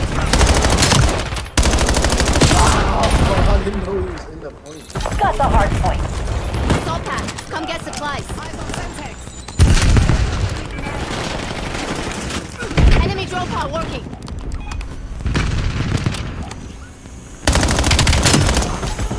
Enemy casualty. Hardpoint located. TACOM, UAV in the air. scout post ready. TACOM, TACOM, launch a counter UAV. Hostiles have the hard point. Hardpoint locked down. Hardpoint active. I never forget this. Contact you. Get the momentum going. TACOM, launch a UAV. Lin designated skewer target. Skewer released as tasked. Right line. The field took the hard point. Got the hard point. Authorizing skewer flight. Got the guild right where we want them. Keep it tight.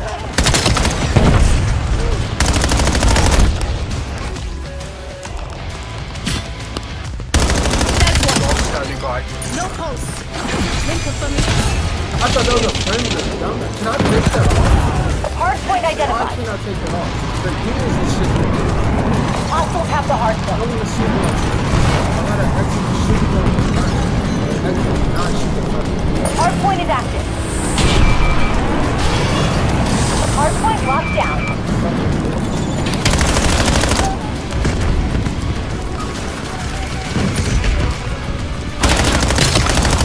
The field took the hard point. Scout hull standing by. Hostile UAV established above. Got the hard point.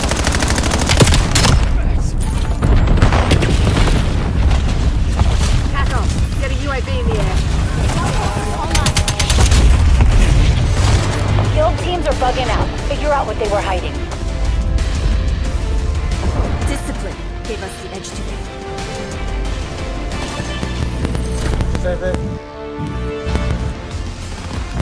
Engaging front. Nah, I think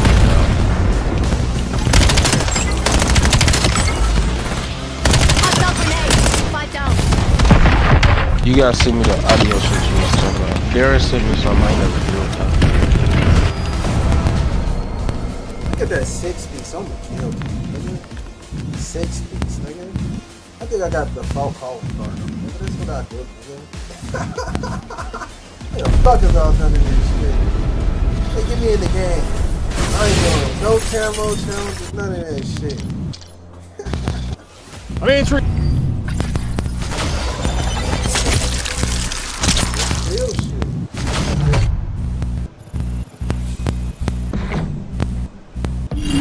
Let's see that buddy doing a fucking weapon grind.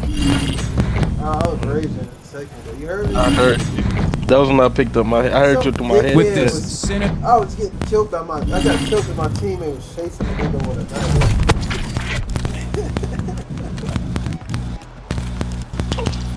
I was saying before the game came, I don't even like playing the game. Literally the first few months, the niggas all doing fucking camo challenges. And they be selling. And I be sweating trying to sweat. Technical framing, actively trying to deplatform me, allowed this space to be completely dominated by the Nick Fuentes of the world and Asmongols of the world. They did. If you spend all of your time trying to quote-unquote warn random centrists and apolitical people that are just simply invested in the drama of it all, that I am the real danger,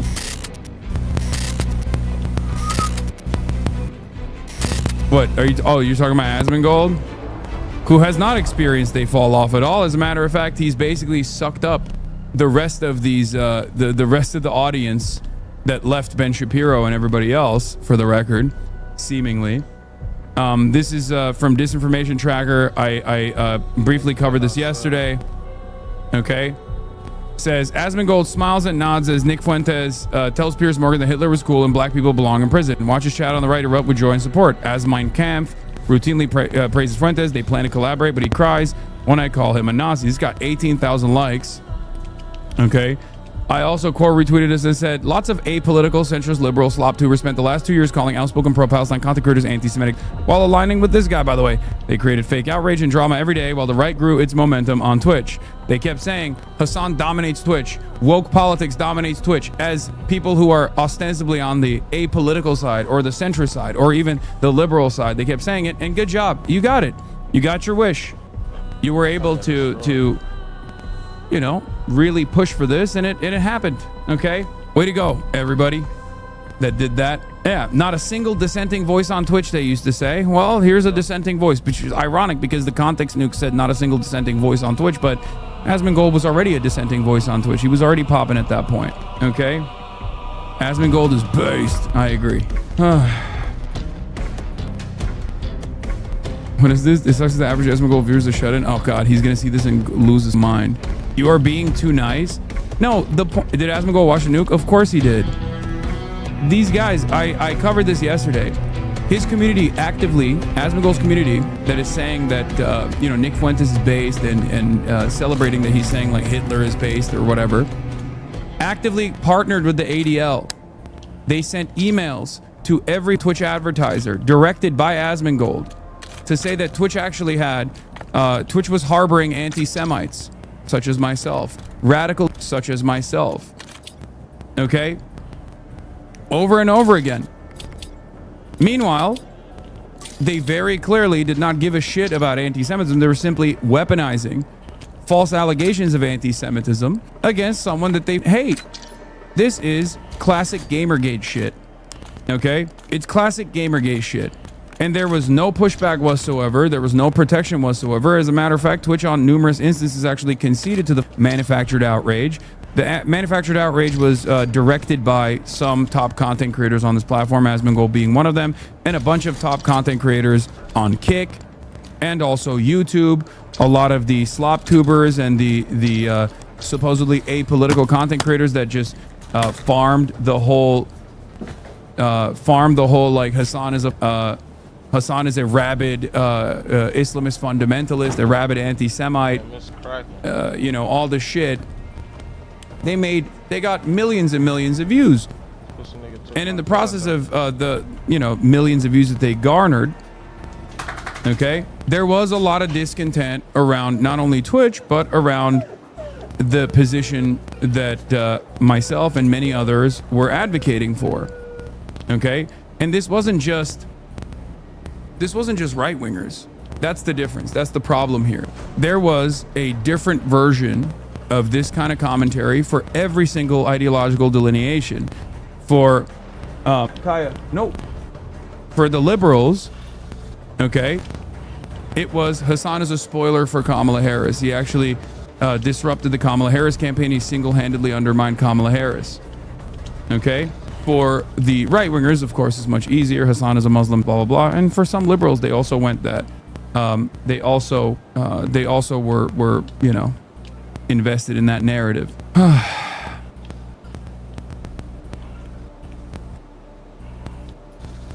And here we are. The real anti-Semites and the real bigots have more prominence and more protection on the platform than ever before. Okay? Here is the ADL. In the time of dangerously escalating anti-Semitism, we commend Twitch for changing the policy regarding the use of Zionist as a slur and proxy for hate against Jews. We are glad that Twitch acted on our recommendation to make this change. However, our policy is only as strong as enforcement, and we will be vigilant and appropriately skeptical about Twitch's enforcement of this new policy. People celebrated this shit. When one of the largest streamers on Twitch, Hassan Piker, spends the hours after the Amsterdam pogrom, remember that one? Minimizing its harm without consequence, it's clear the platform still has far to go. Every single person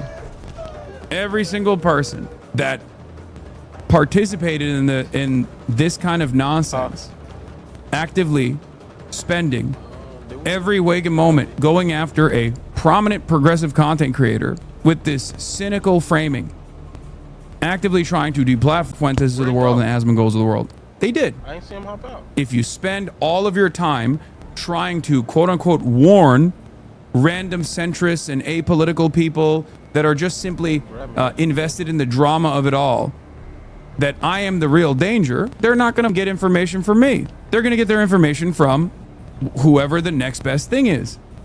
And the next best thing was a guy that they weren't actually shitting on at all. It just happened to be Asmongold or Nick Fuentes.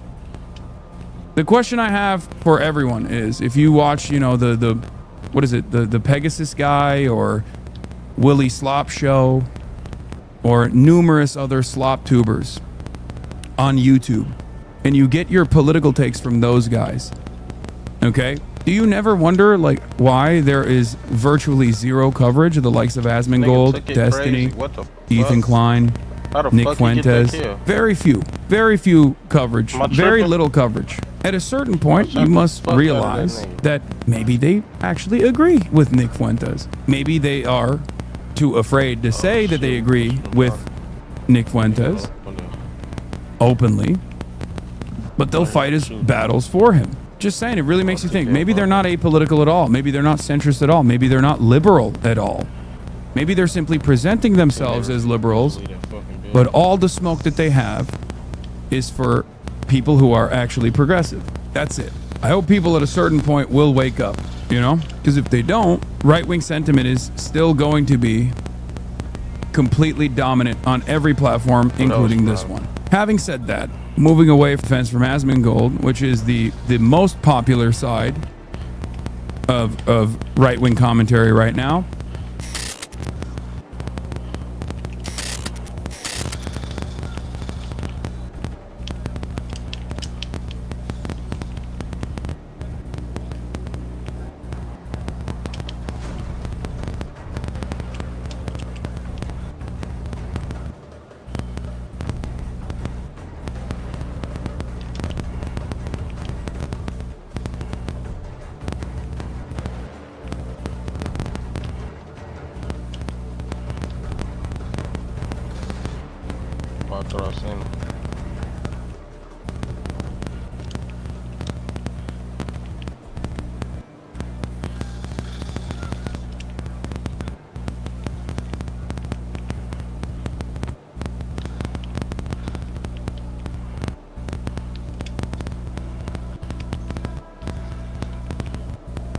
Yeah, fucked.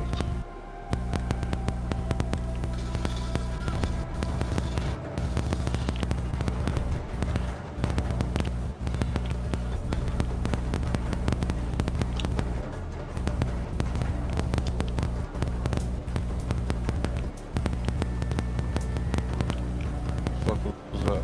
Oh.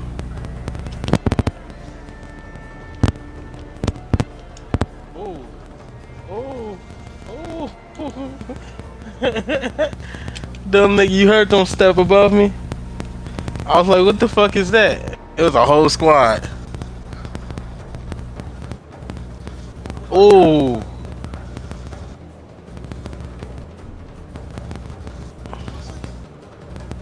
Oh my god. Hell no.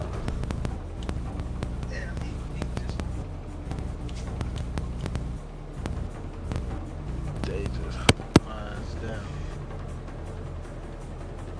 Them niggas all.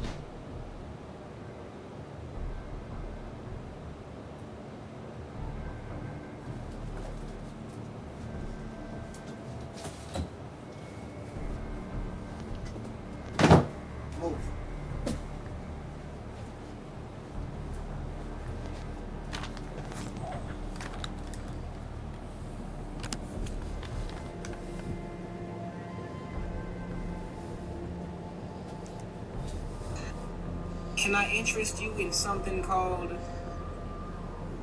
me? Can I interest?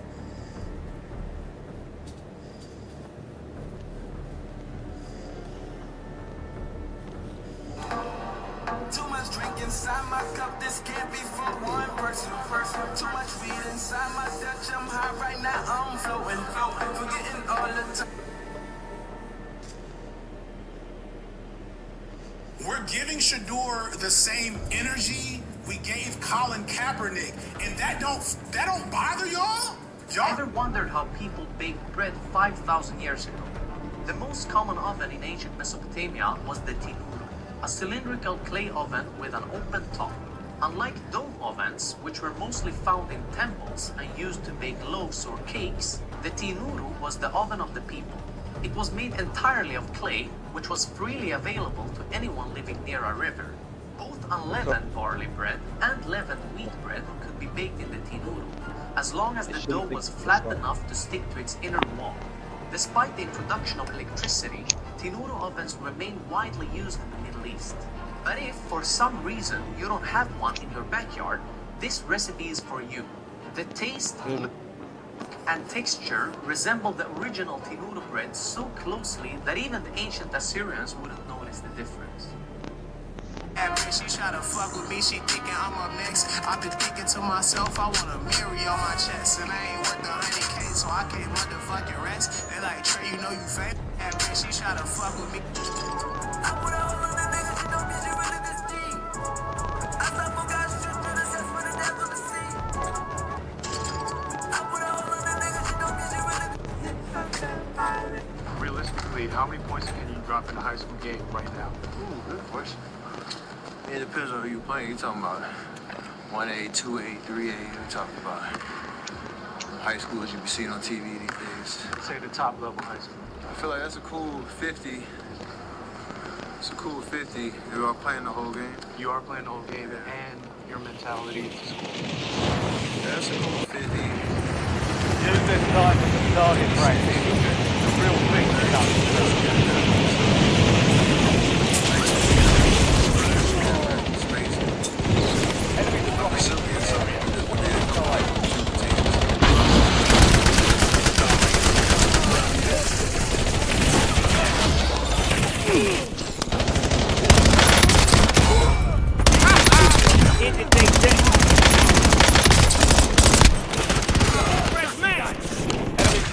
Saved my life twice. What the hell skin is this? All stations, we are green to go. Stand by for deployment. So cool. But there's no skins. I'm gonna be honest.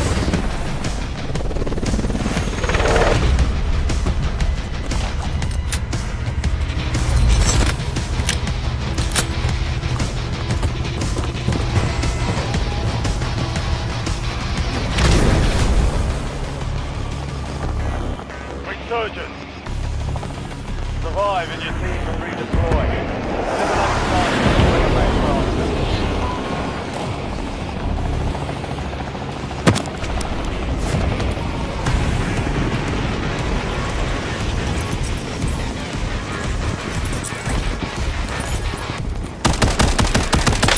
Changing man.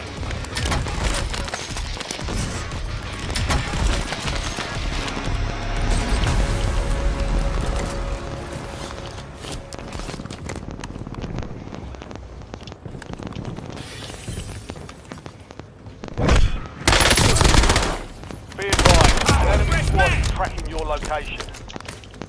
Mark remaining operators from that squad. Hunt them down.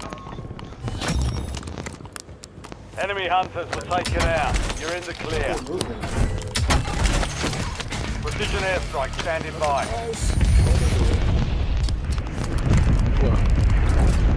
Now I'm talking about quick out bounty. So trying to get us I thought you just killed them niggas. Maybe he was on the same team. The other one was across the fucking map.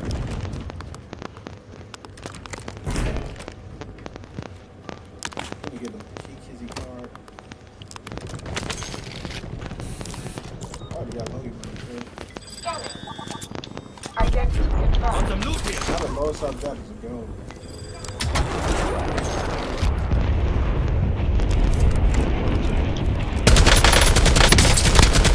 Changing man. Niggas up that building still. I was only one. It was two squads, bro. I was thinking I'll just do that. They was looking at the other building. Oh yeah, I was just shooting niggas on them. You've got a loadout drop inbound.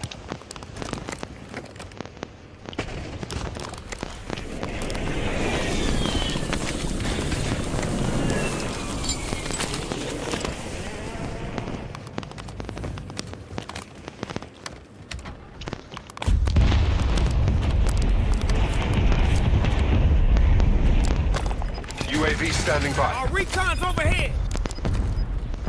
They pushing here.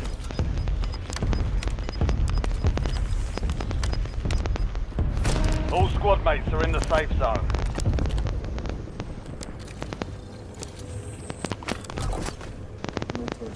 Bounty targets identified. Weapons free. Only 10 left.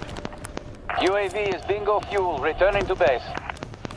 I've got 10 squads active in the field.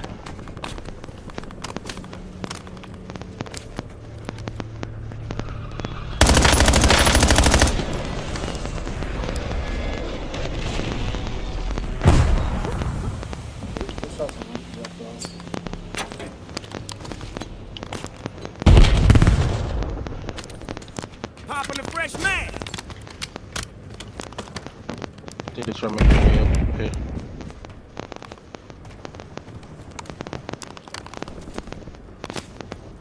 Somebody right here, better.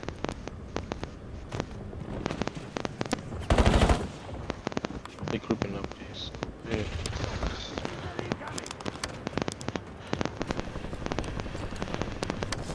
Changing back. Inserting us. Loadout drop. Inserting us. Enemy movement.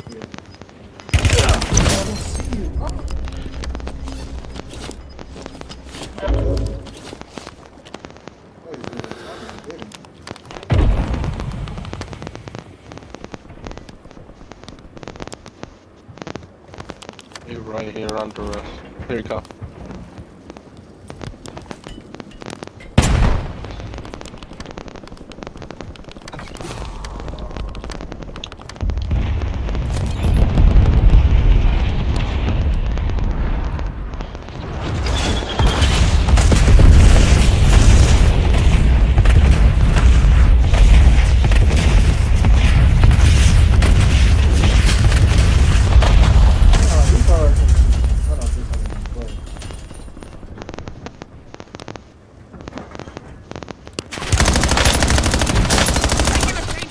I can't even see him. I just see his muzzle fire. Enemy movement. Maybe I'll move first. Somebody coming to this ladder.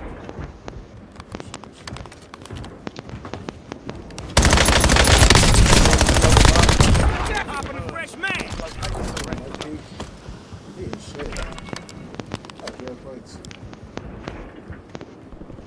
Look up down. He above me. Oh yeah, fuck. He in the top floor. I'm gonna leave. Still on top. I jumped down.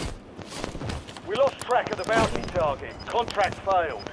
Oh, it's never coming. Your squad's in the top 5.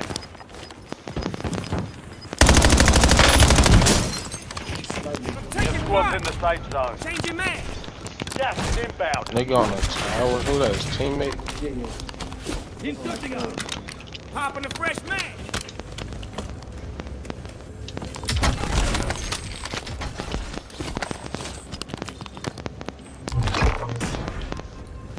Your objective simple.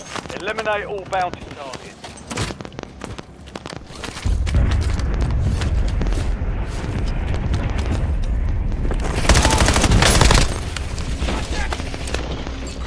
I got him on 8 seconds. He moved way too fast. Niggas, I think I don't still on the fucking field.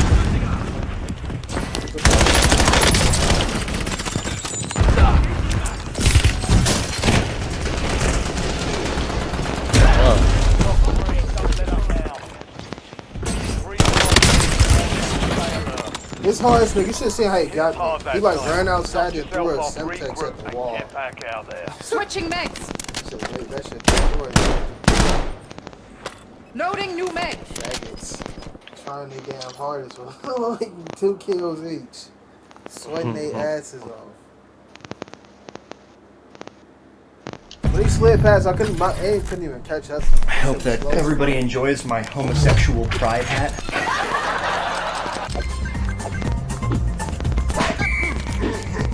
Oh god, he just killed me. Welcome back, everyone, to a special edition of the Downward Diary. I'm coming to you today, as this is being filmed, on... It's Christmas Eve. It's Christmas Eve, but it is what I believe is the 4-year anniversary of the day that my childhood was officially destroyed forever when I was physically raped by J.J. Abrams. No. I'm talking, of course, about The Rise of Skywalker, a movie that I've gone on the record in saying multiple times is my most hated movie ever made and will likely hold that crown until the day I die. And it has been 4 years, 4 long years since that miserable day. Actually, in the location this is being filmed, not far from here, the Tinseltown in Jacksonville, Florida. I walked into some godforsaken theater in Jacksonville to witness the defining franchise of my childhood meet its bitter and unforgivable end. That was the day it all ended. My reverence, my lifelong childlike reverence for Star Wars, flushed down the toilet, thrown in the trash. Things haven't been the same since. It's one of the most defining, formative experiences of my life. It made me look at media. It made me look at everything completely differently. Because if Star Wars could be destroyed that badly, who knows if any other form of media could be sacred? Who knows if any form of media could eventually be made totally worthless and just not worth engaging with at all. But I've come to learn that when it comes to media, movies, TV, video games, music, we can define our own value. Sorry for the existential beginning. I'm here with Brian, the editor, who's working on lots of Lemon and Downward Diary projects lately. This is a Green Letter Media presentation. Am I green too? Probably not. This is Half in the Spiral. Now, we're recording this before watching the movie. After 4 years, I'm finally deciding to give it a rewatch. And I wouldn't have done this if it wasn't for the fact that Brian here, who's also a Star Wars fan, has not seen the movie yet. See, I did the proper thing. When I went into the theater, I watched the first 5 minutes. I watched them hyperspace. The proper here, who's also a Star Wars fan, has not seen the movie yet. See, I did the proper thing. When I went into the theater, I watched the first 5 minutes. I watched them hyperspace jump between like 4 different planets, realized that's bullshit, and then I left. So he's seen the first 5 minutes. He's not seen part of the film. Well, that remains to be seen. And you have not seen the money returned to your bank account because you didn't get a refund. Well, I'm hoping to recoup it by making even more Star Wars complaint videos. Try to get that ad revenue back. Brian here is arguably even bigger of a Star Wars fan than I was. Well, it's honestly inarguable. I look around the room, I see Star Wars stuff everywhere. I got Star Wars comic books. I have probably the largest Star Wars t-shirt collection. It was the largest in 2010. I have to check again. I gotta see if Rancho Obi-Wan has finally hoarded enough shit to finally overcome my record. But I've got hundreds of Star Wars t-shirts. I've got tons of plushies. I've got tons of stuff that I'm a pretty big Star Wars fan, but you know, you can't say that owning stuff necessarily makes somebody a bigger fan. Because otherwise, anybody who's got the Lego Death Star with the 24 minifigures would be in that category. And yes, right here. Niggas. Well, folks in the Star Wars community, you may know him as Star Wars t-shirt kid from Star Wars Celebration. I guess that went a bit viral in the Star Wars community. It wasn't that viral, but go find the podcast. I know that when I was at the conventions, people were like, hey, look, it's the Star Wars shirt kid. So I was on I didn't know you wasn't already. We had these podcast booths, and people invited me over. There were people who recognized me because they saw me in little clips, because there was like this contest thing at the 3 time seconds. where they were like, how are you celebrating Star Wars Celebration On the roof. 6? And I had this like time-lapse thing that I did, where I wore all of the different Of course he's on the roof. Oh my god, I was so cringy. I don't even like thinking about it. Well, you know, Brian, Make Star his Wars first move. have to become cringe, but sadly, Land in and that's go to the reality. roof. Now it happens. A reality that you, for the time being, have managed to avoid, but it ends today. Well, I don't even know where he's at. This is your last chance to I don't even know where this nigga is at. There's a nigga down the street too. Honestly, I don't blame him. I don't blame him, folks. I don't blame him. He's driving away. He's driving away. Might have to do this review solo. This movie is a Star Wars fan destroyer. I'm sure there's plenty of other fandoms out there. There's plenty of other people who kind of witness media they enjoy consuming. They saw it crash and burn. Sometimes you gotta take old Yeller behind the show. I had it happen 4 years ago. Many Star Wars fans had it happen 4 years ago. Today is Brian's day of reckoning. Maybe it doesn't destroy his love of the franchise. Maybe he'll come out of it still liking Star Wars, but all I know is that for myself and a lot of other former Star Wars fans, this was the complete point of irredeemability. The fact that this thing exists, it is now unjustifiable to me to revere this franchise in any way. A huge part of myself and my childhood, something I really enjoyed engaging with, was ruined. I guess it's time to relive the experience. Everyone on the right. That's all I got. You right on the right. Something's really bad. You're gonna be doing that 40 or 50 times. We got pulled up here on Disney Plus, and money's going directly into Kathleen Kennedy's bank account as we speak. Don't worry, I'm gonna steal it back when I film it. The Lucasfilm logo. That's how you know things are going to be good. Ah yes, the opening text, which once was a source of giddy excitement, has now become a bad omen, a sign of horrible things to come. Oh, come on. It can't be that bad. Well, just wait for the opening exposition right here. The rise of Skywalker, and not his junk. So going into this, Luke Skywalker just died. Yeah, so wait a minute. This doesn't make any sense, because Rey's not a Skywalker anyway, is she? The galaxy has heard a mysterious broadcast. A threat of revenge in the sinister voice of Emperor Palpatine. They're just gonna come out, rip the Band-Aid off immediately. Emperor Palpatine is back, folks. It's not even going to be a surprise. They revealed it in the opening crawl. Well, in fact, everyone knew it going into the movie because he was in the trailers, but they couldn't think of a satisfying villain. Wait a minute, it says the Phantom Emperor. Is he the real Phantom Menace? Emperor Palpatine's back. Any reason why? No, he's just here, and we're just going to get out of the way. You're telling us he's here in the exposition dump. You know what, maybe that's better. Maybe that's better than if they just made it a surprise. Is there ever an answer as to who these guys are? Did I mention that Emperor Palpatine is back? Did I mention that Emperor Lemon's back? Oh, come on. Nobody is that good of a pilot. TIE fighters don't have scripts like that. Like a giant threatening space triangle. Why is the planet evil? This planet is like designed to be evil. There's like lightning underground. And lost. What is this? Why does he need his lightsaber on? If he's just going to talk to the Emperor or whatever, what? Yeah, I mean, once again, it looks cool, but I made smoke. Dude. Oh yeah, let's Dude, that was funny. They cut to a slightly closer shot of his face. Like some kind of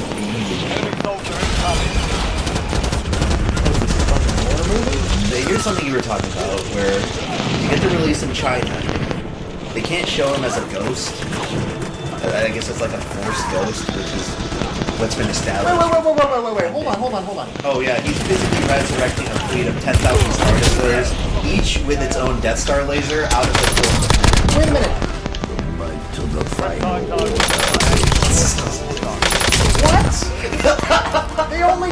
Wait, no, hold on. I have to pause this thing. Wait a minute.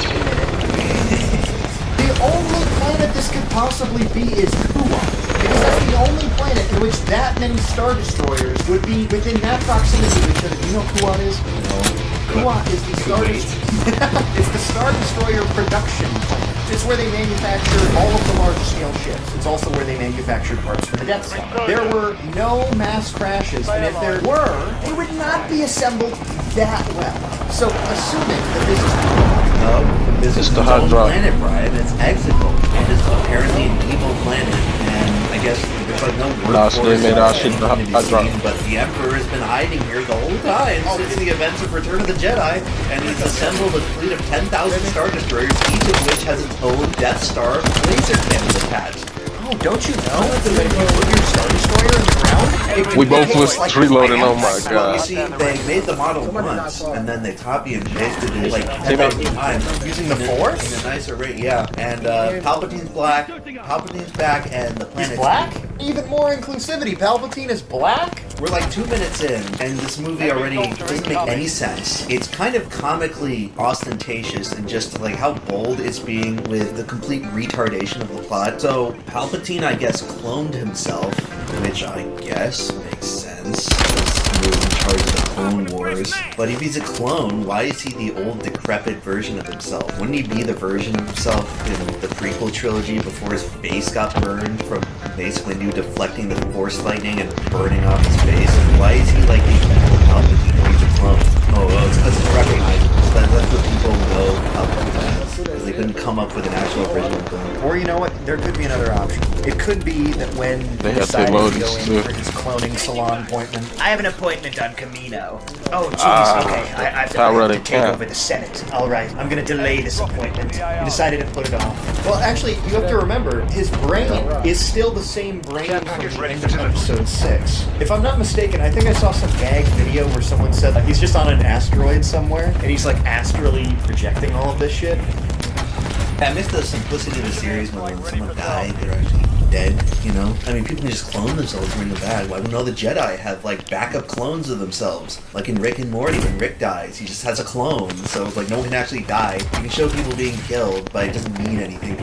If we pause to make comments, Yeah, you're right. this is going to take 10 hours. It was already just, like, absurd. Nothing in Star Wars has ever been this absurd up until this point. Like, he literally just summoned 10,000 Star Destroyers out of, like, the planet's crust. This was not foreshadowed at all in any way. You're starting off your film, your capstone of the trilogy, which is usually supposed to make you the most money and be like the best part of the trilogy, with something so ridiculous and bombastic that it already makes the whole thing look like a joke. Your squad made it to the base now.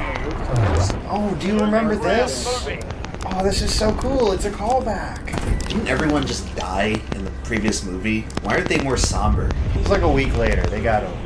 Hope you fix that surge. Who's that? I don't remember him. I don't know what. I don't think he appears at any other time in the movie. UAV available for task. there for some reason. Wait, where are they? I don't even know what they're doing right now. Julio, good to see you. UAV standing Julio? by. From a new ally. A spy in the First Order. You're supposed to be getting rid of those things. Hey, Finn, you're supposed to be shooting at those guys. No! Oh, you ain't about to load that. Oh my god, it's so much worse than I thought it was. What's left Oh behind? my god. Oh, wait, did they use hyperspace? Yes! They're hyper... They're Rifle hyper... stuff, this nigga so From bad. one planet to another, that's not possible. You need the navicomputer to calculate where you are first. And on top of that, if you travel at the speed of light around any planet within 10,000 kilometers, you are going to plummet to the planet's surface at the speed of light. And they bounced like What? 15 planets. What is this, the fourth? Hey, but it looks cool. It took so many shots. 5! Look, they destroyed the big alien. Oh my god, Jesus fucking Christ. You could like turn that into like a cool ride, like they have the Minions How many ride shots at he took? Universal. Yeah, for a ride, Jesus that's fine. Christ. Even on the ride, they don't fucking do that. I went on Star Tours. Look, it's the Avatar. Be with me. Oh! Like in Rick and Morty, when Rick dies, he just has a clone, so it's like no one can actually die. You can show people being killed, but it doesn't mean anything.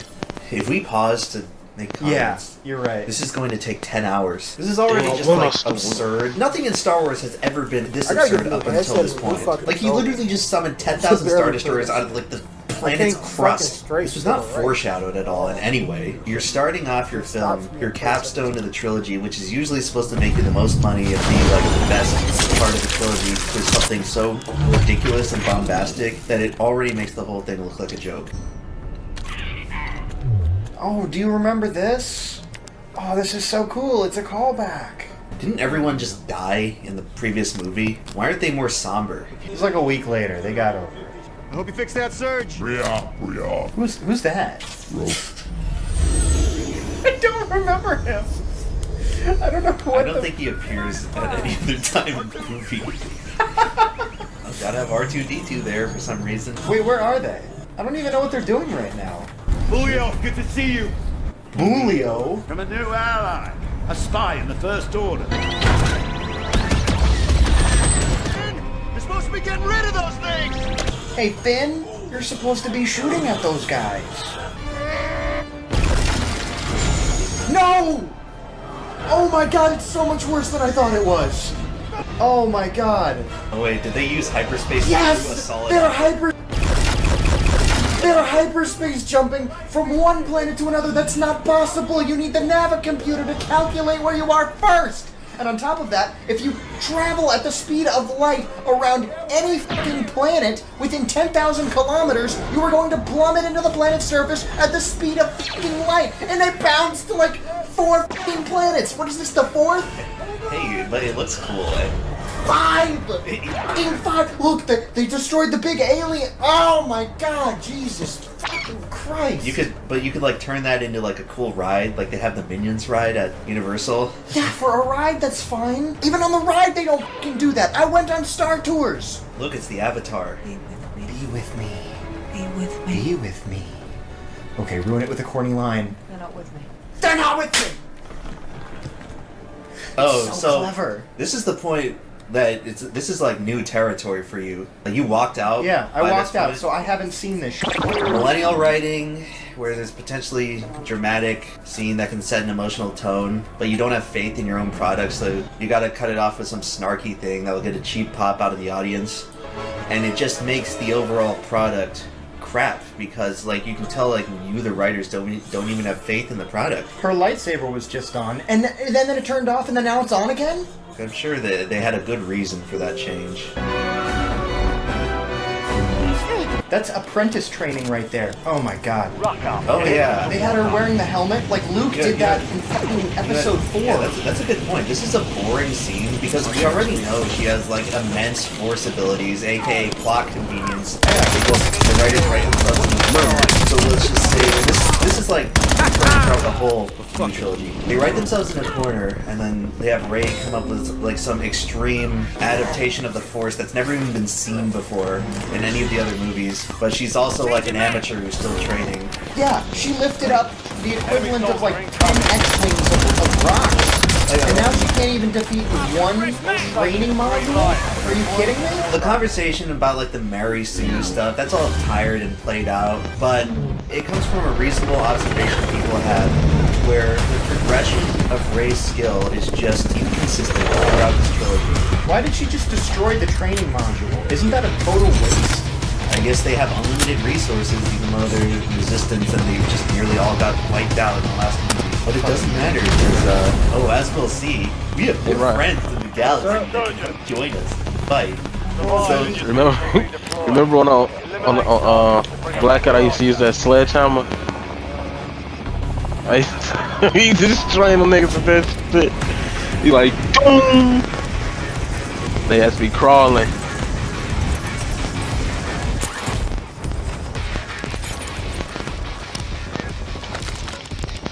They should have brought back crawling. They used to crawl like on Fortnite. Anybody there? No. Huh? Anybody here? I ain't seen nobody. Bounty targets are up. Get after them. Hostile moving here.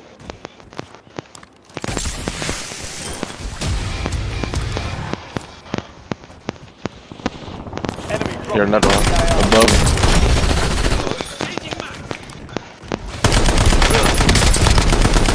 Changing mag.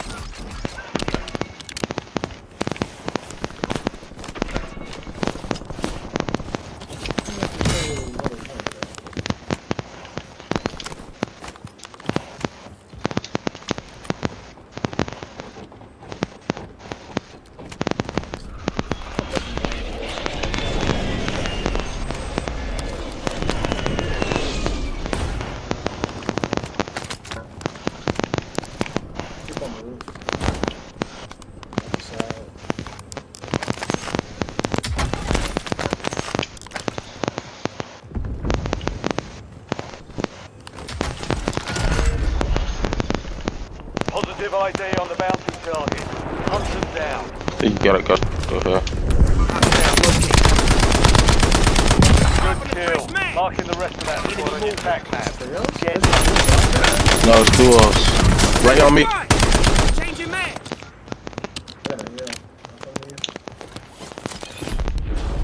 Changing mag.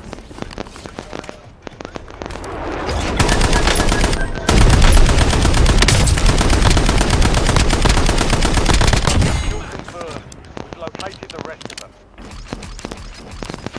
It's in the door now.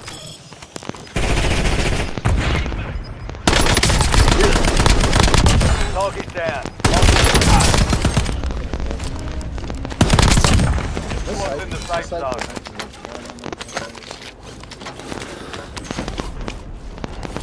They up here now. They up here. Mark remaining operators from that squad. Hunt them down.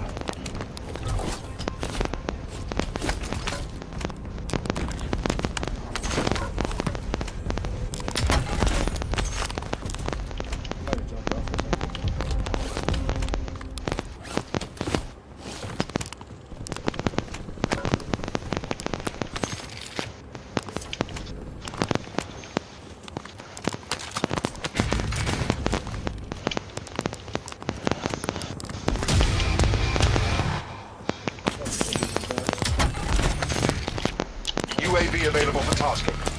Our recon's overhead. You've made it to the top 10. We've got 10 squads active in the field. Loadout drop headed your way. UAV standing by. Our recon's overhead. Oh, we both bought a UAV. Friendly loadout drops on the way.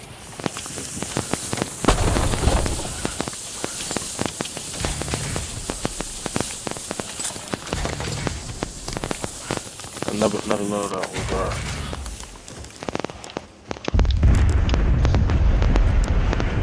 Look how literally everybody outside instead of these niggas.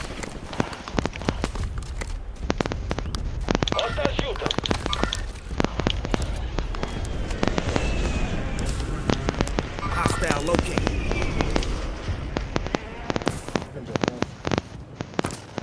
He chasing that squad. There's a squad that just ran over there.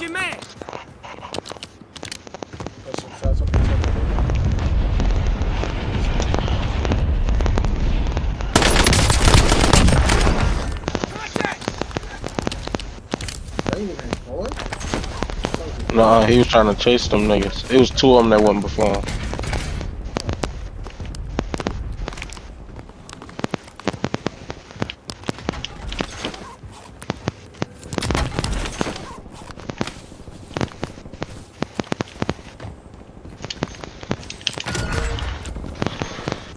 Bounty targets marked. Kill them all. Those zombies made it out alive. The bounty's gone.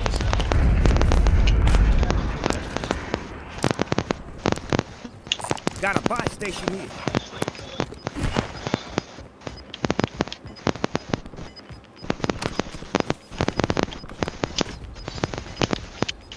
All squad mates are in the safe zone. Gas is closing in. Bounty targets are up. Get after them. What the fuck is the door? Oh, I need to see this.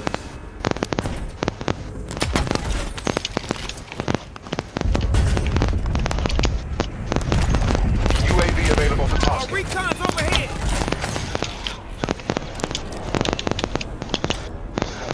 Everybody wants this.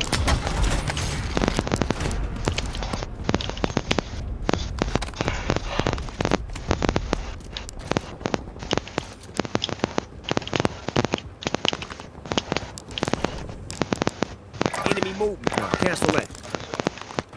Mission timeline expired. UAV exiting the AO.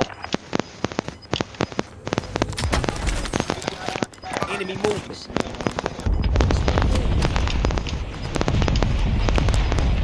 Hostile located. Vehicle marked. Popping a fresh mag.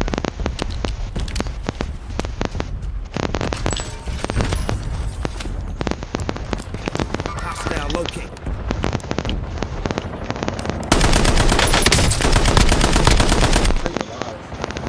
Only Hostile located. Changing mag. 5 squads still operational in the Our AO. recon's overhead. UAV standing by.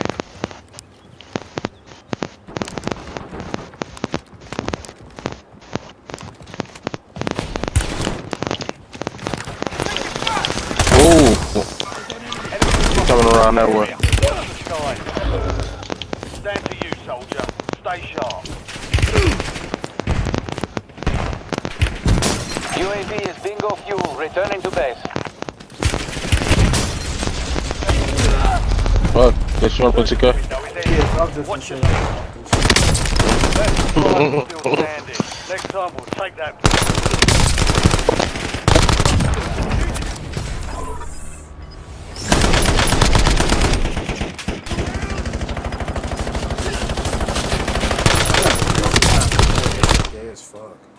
The entire conflict of the last movie is just pointless. Having a trilogy with like 2.5 different directors not going to create a cohesive product.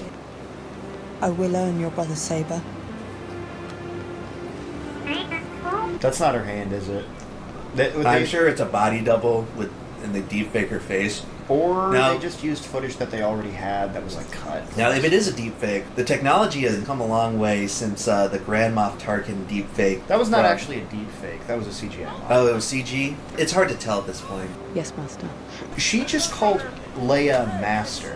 Wait, so Leia's a Jedi Master? According to this, because she used the Force in space once to save her ass. In one of the worst scenes in cinematic history. Well, you light speed skipped? You light speed skipped? They just called it. Somehow Palpatine returned. Somehow There it Palpatine is. returned. This millennial writing that's infesting new films, you can get away with it in Marvel because they're on Earth still and they're like humans, but this is supposed to be a fantastical universe. It just takes you out of it. It reminds you you're watching actors to hear them say stuff like this. All these little stupid writing conventions. It's just dumb. If you watch the old Star Wars, they don't do that. It helps make the dialogue more convincing and less distracting. No, I completely agree with you. Like, there's just so much awful dialogue. I'm trying to also, like, pay attention to it, but it's like, I feel like I'd be criticizing every line. By this point in the trilogy, the characters are not strong. They have not been set up in a way where they have strong arcs and their motivations are clearly defined, and you care about what they're doing. So that causes the dialogue to be boring. Overall, the entire arc plot structure of the story, get ready for 20 more minutes of convoluted expedition dump that kind of but doesn't really make sense, and have the gears spin your head trying to justify like why any of this is actually happening. In the previous scene, did you see that she was opening one of the old Jedi texts? One of the ones that they were supposed to burn in the last movie? A pile of old books. Sacred Jedi texts. It's not about money. It's about sending a message. Everything burns. I guess they got it from somewhere else. Burn all the books we must. They checked one of them out. Rose, last chance. Oh, Rose Tika, who's barely in this movie because the perception against her was so poor in the last one. Also because China doesn't want to see interracial relationship between a Chinese woman and a black man. Actually, I don't think she was Chinese. I think she was Vietnamese. And they knew that, and that's part of why they didn't like it, because it was marketed as if she was Chinese. They set her up to be such a huge part of the last movie, she's barely in this movie. Spoiler, by the way. Yeah. As if anyone cares. What was the point of handing off the lightsaber and handing it back? Because you needed to use up the footage that you still had of this dead actress? So you can get a shot for the trailer. This has got to be a deepfake right here. They definitely didn't have a clip of them hugging. Are you one of those single-tier people? I mean, this is a supposedly emotional scene, and like... Yeah, I was about to say that. These characters are not well written, so it doesn't feel like anything. It doesn't. No, I don't think it's like, oh yeah, Rey and Leia's relationship was so strong before that scene that it really matters. What are they, putting his mask back together? Just make him a new one. Yo, Planet of the Apes. Yeah, no, we got Monkey Boy up in here. Monkey Jones cameo in Star Wars? Okay. This movie makes me want to go ape. It's a monkey elf. I kind of like the cyber monkey. That's the only thing I've liked about this movie so far. And I'm not even a big monkey guy. Yeah, he's got the bright red Gorilla Glue holding together his mask. I guess it's supposed to look like that. This show 99.3. Did he just slap that guy's head down on the table? You know, somebody gets. This is a bit I barely ever use. Could have just said that he my killed Charles him. Barkley. Kind of gross. Unsanitary. What does he want to intimidate them? Dude, he literally. I ain't never really used this. One of my first builds, but I ain't never really used because he's like unprofessional about it. He goes about his leadership. Especially in the beginning of the game, the fucking 7-4s. Still like, No, yeah, my build's fucking useless. Because the contest system dog shit. But it's the best it's ever been in one way is the stats is ridiculous. Like I got like lockdown stats. I still got my high ass standing dunk. I used to have like on 2K24 I was cool with a 25 defense. My nigga had like a 25 perimeter defense. I was still locking shit up. But on hell, the defense so ass, you be scared to use it.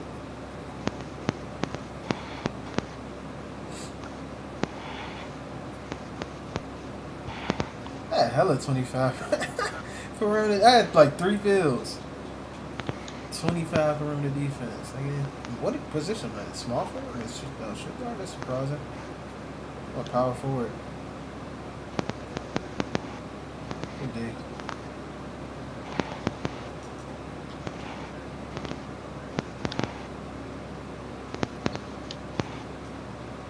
Why ain't he stay at the 3?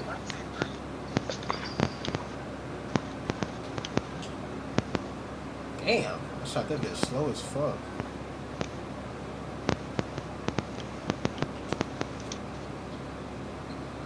That mine? I couldn't tell which one was mine.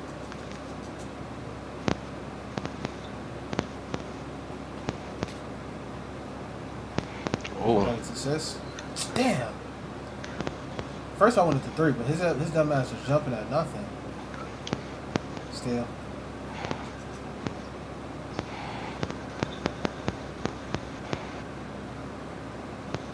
It's mine. Get the fuck out of here. Out of bounds. Fuck.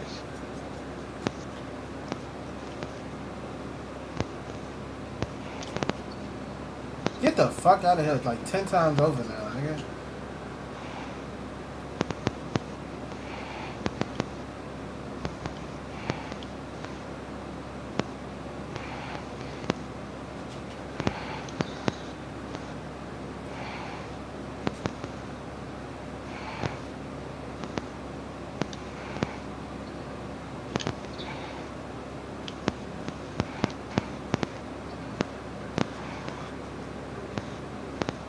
What the fuck?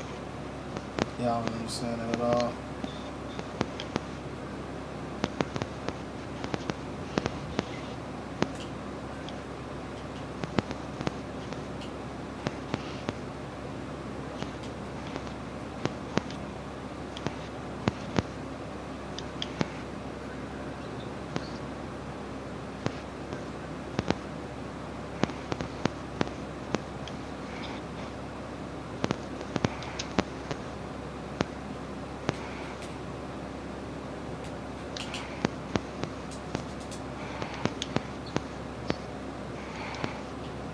Wow.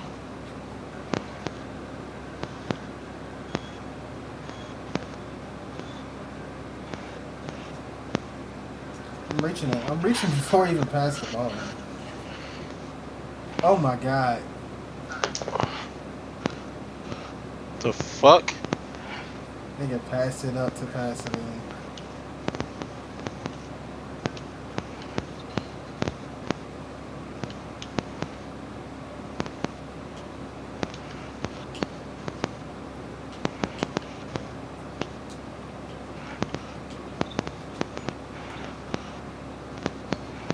Bad pass, my nigga.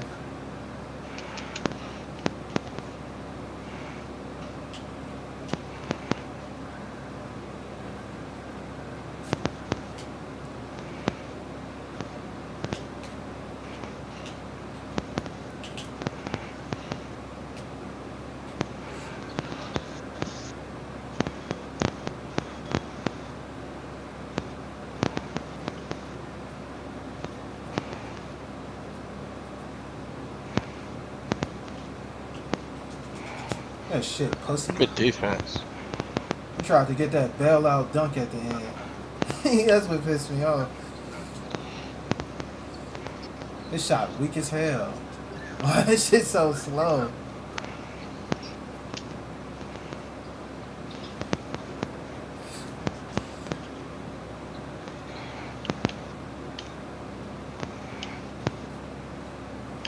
Yeah, not factor.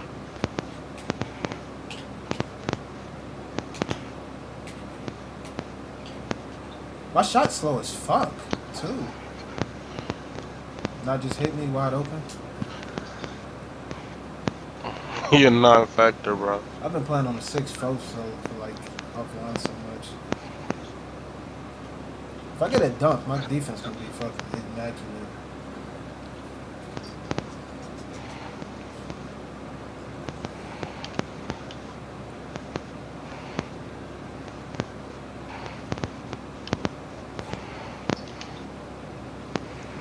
This nigga, bro.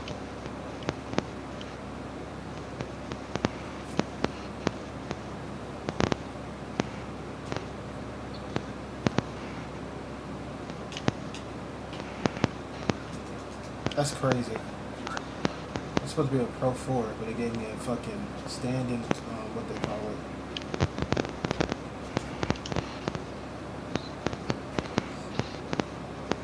My shot is so slow.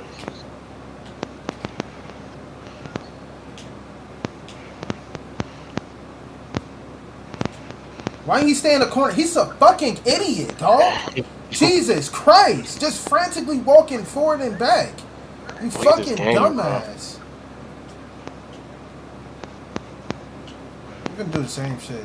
I ain't do it that time. Nigga did the snatchback. Like, then he switched for no reason.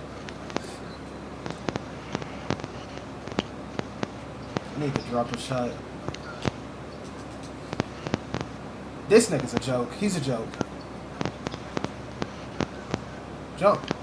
Fucking bitch. So I gotta get one to go in so I can fucking... so I won't be trash the next game at least. I shot off. It's so slow. I think Dude, that's just a non-fact. He made a pure bid.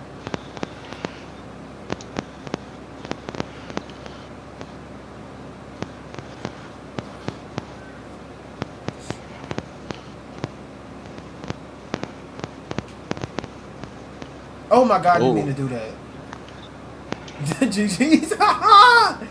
What the fuck?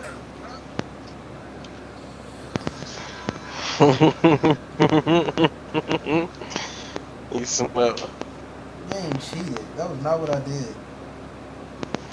God damn, cheated. But he was raising my fucking blood pressure. What the fuck was he doing? This man helped several times. He wouldn't just stand on the 3 wide open.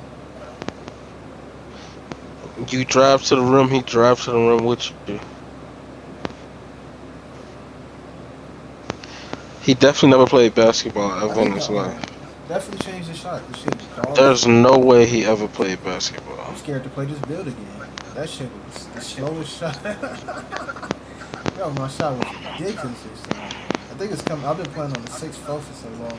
With a max speed shot, they get the fastest shots. I'm finna invite these random niggas from my crew that's always online.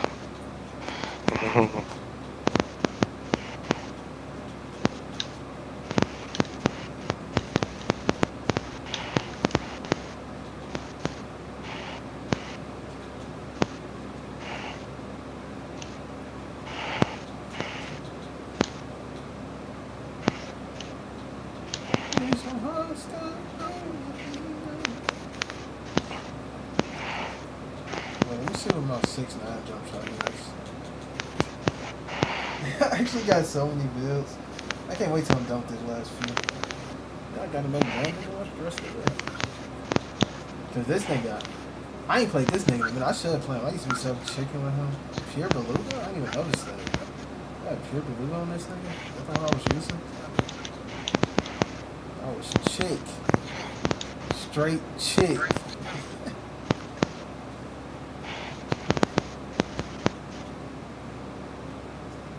I think I stopped using him just because he's not really fast.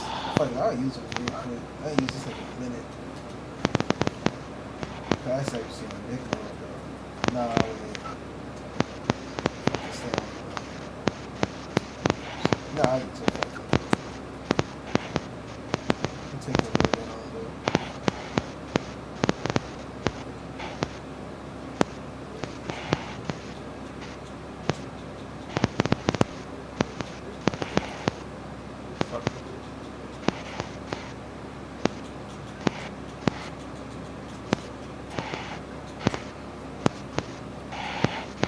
I ain't ready. I ain't ready. I'm ready. I know you ain't. Anybody join? Oh, I ain't invite them. I was bullshitting. Oh, that's one thing. I ain't got my wish list. Now look at my stats on this build. What the? It's a pretty good build. Pretty good at this build. Whole build. Shoot 5%. Shoot 5%?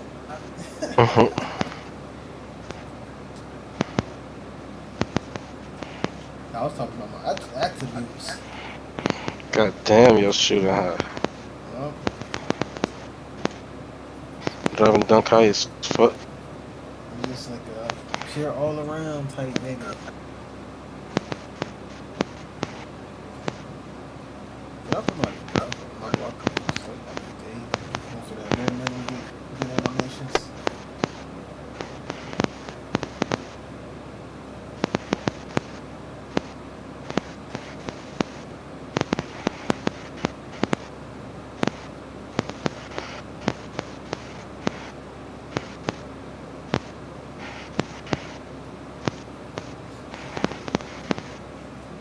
Ugly though too. Ugly. Disgusting. Teammate ball head. What he got on there? Big spikes on his head.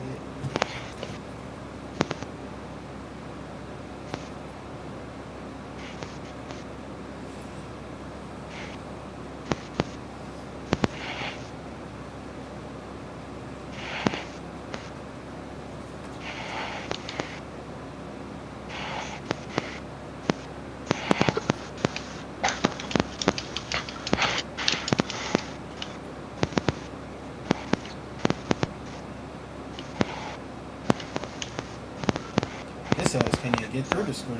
Like, this is a fucking offensive player.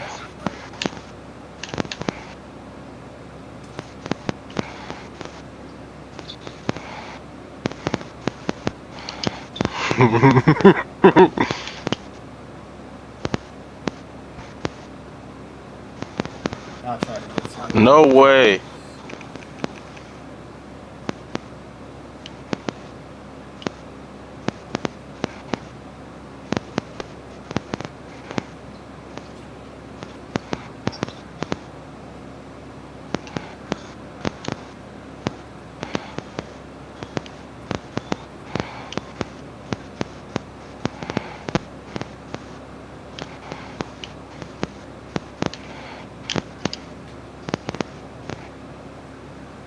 High ratings are so easy to shoot on.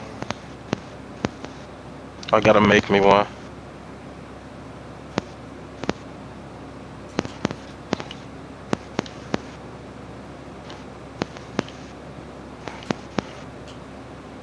Why is he not? Okay, this shit.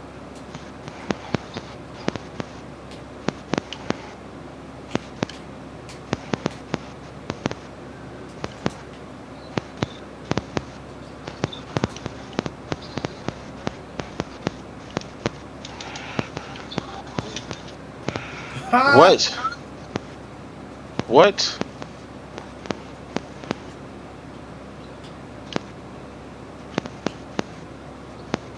Why they permanently put him on 9 from one switch? My pass ups are like 55 on this build. That's my biggest downfall. I need to get the cap breakers. I can only go to 65 though.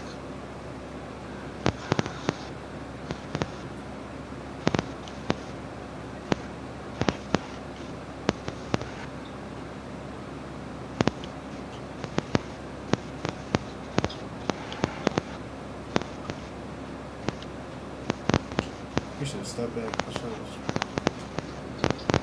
Job not being at the 3. It's a 3.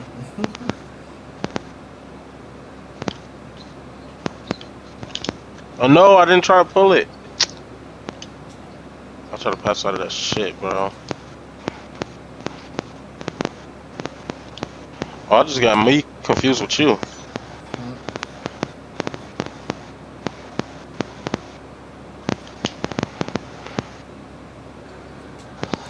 I gotta make sure I switch back with Buddy on next possession.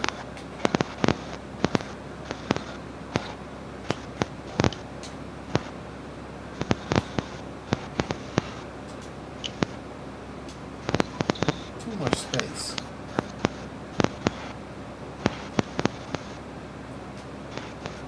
I should have took that. 3 wins, 2. It's cool, so, 3, what they call it, 3 pass.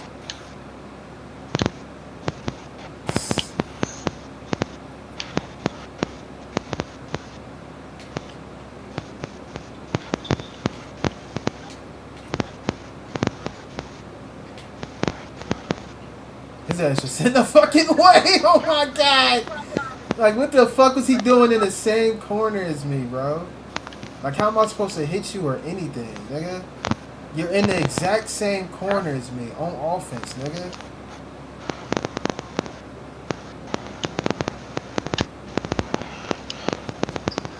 Go to the 3. This nigga's a dickhead. These niggas are so dumb. They just be running around. Oh my god. Oh my god. He's a complete joke. Just running around, trying to lose.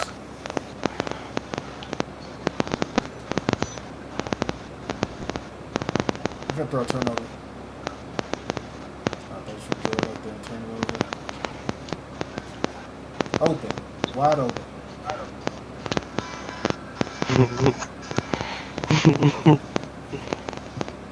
I'm in the way. Oh, let me get over here where you at.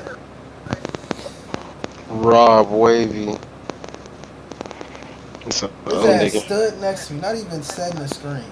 Just stand. Let me come stand next to you. Not even just doing a rap.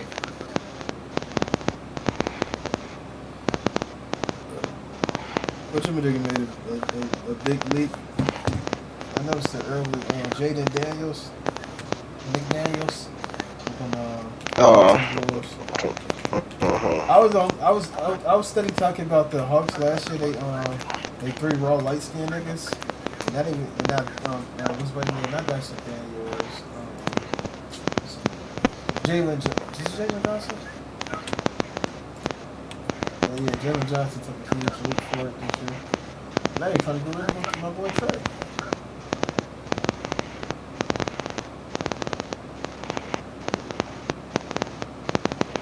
I should have left. I ain't gonna put this down this nigga no more.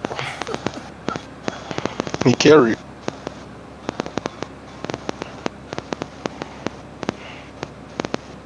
Troll Central.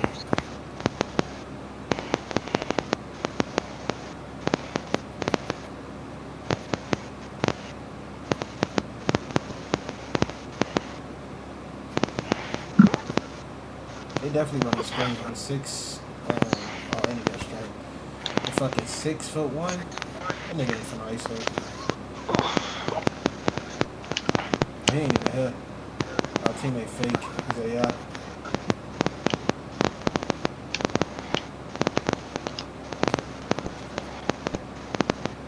I could take 1 step in and press R2 and down, and I'll never get the snatch back. They put me in a can't fucking drive animation. I pressed the shit before I even get touched.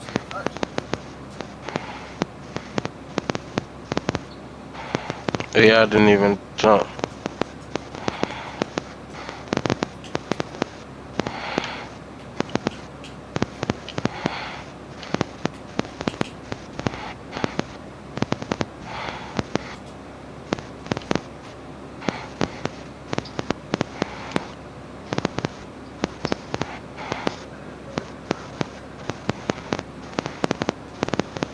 I knew to leave out with this fuck, bro.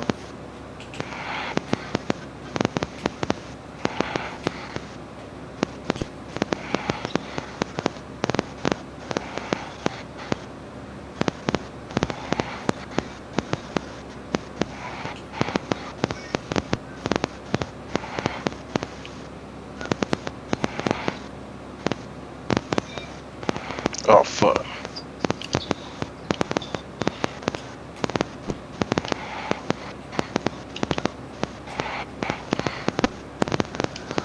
I thought I was DeMar DeRozan, spin jumper. He's terrible.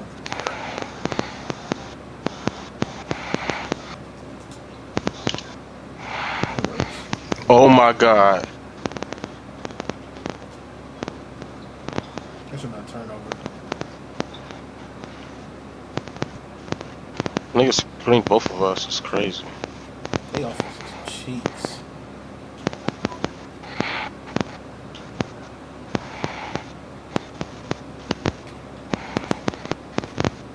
Little bitch. It's not.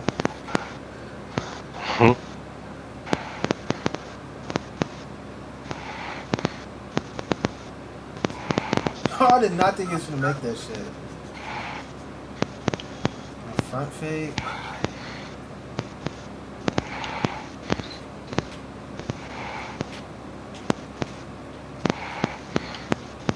What the fuck is that? It made me do a spin move. I held the stick straight down. I didn't think that's crazy. I early think it was crazy. That worked better though.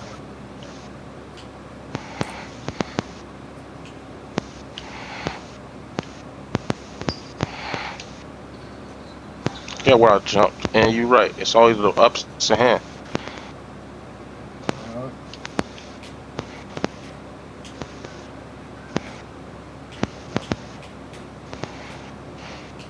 I didn't mean to fucking fade. I tried to quick stop.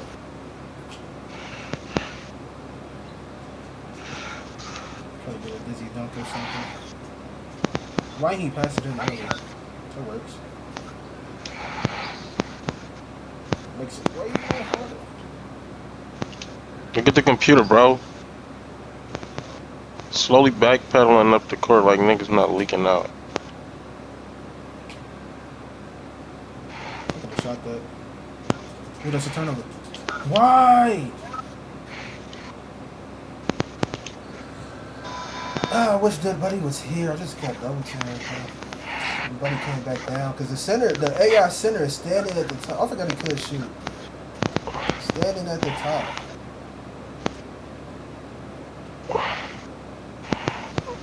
I hate these niggas. They always sell or quit or some shit. It's always something.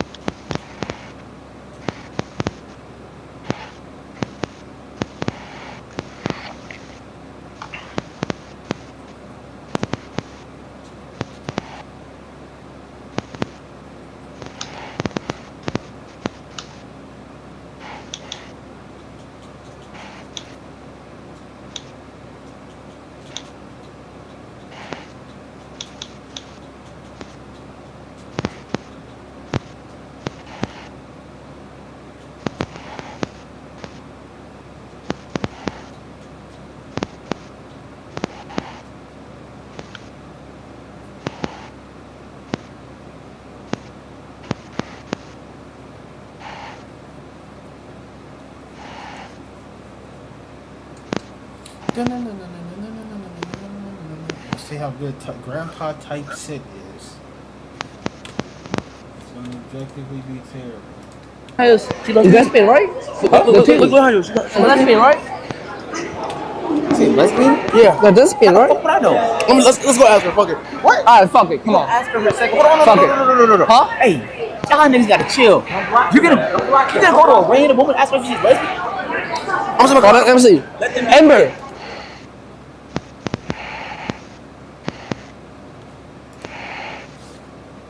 Nice, man.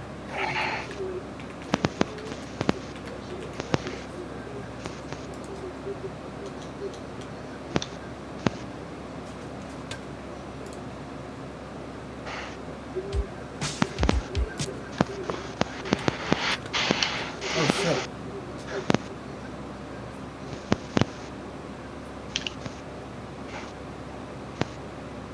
That already tell on PG some dicko.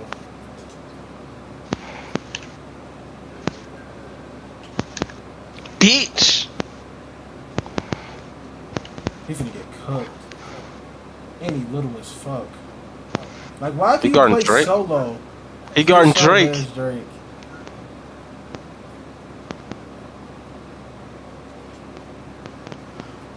I love 2K.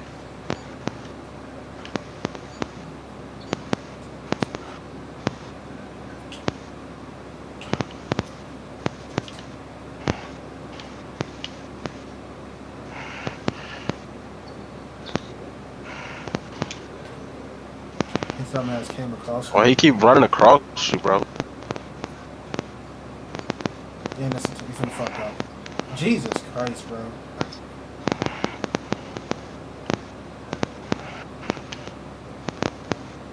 Y'all gave it to me late. I know he just saying some retarded shit like that. You niggas could never take accountability.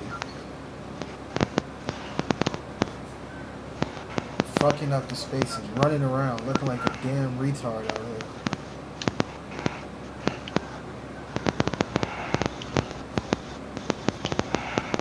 Where's he at, bro? How are you in the paint while your man at the top shooting threes?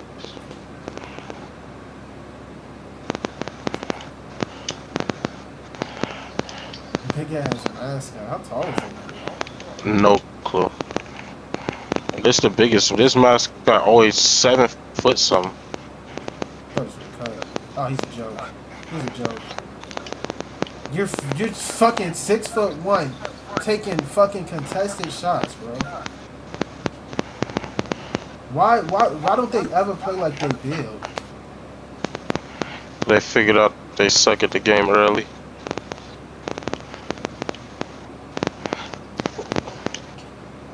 Damn. That's good, dude. That should have been a fucking fucking what they call it. Stop. That's why I don't use this dude. It's your shot, bitch. Make it. And then you don't even play PG. His ass run up the court scared of the ball too. And you made a 6'1". And you don't space a 6'1" who don't control the ball.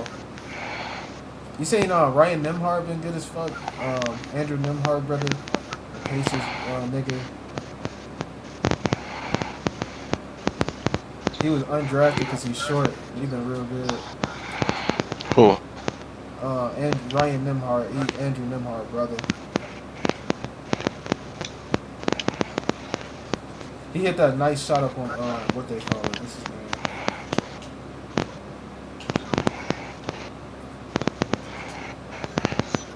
Nice shot up on what's his name? Well, I wouldn't expect him. That's this. This nigga's retarded. You're dumbass. That's the second time he's ran in on that nigga. I don't even know if he's 6'1". He's little as hell. Running into the center that's not even playing perimeter defense.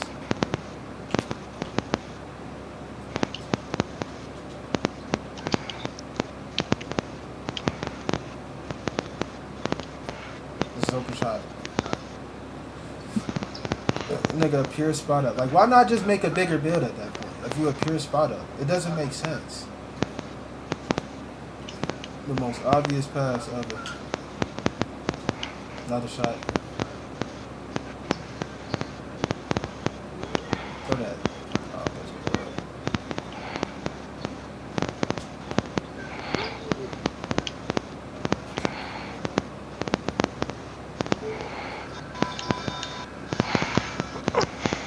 Jump pass. Like, this type of stuff now, man. Nah. Because why you a pure spot up? Go get your own buckets,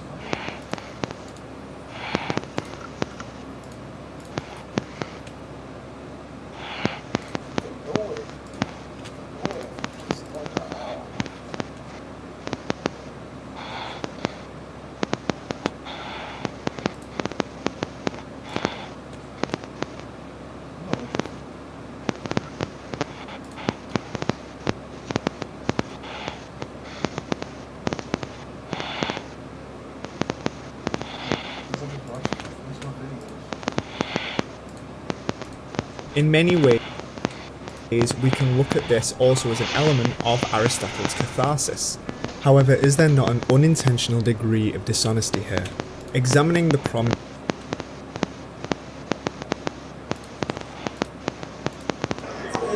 Also, hot take, allowing IRL streaming before the stream, bad decision. Bad decision. I don't know why Keith thought it was going to be a good idea.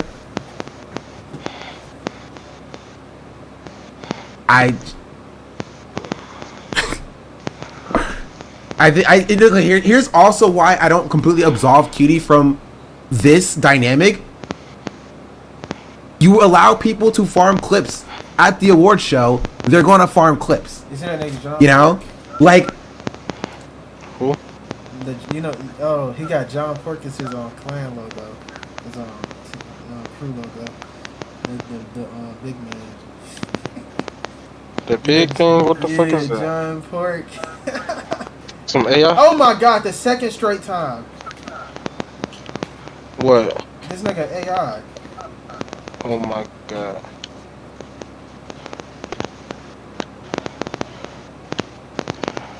Maybe it's something wrong when you win.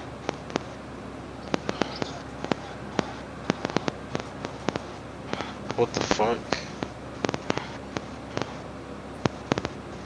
Blind Love Dior.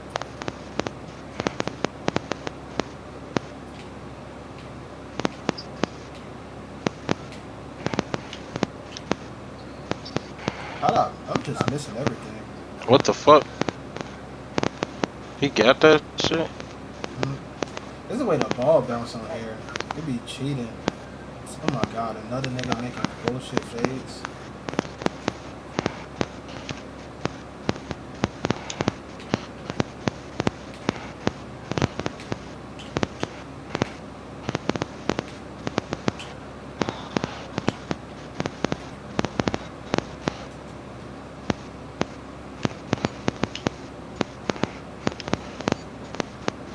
Why did he do that extra shit? I was trying to just pull it, bro. Look at the AI.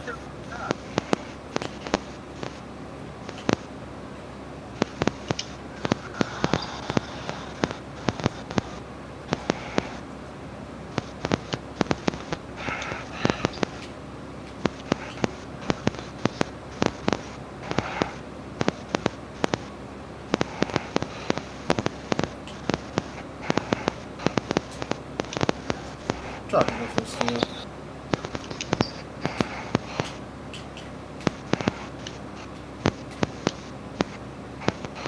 Look at that slow up. What is that?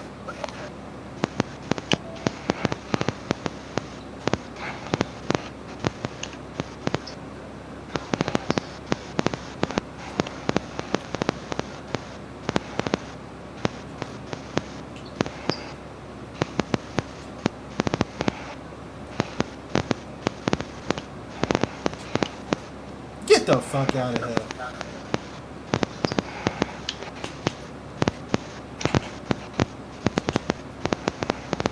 Oh my god.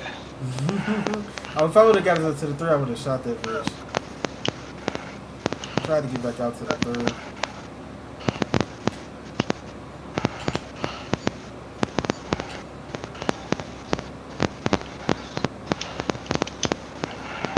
Oh my god, it did not let me grab that? He hit 2 bullshit accidental face already.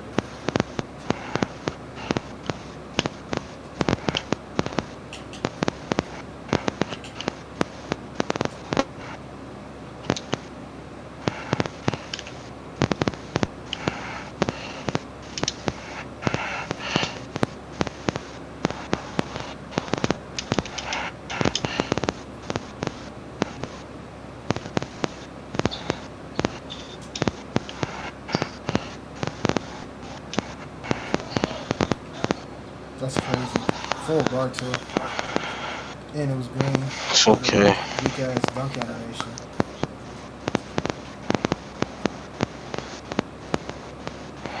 Why would the AI? I was looking for the AI right there. This nigga been helping all day. And this dumbass nigga just ran in circles instead of standing in the same spot. Which is how to get open 90% of the time. Look at this game. That's us.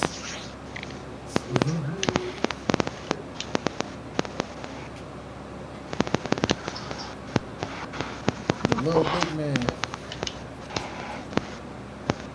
Let's say 3 of them? 3 accidental fades? That's not what I tried to do. Get the ball! Oh my god! It's supposed to be a fucking nutmeg. He didn't fucking put it back through.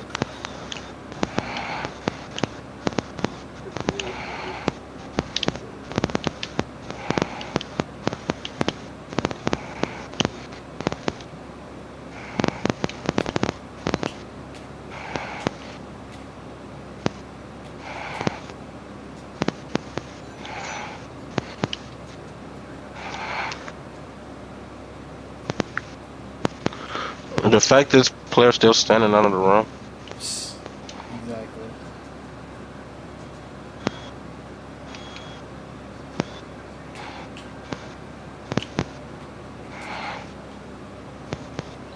Weak ass, little ass build, bro. The nigga can help off and still block his shit.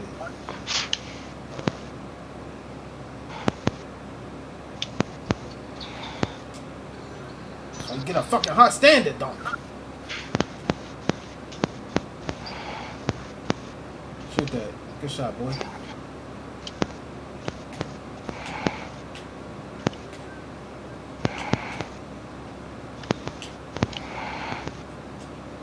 He's still standing directly under the rim, bro. Like, they said that this was another lie. I remember all the lies they tell in promotion that the AI was gonna like know how to space the floor. It doesn't at all. It's retarded. The niggas just is either cutting for no reason, running in your way, or standing inside the 3-point line. And standing like everywhere has no business being. I think she was pressured to allow it. And if they don't help, then it never touches the ball. And if they do help, then you could sometimes pass, depending on how ass the AI is. She's the runner of the event. Like, you can't be pressured into doing things that are like harmful to people in at your space. I don't know who would pressure her or why, but like, you can't. It's your event. You have a level of responsibility. She was trying to get attendees, and maybe that's the problem, right? I think restricting IRL streaming to a specific space could work too. No, I think it should just be banned. Just don't allow it like other years. You know what I mean? It's your event. Make their viewers watch your stream, right? You're not doing them a solid or a service by inviting them to your event where you are giving them an award, and you're feeding them, paying for their catering, paying for their drinks. You're not doing them a solid. If they don't want to go, there are other streamers like I Just Love Puzzles and other small streamers who would like to go in their place. Oh my god, I Just Love Puzzles? I'll be watching I Just Love Puzzles. And if they don't care about the award show enough to give you the respect and the time of day of showing up, then maybe we should reevaluate what the award show actually is and who it's for. Because why are we giving dozens of awards to people who don't even care about it? Oh, that's how? Oh!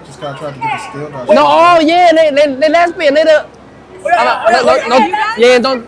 Yeah. Wait, you're lesbian? Oh yeah, they. Okay. Married? Are you guys? Oh my god. Wait, can I see your ring? We don't have that big one on yet, just this little one. That's fire though. Where are your guys' rings?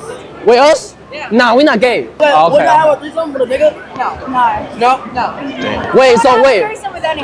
So yeah, are y'all straight people? Like before? Not like, so yeah, just be gay? Wait, listen, you never ever know me at all. No. Like,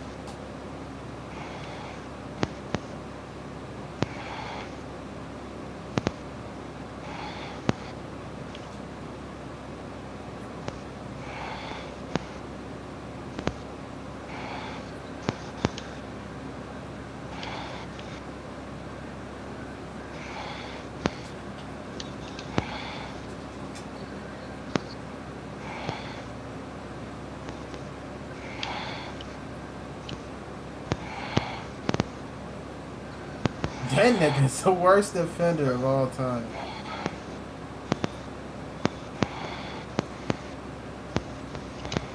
Fuck.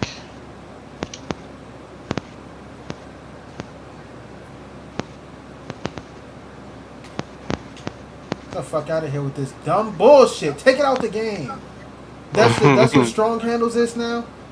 A nigga trying to do a snatch back before touching a nigga. Now you're in the fucking park move animation.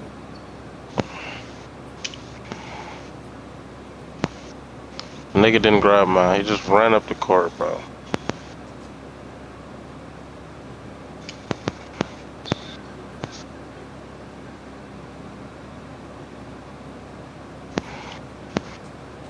What is he doing?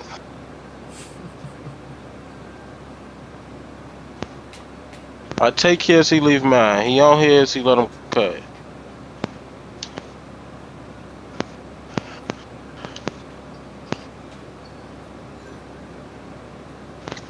Damn, if I made the last shot, that'd be 21. What I missed? Man, why is he study going that far? You don't know how to help him screen. You don't know how to help him screen. You don't just let him get a free fucking opportunity to the bucket, nigga. You're supposed to jam up the screener, nigga.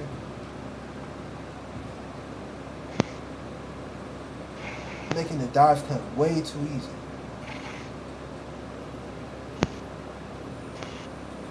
You only play that far up if you know you finna switch, and then if you know if he coming over it already. Fucking like 0 IQ basketball knowledge, motherfucker. He just did the same.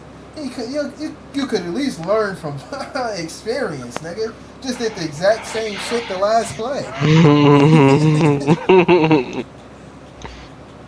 Jesus.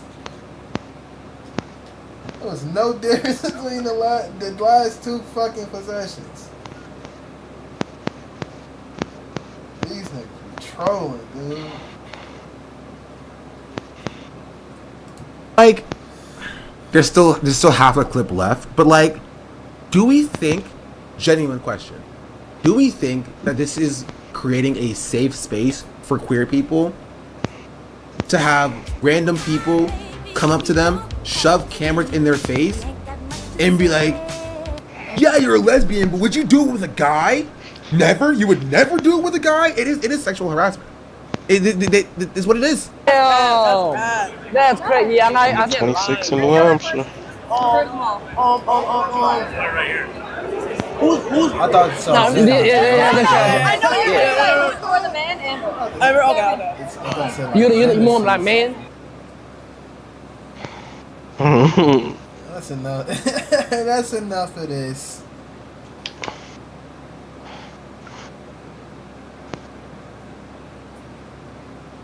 He finna cook buddy shit.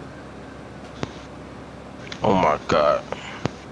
Instantly. You like a foot taller than a nigga.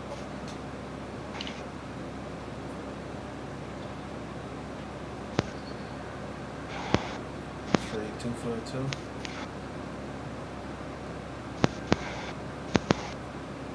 Oh my, I just helped.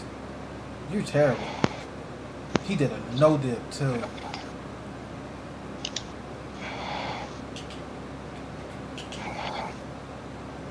No way I just lose the ball.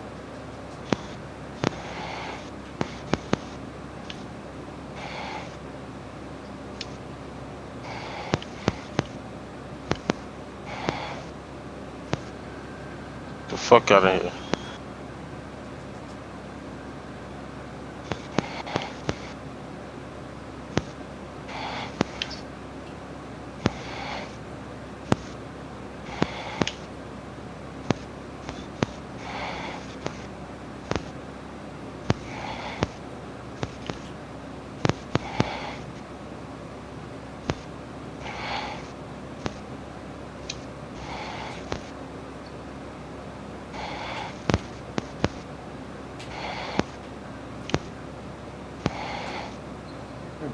God damn. Point guards could never be without the ball for 2 seconds.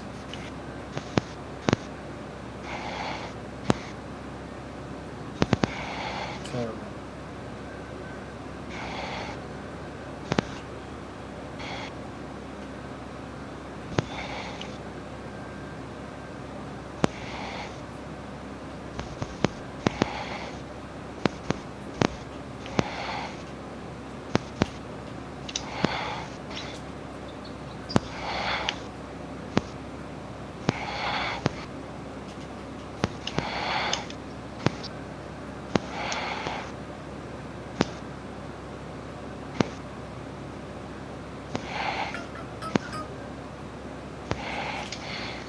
That no dip is crazy, dog. The fact you could do it on the move too. What and the fact fuck? you don't just come down for the ball. Don't run a route, nigga. God damn, you could just grab the ball and go up the court. Like, why are you in such a rush to go up the court, nigga?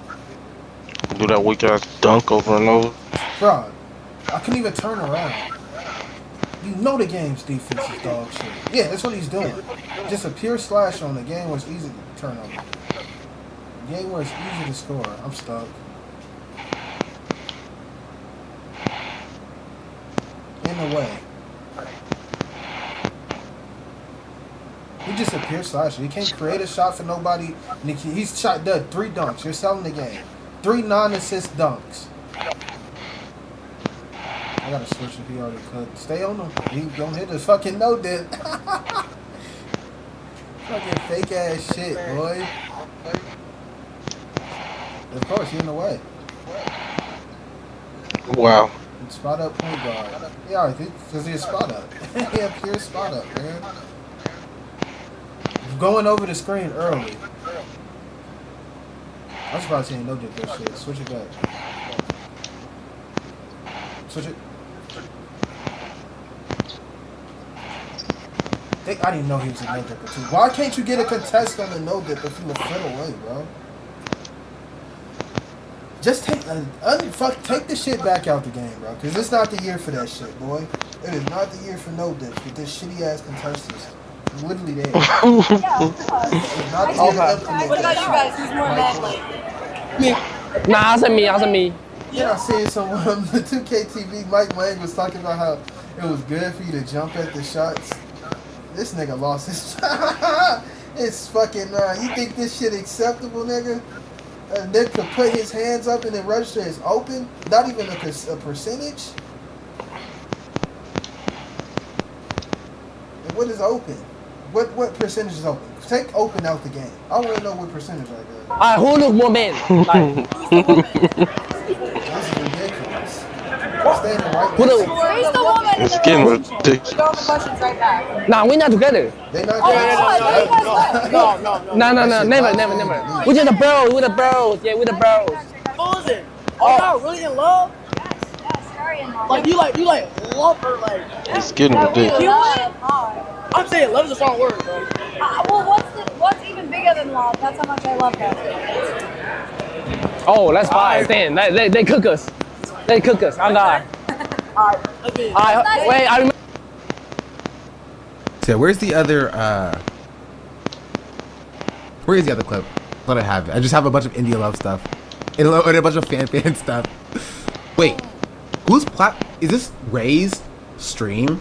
Because Rakai can't be streaming. He's banned.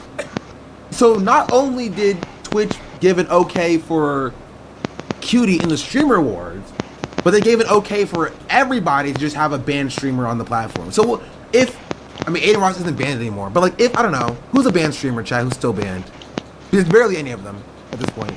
Destiny, right? Destiny's a good example. Or Dr. Disrespect or Ice Poseidon, right? If Ice Poseidon was invited as a +1, he could just like be on there, or Sneeko was invited as a +1, he could just be on the people's streams just cuz, you know? Even though there's a rule against having banned people as a mainstay of the content. You know what I mean? Sneeko was unbanned. No, I think he got rebanned, I'm pretty sure. Because he's on Rumble now. But you know, Bill, this You got a man? 7-4. Do I have a man? Yeah. Do I have a man? Girl, listen, you look good. Okay, thank you, Rakai. Yes, You feel I have me? a You man. feel me? I have a man. All right. Say like that. Say like that. Shoot your shot. Shoot Okay, your shot. so no, because I've heard him say that line before. You asking everybody if they got a man. You always asking people if they got a man. I don't ask do you have a man, Rakai? It's about time you get a man. Okay? Oh, get out. How about that? Yeah, how about that? no. You get a man. Maybe you Dude, find your guy. congrats on tonight. being I was breakout. doing the 7-4 and then play against the 7-4. This nigga look dumb as hell as this Blake Griffin with all these tattoos and that dumbass Clippers jersey untucked with the shorts on.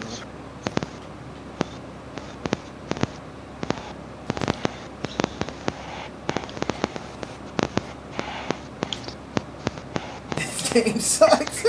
Oh my god. I should not have made that shit.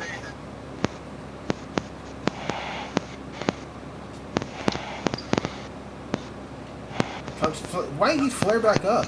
Why just stand? I'm not finna make it up the court in time, nigga. I'm on a damn 7-4, nigga. I'm not finna make it up there. I didn't want to throw the TO. Why go corner?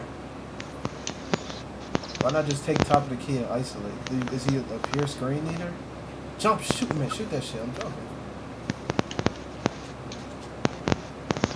I say, I got 99 block for nothing.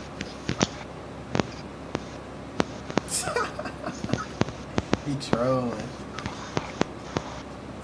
That's The one. first 2 shots. The fact he was up the court and didn't flare up and just sat in the corner like I could pass it to the nigga.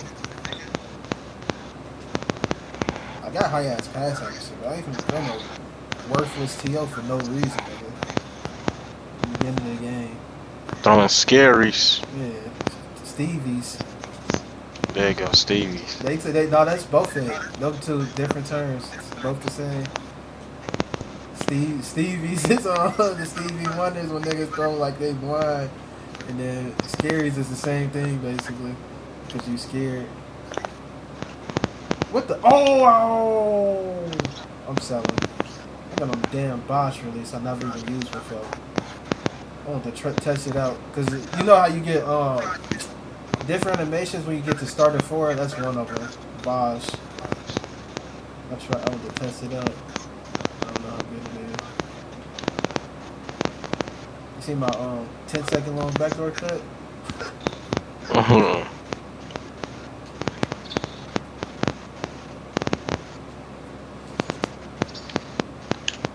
Shot.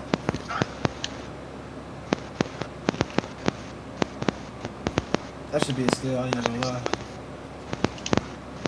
Oh my god! I thought I had got a good contest on that. I would've. He's so bad. Look how fast my passing is in this wheel. I don't think I can make Oh, that's up. Let's go. I want to see if I can make a shot. This shit's slow as fuck.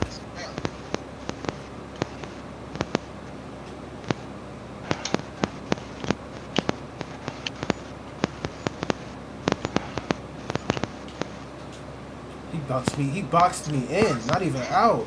I couldn't get to that bitch. Turnover. It's a crazy game so far. In terms of turnovers and what they call it. That's when we should have went to the round. I thought he was gonna switch to you, not both to him.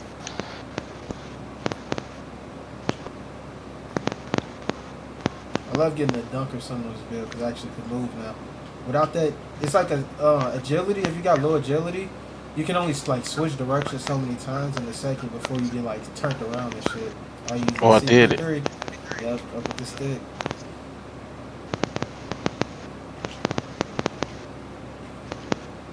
No reason. Can't even. I fucking sold myself. I'm already having a bad shooting day, but damn. This jump shot, I'm done. I'm cooked. His defense, bro. This Blake Griffin just go up every single time. That's okay. I was waiting for I knew he wouldn't. I knew Mal was gonna help on me. Cause it's just like with psychology, nigga psychology. They always if it's your man up the court, they always help for some reason.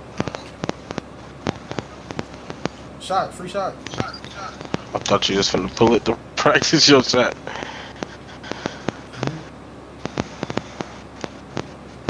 Dishmaster too? Oh, I'm trolling. I thought he was gonna fucking hit the 3 shooter. I thought it was gonna be a turnover or something. Loose ball or something.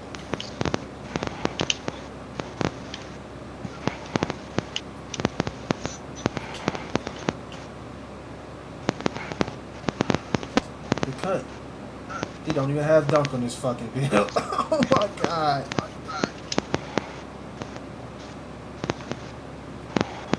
He's Look how so they bad. get scared of the ball, bro. Yeah, PGs. Don't even cut, nigga. We just seen you don't have dunk on your build. You're useless as a cutter, nigga. Nigga setting the screen. I guess that works. I never expect them to do that. Whatever requires someone to use no skill. Turnover. Oh, how the fuck they ain't giving the ball? This dumbass did a fucking I'm right there as an equal height, nigga. Not the game for that. No. Slow shot ass. Weak bastard. I almost threw a oopsie. I thought you was gonna cut in. That's why I pressed what they call it.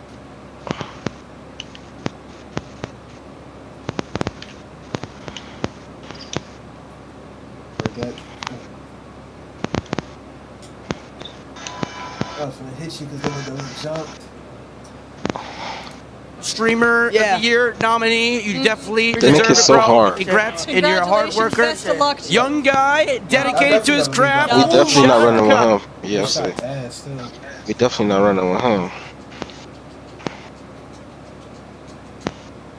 Hi. Yes, I do. Yeah, bro. Congratulations. my. You deserve it. No, I no, can you can walk off that way. You're not going that way. Throw You're it. Throw it going at the that camera. way, Throw bro. it at the camera. You're going This that is way. Nah, Give the yourself a ladies are that Kanye way. moment. You can tell he was just pissing everyone off. And who told him this is acceptable behavior? The people around him, chat. They got a man. You always asking people if they got a man. Do you have a man, Rakai? It's about time you get a man. Okay? Oh, get out. How about No, that? Yeah, no, how about that? You get a man. Maybe you Dude, find your guy congrats here on being breakout streamer of the year nominee. You definitely deserve it, bro. Congrats, and you're a hard Congratulations, worker. best of luck to you. Young guy, dedicated to his craft. Shout out Rakai. Yes, I do. Yeah, bro. Congratulations. my. You deserve it. No, I no, can- you can walk off that way. You're not going that way. Throw it. You're Throw it at the going that camera. way, Throw it at the camera. You're This going is that like- way. Nah, Give the yourself a ladies are that Kanye way, moment. You can tell he was just pissing everyone off. Like who told him this is acceptable behavior? The people around him, chat.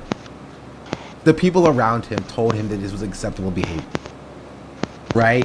Because again, if you watch the video that is not posted yet, because it got taken down, it'll be posted probably later today. Right? Rakai is being failed by every single person around him. All of the adult people. Right? All of the adult people around him. I haven't used this shot in a minute, but Just let him get away with this stuff. Chicken. Every single one. I live like a capitalist every single day, I Jake. live like a I live as a capitalist, okay? I live when I believe. Every single one. Weston Bing just subscribed. Ads were kicking my ass. Right? Not only is he being failed by people not correcting him, he's being rewarded, right? Being allowed on the pre-show when he's banned on Twitch right now. They're rewarding his behavior. Why did he get banned? For facilitating shoplifting, among probably other things that he's been doing recently. What? Have you not seen the clip? Okay, it's important context. We'll show the clip again. Where his parents, his mom is a part of the content, bro. He does content with his mom. His mom is fine with this. He's okay with this. Why are you doing I'm this? pretty sure You wanna go back out? his mom moved him You next okay? to Kai's mansion so that he can be closer in with the content. I turned to Now my he lives like down the phone. street. You 7-4. Boy, you got 6'10" on now, mascot. Get a cart. Oh no. Oh God, we should get this to somebody. Have a beautiful day. You too? I got it for you. Are you serious? Yeah. Oh, Yeah. thank you so much. God bless you. You see they moved that flowers after Rakai stole the flowers. You see we got KG? Mm-hmm. Rakai had stole the flowers for some girl at the Walmart. They had moved them because they had them so you could like grab them on your way out. Oh, they moved them from right there. Yeah. Yeah, gave it to some girl and told her to have a beautiful day or something. Is that truly what he got banned for? It was that he did a bunch of shit. I thought that it was coulda the, got him banned. not ban that nigga. Scamming clicks, probably, possibly. I be fucking that clicks. The only nigga I watch play Fortnite still. The only motherfucker I watch play Fortnite. You saying you can drive the bus? Hell no, I didn't see that. The reboot station? I meant. Oh yeah, I seen that. We got And you can throw niggas in the car if they down. You can go in there yourself and drive, nigga. They got What? rolling now when you down. You can roll around when you down now.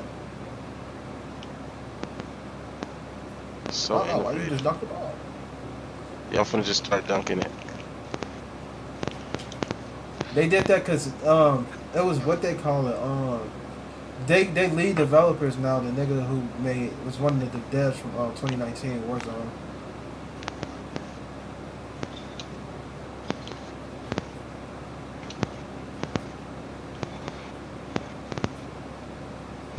I'm okay with them with the no what they call it, no hands up being no contest or whatever. But nigga, if I put my hands up, give me a fucking contest.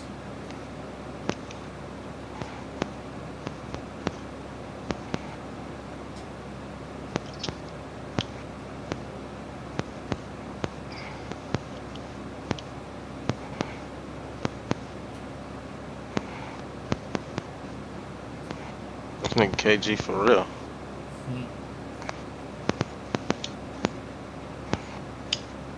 Get the fuck out of here.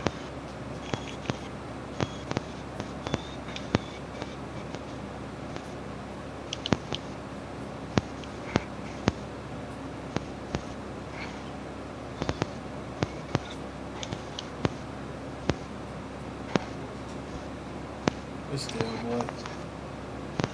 Especially with the shot of itself. Good break, let's go. 2-for-1 break package. KG, if your big ass don't cut in next time on this little ass nigga.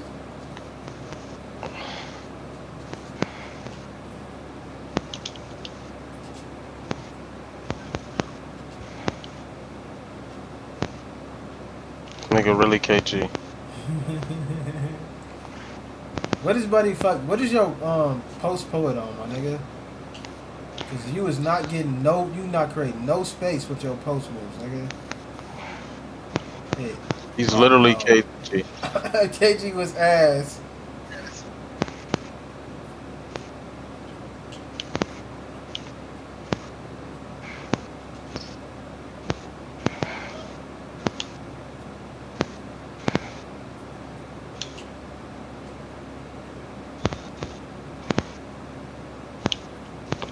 They didn't hit the APG. When we the APG, you niggas can't know him with him. Look how I'm stuck on him, bro. The screens being like dog shit places and they just automatically hit.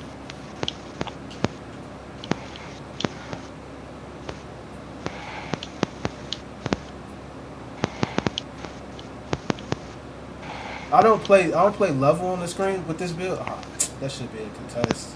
I'll try to play like under and jump, because I could get what they call it off the jump. I should have pump faked and then stayed down off the hizzy height. I'm gonna cut. Good pass. That works. Dunk that bit. They got 2 6-7s and a 6. I don't know. I don't even know.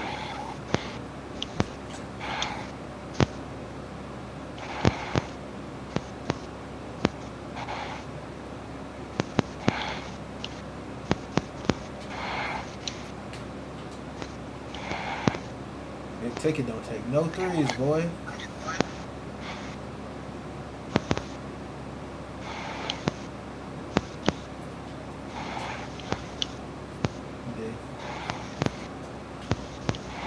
Get the fuck out of here. Jump it again. Okay, get off that 3-point line. Good day.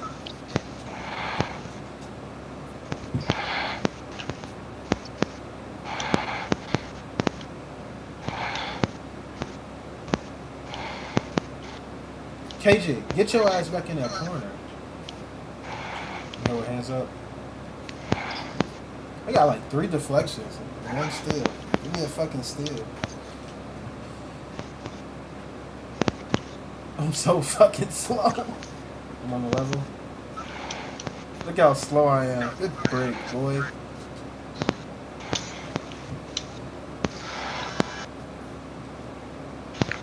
The big. Yep. Did you already pay for them? Yeah, I did. Oh, thank you. All right, have a good day. God bless you. All right, bye-bye. The dog that didn't believe.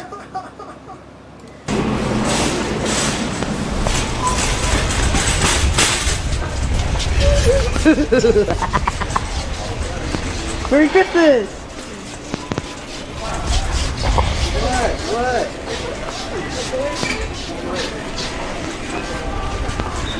Just don't touch my truck. When people do stuff like this and they are continually invited back to events and people collaborate with them and people interact with them positively, right? It reinforces that behavior. It's the exact same thing that That nigga ugly. That is not KG. That nigga ugly as fuck. It's always funny how like exaggeratedly ugly these niggas be.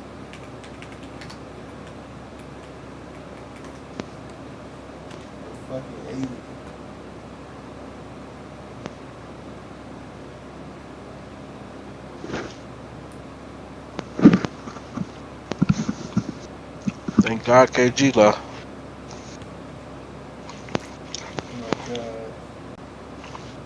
It happened to Nina Lynn. And honestly, if Nina Lynn just kept her head down after being exposed for sexually assaulting people on camera multiple times, she probably would have been invited to the Streamer Awards. And people would have been laughing it up with her, kikiing with her, collaborating with her. She's just insufferable. So, like, she lost that, you know? But the fact that nobody in the entire ecosystem is like, hey, you are a shitty, bad person. I don't want to be associated. I think I came downstairs and like turned what they call it off the oven, and went back upstairs. Now I completely forgot about the pizza, but I ran back down there later, and then it was good. I'm beating your ass. I'm like, oh, this shit actually look perfect. My dumb ass was on Call of Duty or something. I like ran downstairs, like, oh shit.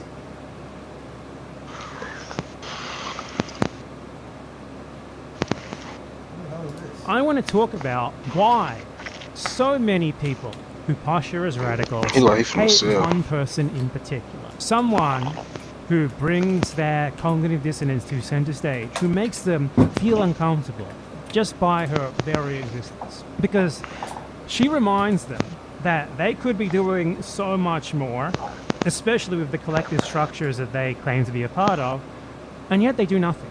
So they attack her, they like talk about how supposedly stupid she is, when she does literally anything at all. They try to mock her. Like, oh, look how stupid she is, unlike me, you know, the DSA member. And I want to talk about why that is. Why does this person cause them so much discomfort? Why can one person hurt them so badly? So the person in question is Callowall. She was very young, like she's like 20 years old. And she makes so many people so angry just by her mere existence. By the fact that she not only says things that make them look like morons, because, you know, a lot of people really get made uncomfortable by the fact that some people are more radical than them, but does things that make them look useless as fuck. So on October 30th, 2023, this is why they really hate her. If this is a nigga that you want to rap, this is the, if you want to rap me, this is the build to rap me on, nigga. Because I'm not supposed to be dribbling. I don't know. Can I dribble on this build? I don't think I have any 6. That's good. Do I have the 16 cross on me?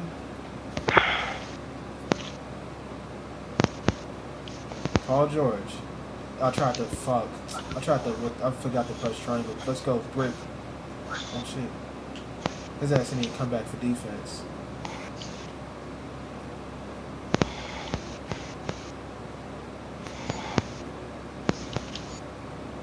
Oh my god!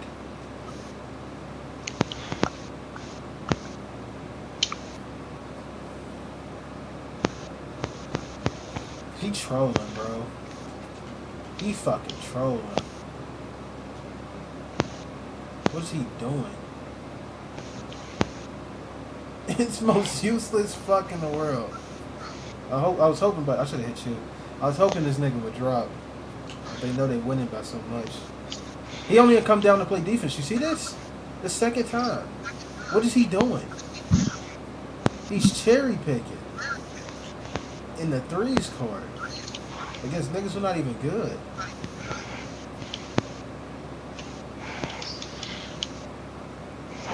That's a break. Oh no, never mind.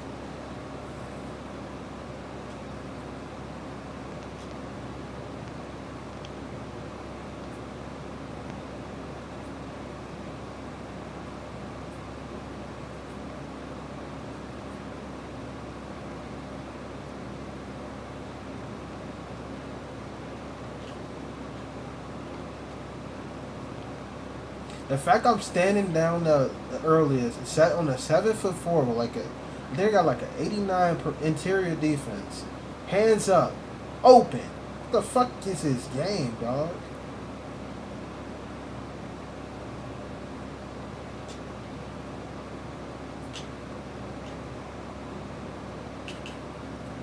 Yeah, this build can't dribble worth shit.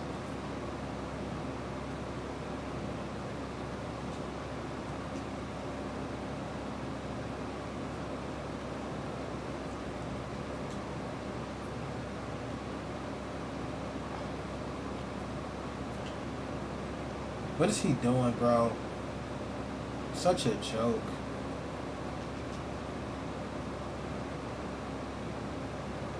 The hell is wrong with these people?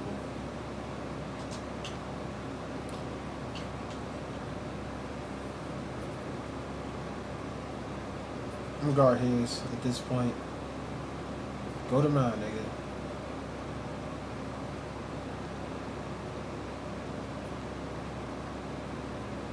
Look at him.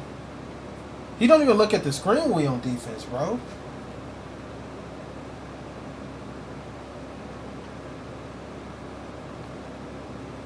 They scored on him.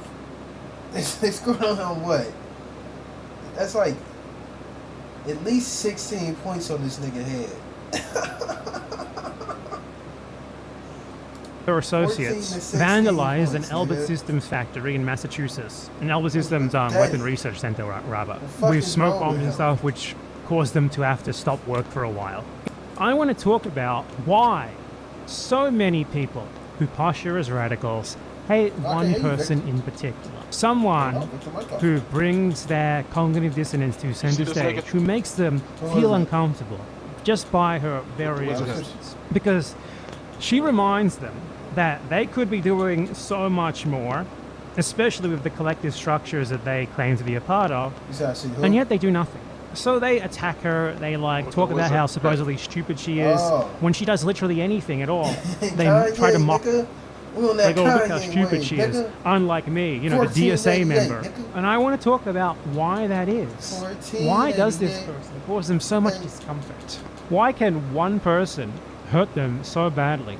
So the person in question is Calla Walsh. She was very young, like she's like 20 years old, and she makes so many people so angry just by her mere existence, by the fact that she not only says things that make them look like morons, because, you know, a lot of people really get made uncomfortable by the fact that some people are more radical than them, but does things that make them look useless as fuck. So on October 30th, 2023, this is why they really hate her. She and some of her associates vandalized an Elbit Systems factory in Massachusetts, an Elbit Systems weapon research center, rather, with smoke bombs and stuff, which caused them to have to stop work for a while. In doing this, they made it pretty clear that Americans could do things like this, right? That Americans could get close to these arms factories / weapons research centers that are directly linked to the genocide of Palestinians. They'll never forgive her. They will absolutely never fucking forgive her for that. There are 90,000 people in the DSA who this one action did more than anything that all of them combined have done so far. The DSA, suppose, and that doesn't actually have 90,000 members, obviously. They like to say they do. But for mocking purposes, I'm going to say that they have 90,000 just because they say they do. So, okay, 90,000, because it makes them even more pathetic. 90,000 members. If they managed to cause such a disruption at this one factory without even like blowing anything up, of just like, what was it, 2 or 3 people, something like that, what could 90,000 people do in a coordinated action across the USA? But they don't even try, do they? Now that is why someone like Calla Walsh makes them fucking pissed off. It's not just that. She also used to be a member of the DSA. Like, she's still young. She's like, what, 21? You know, she got started in politics like 5 years ago with the Elizabeth Warren campaign. You know, I mean, she was like 16 years old. We don't blame her for being a moron. Then she joined the DSA, and she left because she outgrew that politics in like 2 weeks. Fantastic. She did the opposite of what these people did, right? Like, she supported a Democratic Party entryist candidate, like the re-election campaign for Senator Ed Markey, right? And then in 2022, once she saw him like betray everything that she had hoped that he would do, she abandoned electoral politics. Wow, it took her. It only took her one time. She didn't get the you know, fell for it again award. She fell for it one time and then she fucking quit. Whoa, it's like it's a rational being. This makes. I was gonna say, look super familiar. This is why you say it look like the baby, right? This same good as you. Just remote cat breakers was all. No, my build better. Oh my god. This center we got, whoever it is, you finna sell. Okay, good. I didn't want him to be the center. Fuck, I pressed pause and now I can't look at the fucking, I can't leave the fucking pause. So stupid. I can't see what he shoots. think he shoots 60s, right? Did my nigga shoot 60s? 47. No. Your man and my man shoot 66. We both got it. Well, No, you got a so- 7. You got a 7 foot. I got a 7'4". God damn. I'm putting him on. Yeah, I'm putting on blue. Damn. Look at that Dex. How's that not blocked? Yeah, oh, see, I'm finna say it's even here.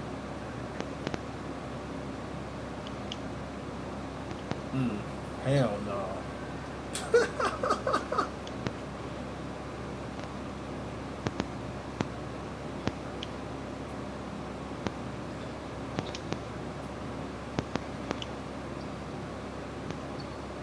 Right back.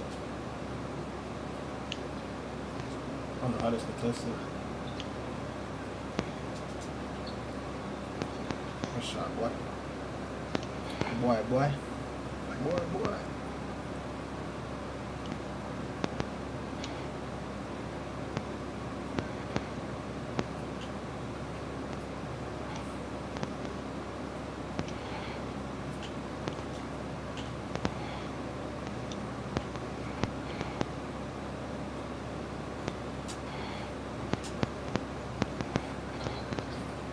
Dumbass shit. Dumbass game, these dumbass mascots. Fucking giant. He way bigger than the 7'4". Fucking giant. He's 7 foot. My nigga's 7'4". Oh my god, I got on another dog shit jump shot. I gotta stop switching builds. This weak ass Tracy McGrady.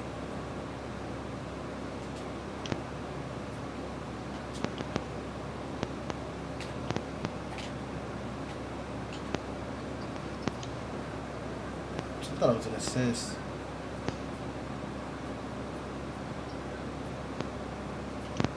Every time I try a jump shot, I need to never try to jump. I'm jumping at it. Why didn't you just shoot it, boy? Oh, you clamped. Oh, way too. I can't switch with him. He way too little. Y'all play fucking picture. Yin-Yu-Oh? He was not Japanese, nigga.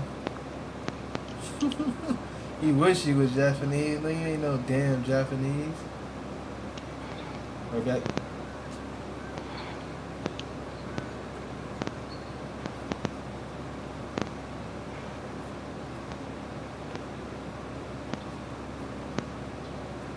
They trying to play giant ball, nigga. Let's open.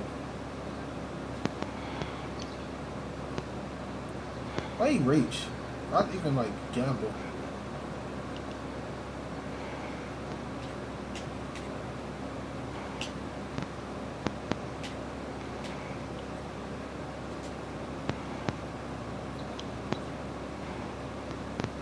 I'm scared to shoot this weak ass team like this. Why come around that side of the screen when the other side was open? You've missed twice. Oh my god, bro. 2 opens. This is your shot. I know this is your shot, boy. Good shot. You're gonna build with like probably a 93, a guard with like a 90-something 3 on your shot. You've been shooting forever in the theater. The theater.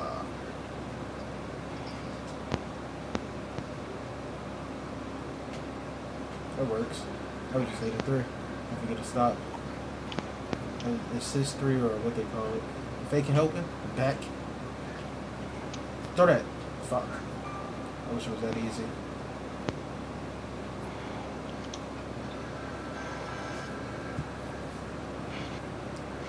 Play good.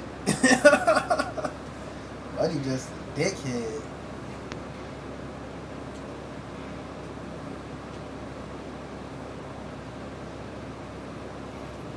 Them fucking pissed off, right?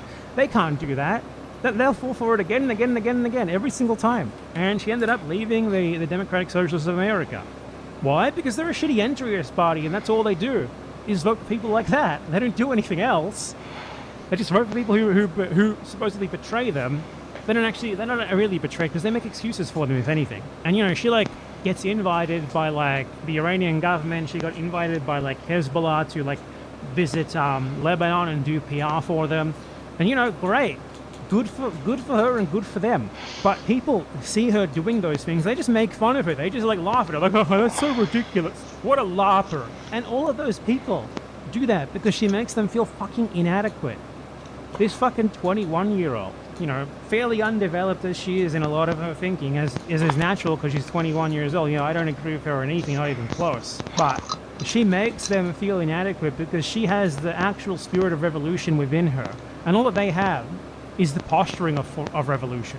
The existence of people like her threatens their self-image. It threatens the special, supposedly radical identity that they have come to define themselves with. It reminds them that they really are nowhere near as radical as they want to present themselves as. So they need to frame her as like some sort of dumb, crazy child and laugh at her like what she does is self-evidently ridiculous. The DSA fucking despises her. Some of them will say, oh, I appreciate her for what she did about the like the Elbit factory or whatever. No, they don't actually think that. They don't think that at all. What a fucking joke. They hate everything about her. Because, you know, the existence of someone like her really just exposes them for what they really are. The fact that 2 or 3 young people can engage in like actual, real direct action. You know, was it a particularly effective direct action? No, not really. But the reason why is because there's no other people who are willing to go along with these sorts of things. You know, a really effective sort of action needs to be coordinated with lots of people. You know what makes it hard to do that? You, the DSA. You take everyone and you de-radicalize them. And poof, suddenly there's not enough people to carry out any such actions because all that they're doing is thinking the next Democratic Party interest is going to do it for us. That's all we need, more entryism. Just vote for fucking Zoran Mamdani. Whoops, he just became a regular Democrat. Couldn't have seen that one coming. Oh well, let's keep trying, guys. Don't do anything that could actually potentially help anyone. That's why they hate her, okay? That's why they fucking hate her. Remember that. I don't give a shit how cringe she is when she goes to Lebanon and like talks about how she's in Dahia and you know she supports Hezbollah or whatever, because ultimately they invited her to go there, didn't they? They brought her there. They thought that she would be helpful. Why did they think that about her but not you? In fact, you'd be too fucking much of a coward to ever even exclaim the unequivocal support that she did, wouldn't you? Let alone go there in the flesh. Like the DSA solidarity groups are so funny to me. Like I had like someone saying, the DSA is beloved by socialists in Brazil. And I asked, okay, could you show me any example of this? Like, what does that mean? Get the fuck out of here with that weak-ass still attempt. What they meant was Lula, the Brazilian Obama. Oh, God.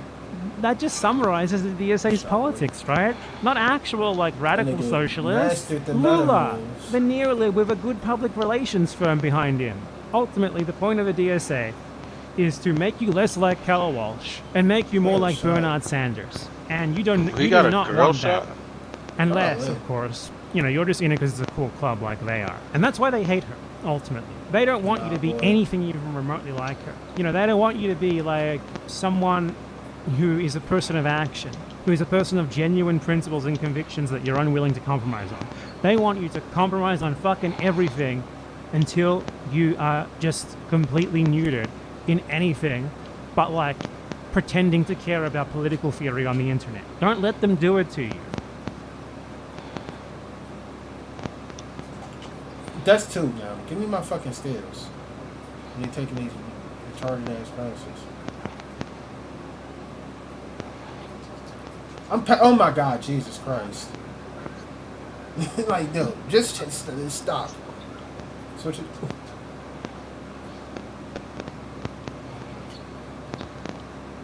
That ugly ass Tyrese Halliburton smash bag. They boxed. Eric Gordon to a snatchback actually low-key a good move. Eric Gordon, what is that? Breakdown combo? It's so awkward.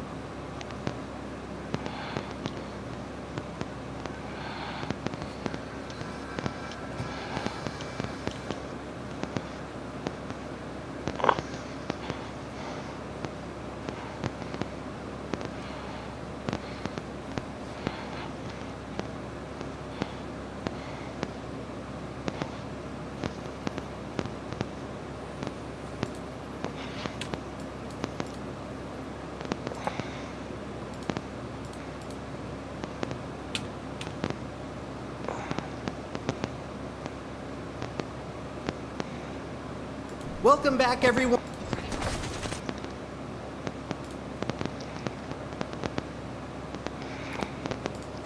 How is the First Order not won already? Prepare to crush any worlds that defy us. Was there a motivated reason why he did that? I wasn't able to tell because the dialogue was not engaging me. Because obviously that's supposed to be an homage to Vader choking the guy for making fun of his force powers in A New Hope. But that was like a motivated character scene. He just did that for no reason. Because it's supposed to remind you of the old movie. What is this? Oh god, they're in Israel. This festival is known for both its colorful kites and its delectable sweets. See, like, why do they have to do that? Like, what is wrong with what he said? He's explaining where they are in a place that they don't know. Yeah, they're looking at him like he's some kind of another retard. Luka Doncic. Another Luka Doncic. What happened? It had the Luka Doncic. I think he whooped our teammate ass from beginning to end. Oh. And scored all the points.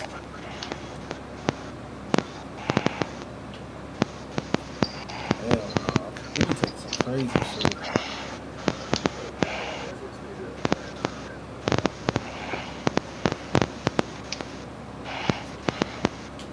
You can have to pass, big boy.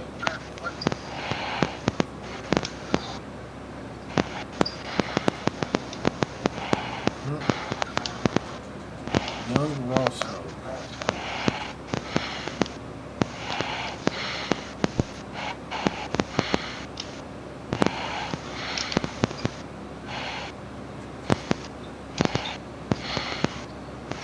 Damn.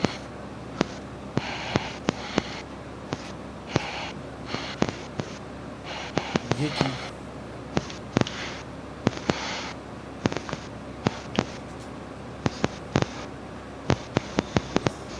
No. What the fuck? I be wondering, How did that happen? I be wondering if niggas be pressing square or if the game just does that when you get a good take and then they make you pass like some dog shit.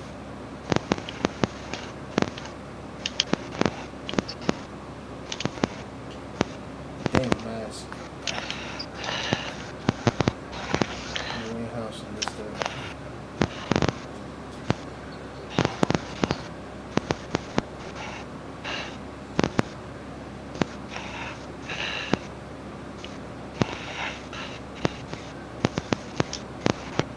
Nigga, a pure crabber, nigga, that's all he trying to do.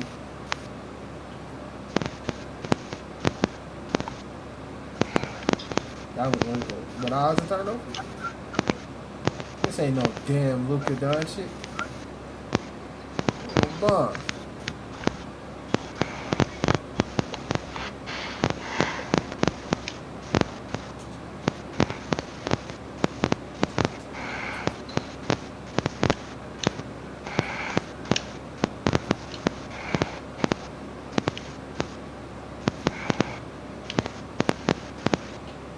I saw that. I didn't think he was gonna be able to get over that quick.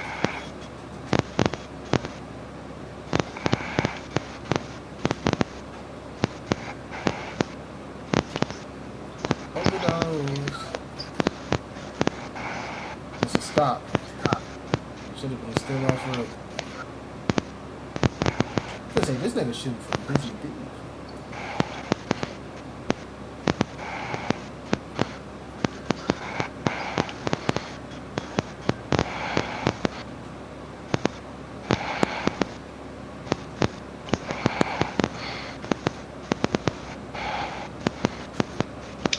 Oh, What? God, dude.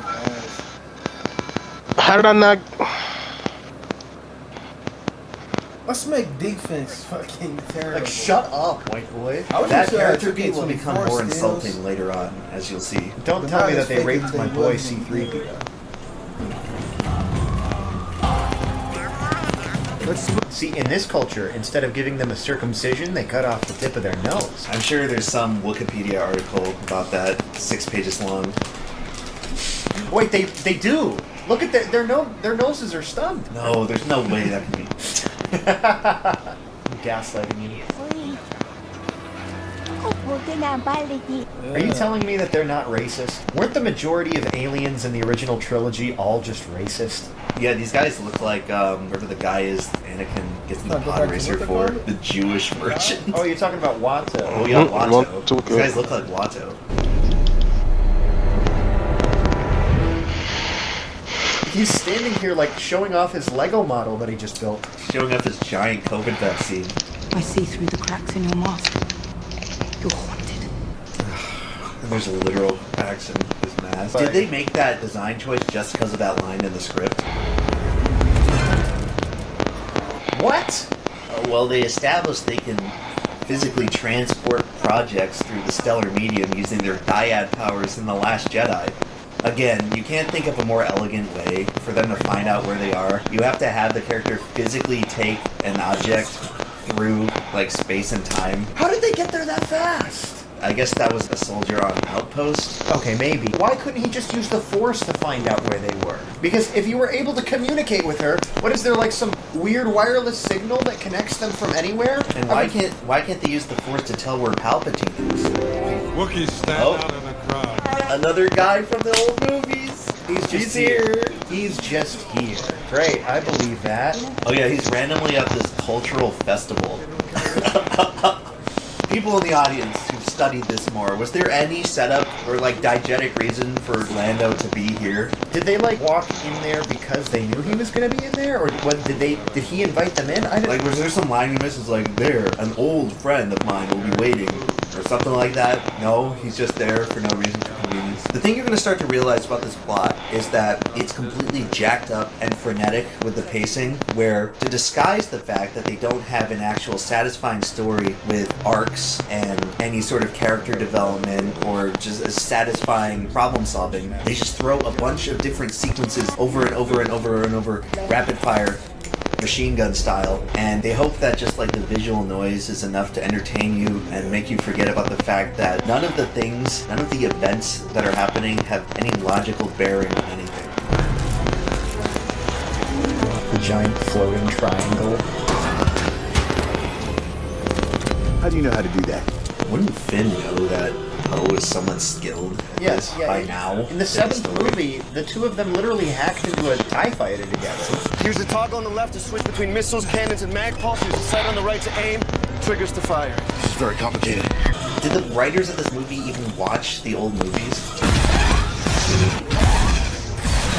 Like flying now? More millennial writing. You could just let the scene play out normally and just have it be like, oh, that's cool. You have to vocally confirm it because I guess the audience is too stupid to comprehend what they're seeing with their eyes. One bullet from that was enough to explode the whole thing.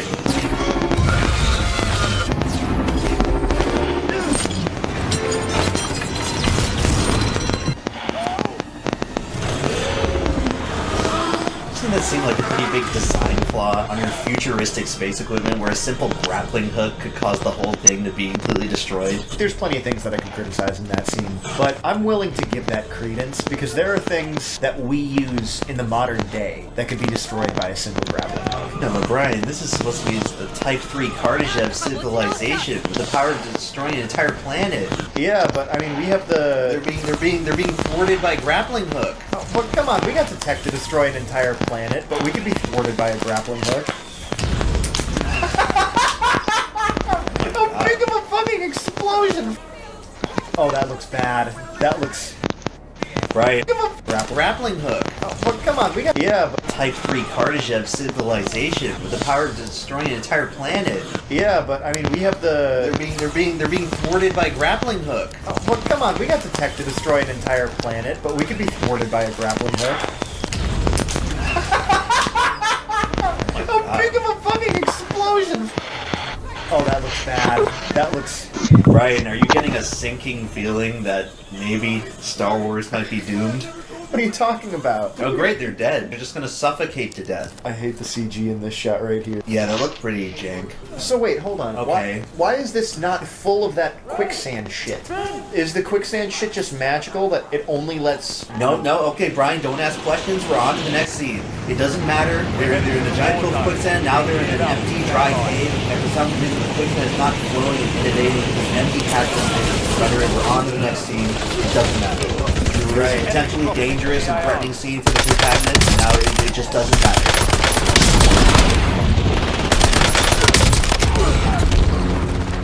We're back to normal.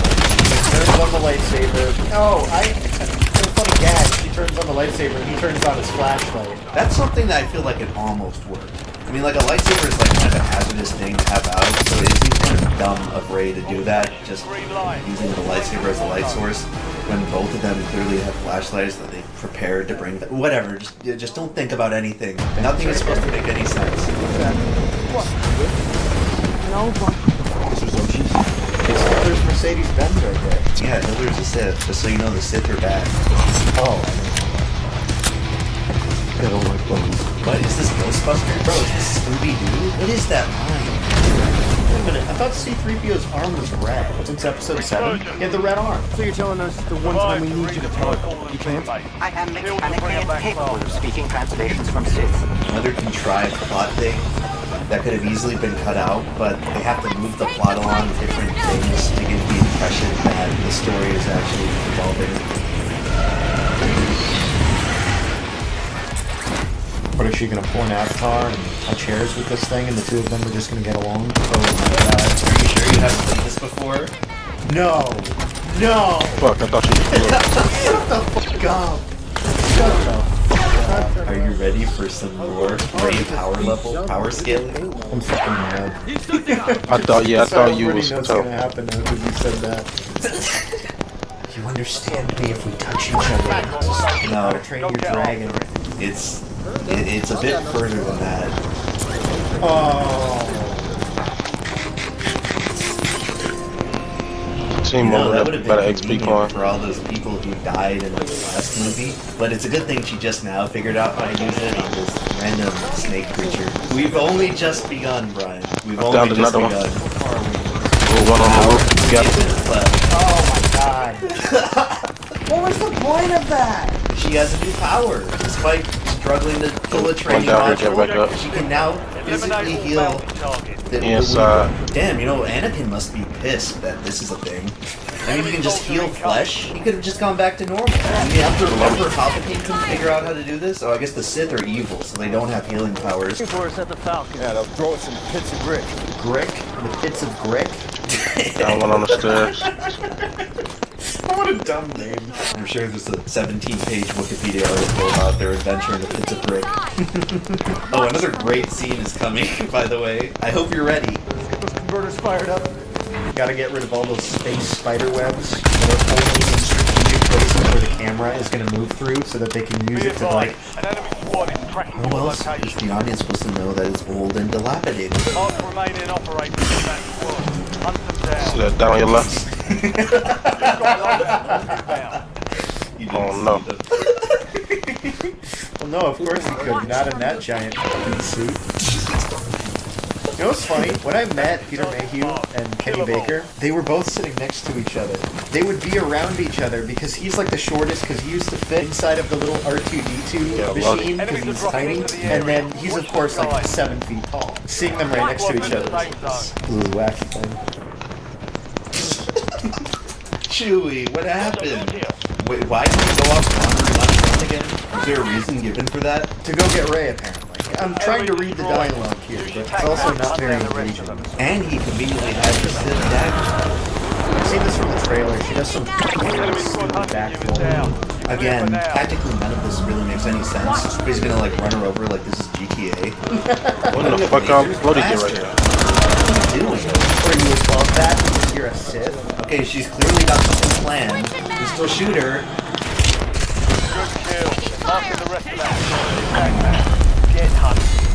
Kylo, what are you doing? What did you think was gonna happen? He's just dead. That's dead. He opted out. Here broke. comes a top 10 great scene in the movie. Friendly loadout on the way. He put some face. No, they don't. They don't got Chewie. Ain't know where the fuck that was. Shit her pants and then they're gonna get away. Nope, even better. She's gonna slam it into him. Imagine the most stupid thing you could possibly think of that's gonna happen. She's gonna slam it into him. She's gonna slam the ship that is her friend. No!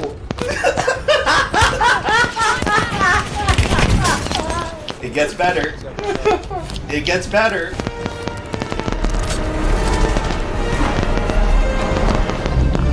I half expect Finn to join in.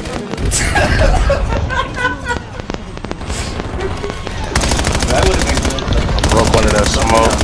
No. I don't know why he went over, bro. What is she shit up there?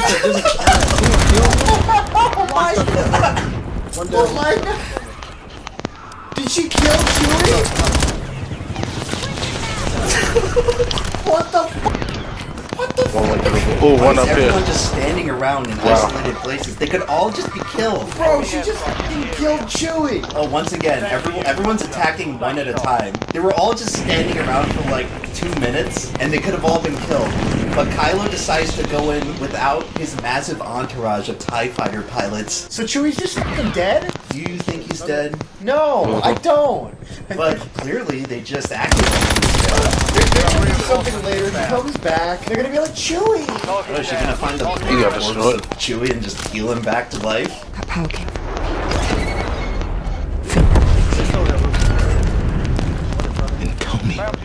They can't kiss because apparently he and Poe are gay, right? I thought he was in love with Rose Tico in the last movie. Or did that just get retconned? I don't remember. People are saying that him and Poe are gay now or something. You know what she looked like there? Like a meth head who's out of meth. She had like that.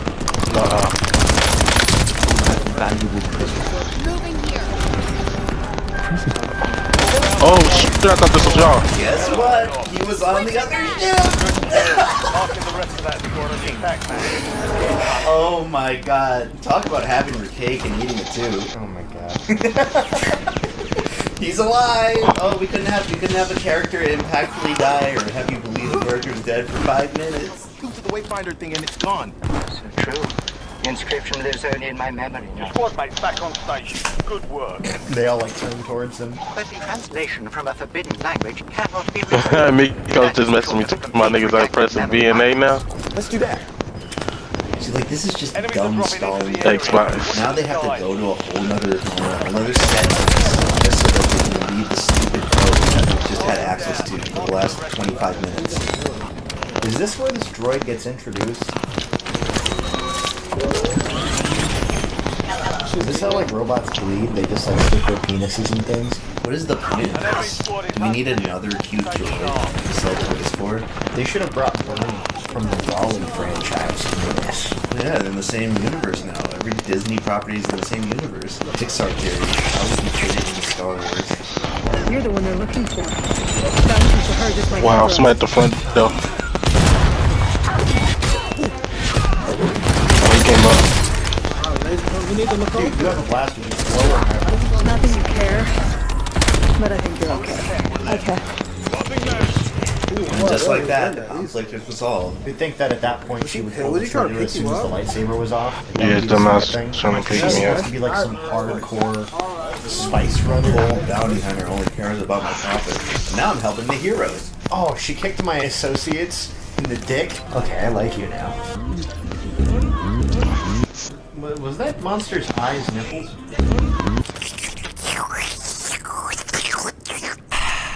There's a lot of special designs in there. They're giving him a lobotomy. Translated from Sith. That's it. Yeah, that's what we need. When has a Sith ever spoken Sith? When has a non-Sith ever spoken Sith? If this mission fails, it was all for nothing. He's talking about the French. Taking one last look, sir, at my friends. See, like, are they your friends? They were clowning him the entire time. You're talking about how like useless he was the whole time. But you're supposed to have an emotionally poignant scene. Well, so they're gonna have him commit space suicide, robot suicide. General Pride. Is his name General Pride? What, as in like white pride or something? No, Pride as in like gay pride. Oh, another gay character? Another day in Israel. Free passage through any blockade. Landing privileges, any vessel. Oh, another plot convenience. Delivered straight to him in a Chuck E. Cheese token. You're gonna need this for later, when we run out of things to do to get characters from one place to another. Squeaky wheel. I have a squeaky wheel. Squeak eliminated. Thank you. Okay, I like this droid. It's the only thing I've liked about this movie so far. Other than the monkey elves. An Earth monkey. This droid doesn't even serve a function. Sell a ton of toys off of him. The day my parents left, they were on that ship. Oh, yeah, I remember Rey's parents. The thing that was supposed to be her whole shtick in the last movie. They're just being brought up now for the first time. Wait, what the fuck? His eyes are red. Oh my god, it's Darth 3PO. 3-6, bearing 3-2, on a moon in the Endor system. I'm sorry. So in order to translate the Sith, it has to like come back out of the speaker in some evil demonic voice. Is that really necessary? Because the Sith are evil, you see. It's a friendship. Oh, so Chewie has force powers, so she can tell when Chewie's on the ship?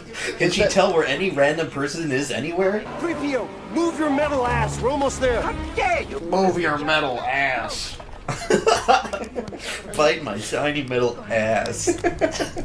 Take your Chuck E. Cheese token. Sorry, I don't think I can take this. I don't care what you think. Dude, you were just trying to kill him like f***ing 5 minutes ago. I'm sure that wasn't even 5 minutes ago. It was about 7 minutes ago. It's okay, he's gonna get his Bitcoin, and then they're gonna be able to board the ship, even though he's probably one of the most wanted people by the First Order. No one's gonna recognize him.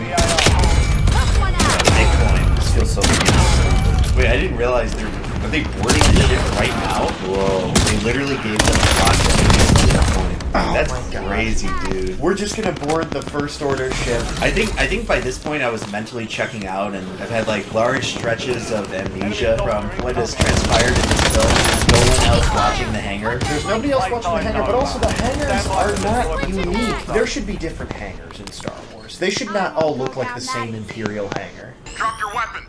It's okay that we're here. Did she do that to us? Okay, actually, I do like the one. Can she do that to us? Because that is something that I have asked. That's somewhat justifiable. How incompetent are the First Order? I get that the Empire was like this in the first movie. Is this an unmanned ship? Where are all the soldiers? Yeah. They're just freely roaming around the halls, and they encounter like one group of soldiers. But whatever, we gotta get Dagger back, or Chewie, or whatever. Even though we could have just written the script more cleanly so as to not get in this stupid, convoluted, reality-breaking situation in the first place. Is he the only prisoner on the ship? I guess. Like, is there any tension at all? Is there like any reason to believe that they're just not gonna mow down every single enemy in their way and get to where they have to go? Oh, you're right. It's just like this boring. They were coming up from behind. They thought the blast with the. Oh my god. Oh no! Look, he got shot. They were probably thinking, like, this is too ridiculous. We have to at least give the impression of danger one time. They literally can't. You can't just run on an Imperial ship completely unopposed and not have any resistance. Oh no, they're getting caught. I guess it really is over for them. Wow. I guess I forgot that scene happened. They're just gonna get off the ship anyway. Stalling for time. I think that justifies a little bit of their Call of Duty moment. My body, the burns, they're still in. It's all on you. Stay Out alive. in the Get open. squad free to deploy. You are hard to find. What do you mean wherever you are? Don't you recognize where she is? I've been in your head. I don't want this. I don't want this. That's rape. That's mind rape. Wait, so if she's a Palpatine, did Palpatine like space rape her mom? Taking effective fire. Palpatine didn't like to use condoms. He wanted to feel the full force of the experience. Terminate them. Yo, Terminators in the same universe as Star Wars? This must be very confusing for their sword fight, where they like flickering back and forth, cutting back and forth. From that squad. How would he push that? Why include that? It's just distracting. Oh no, there goes Darth Vader's mask. Now it's on the Dude, sand. as if Anakin Skywalker can get disrespected anymore. I already said this before, I hate that they keep using the Vader mask thing, because what they really were trying to do with this was they wanted to explain to the audience that they could not write a better villain than Darth Vader by writing a villain who instead was a whiny little bitch who complains about how he can't be as good as Darth Vader, and then is constantly comparing himself. And then he actually just ends up not being as good. He never overcomes. I don't think he wasn't even looking. He never overcomes that part of his character. He's boring. He's a petulant child who just like rages at things. Oh, but he teases at expedition dumps to make us feel like the story is more interesting than it is. They should have at least. I'm the spy. What? My limb ratio right now is a 5.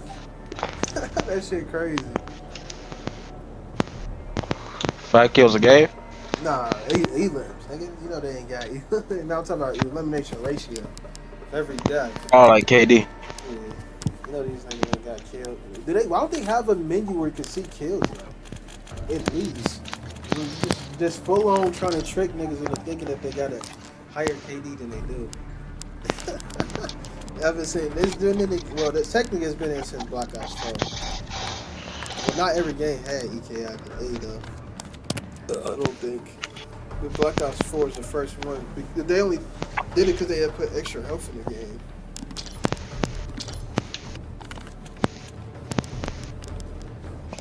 They know a lot of weak ass niggas when they get full kills. What? I knew it! No, you did not. Well, you In know. multiplayer, I literally do try to damn near leave it. I be lasering them and hoping that What they the get the power. It's okay, it's okay. The plot requires that they No! get off the ship in like 1 minute. No, this is bullshit. One thing that happened in like new Star Wars recently, and like newish Star Wars, these niggas always shooting. They always had them like standing right in the open, shooting back, like without being in cover. It's the dumbest shit ever. Oh my god. And they'll kill multiple enemies standing in the fucking middle of a battlefield. Like damn, they get like people make fun of Stormtrooper A, but now it's just no stakes. Like we know these niggas never ever gonna fucking hit a shot ever, nigga. Also, do you like the subtle delivery of "I'm the spy"?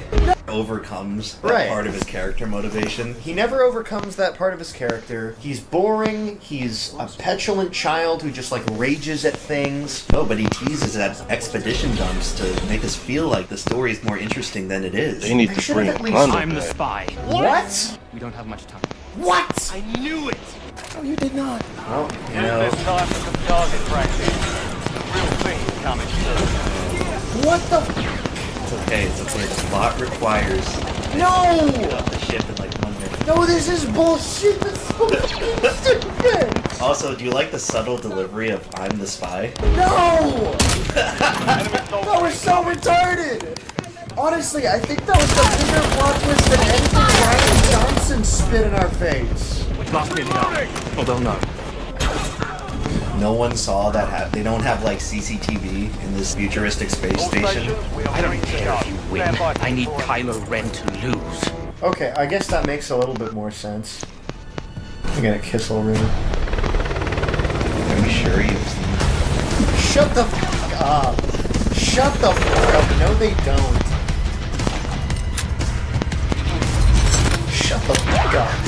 Shut the fuck up. Okay, you're trolling.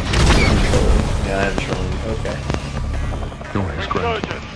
You are a Palpatine. You're a Palpatine? Okay, I got this globe for me. Palpatine love hookers. What, is she gonna like commit suicide by jumping off the moon? Please do that. It'll make for a more interesting movie. This reminds me of Darth Falcon where we could like exit the ship outside the hangar and then jump and fall into the void. Remember Battlefront 2. Good fun. You know. Bro, did they super glue his head back together too? Give me the fucking I sniper. forget, where did that scar come from? I don't remember where the scar came from. It's the Millennium Falcon! dropping into the area. What? Just when you need to What? Turn up the fucking propulsion just to blow back all of the stormtroopers at once. Ray and Tyler are not getting horrifically burned for some reason. This movie is gayer than these fucking rainbow Sour Patch Airheads. Not that there's anything wrong with that. Yes, sir. Just shoot me so it makes it look like I got away. Oh yeah, they just killed him anyway. So what was the point of that? It just makes him look dumb, and then it makes the rest of the people that they were fooled by him at all. Ray Palpatine should be called the last Palpatine. They already put in the opening crawl and had him in all the promotional material in the trailers. What's a little more? They should have literally had some gay line. You weren't the last Skywalker. You were the last Palpatine. Did they just have 4 planets in one shot? They're in the Endor system again, because they have to go to the remains of the destroyed Death Star. I've seen this shot before, it's retarded. That's not how the Death Star would have collapsed into the planet. Into the ocean, no less. This is decades after the fact. You really think it's gonna hold that much structural integrity after it just blew the f up? Shut up! Shut the f up! Oh, here comes another good part. You see them enough? Get ready. Oh, that's so fucking stupid. As if Palpatine knew that this was just gonna magically work. They knew the exact, this 1,000-year-old Sith blade knew the exact configuration that the second Death Star would fall into the ocean with. And it confirms that it is in fact the second Death Star. What's up? Loadout drop. There's something inside there we need. I can take you there by water. Don't you guys have spaceships? We can go first light tomorrow. We can't wait that long. We don't have the time. Or the choice. You can't get another ship? No one on this planet has a ship? Aren't there like speeders in Star Wars that levitate above the ground and they're fairly common on like every planet? Wouldn't they levitate across the water? These people don't have speeders either. How do they know what anything is? It's like a primitive remedial society. Bro, they wouldn't fit in Israel. Everything is an Israel-Palestine joke. War? Israel. Palestine? Israel. There's a lot of desert planets in Star Wars. Where's Robbie here? All supply boxes found.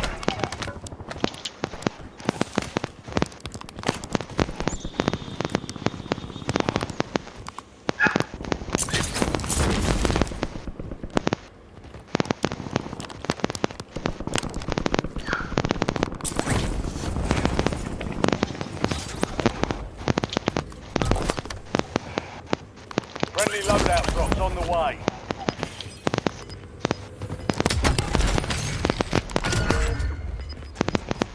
Positive ID on the bounty target. Hunt them down.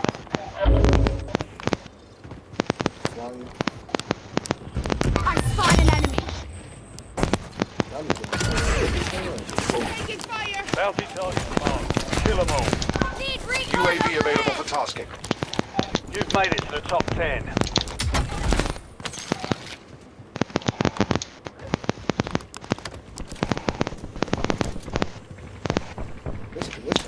Somebody just jumped down. You saw that? Watch for movement.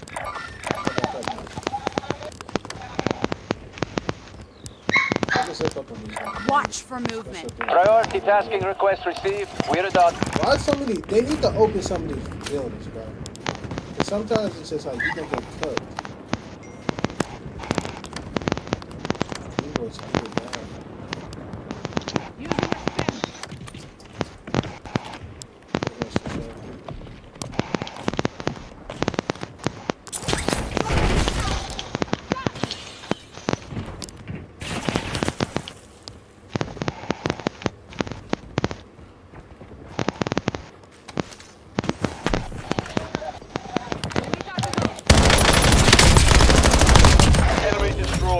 Use attack map to hunt down the rest of them. Primary objective complete. All targets eliminated.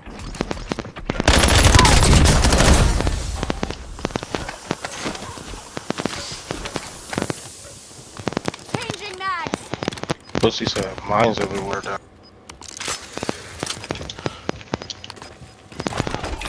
standing by. Your squad made it to the safe zone. You're losing ground. Moving. See him? No, Precision oh yeah, airstrike yeah. standing by. No, he right here. Oh, yeah, there you go. He on the Those roof. same niggas. Let me zip up. Some more shit.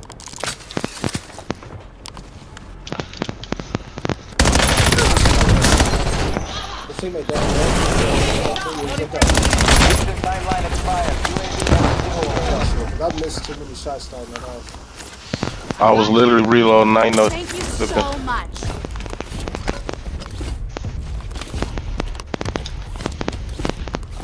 Switching mags.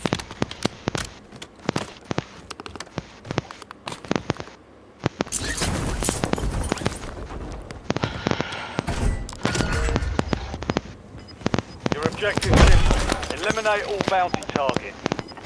Kill streak You're being marked. tracked by an enemy squad. Evade and survive.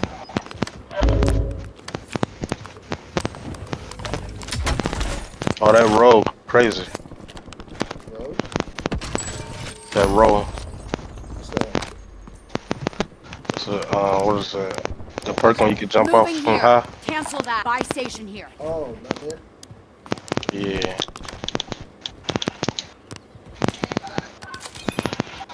Oh, here. I know I had all that. UAV available for tasking. Need recon overhead.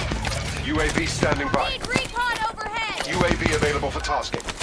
Precision airstrike ready for tasking. Got an airstrike here. Nah, you can leave it. Where's the enemies? Everybody spread out. How many enemies left? 5. 1, 2, 3. That's 5. Yeah, I'll invest it. Get ready. Resurgence window is about to close.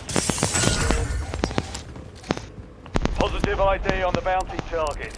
Hunt them down. UAV is bingo fuel. Returning to base. Target area marked. You're cleared hot. Your squad's in the safe zone. Copy that. Rombo 3-1 on station. Need recon overhead. UAV standing by. Now, one nigga's coming to kill him. You see him? Yeah. He's coming to straight to the back body. He turned around. He under you.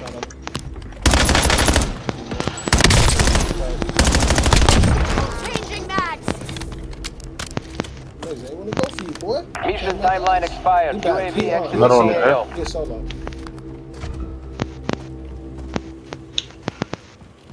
Oh, the same niggas I'm the bounty of is the same niggas I'm chasing.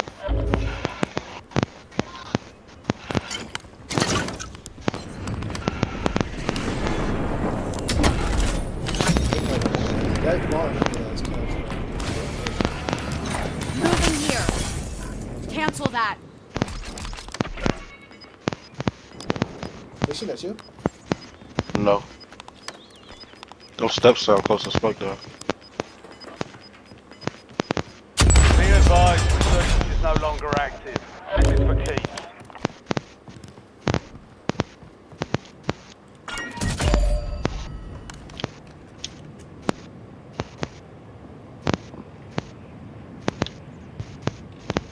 I'm taking fire. I'm gonna go out the other way. They're probably supposed. I'm gonna try to. Enemy look right there. airstrike. Find cover. Huh? You're clear. What? The fucking airstrike. I'm all the way over here. I'm literally all the way over here. Using a scan. Head to the safe zone. Gas is closing in.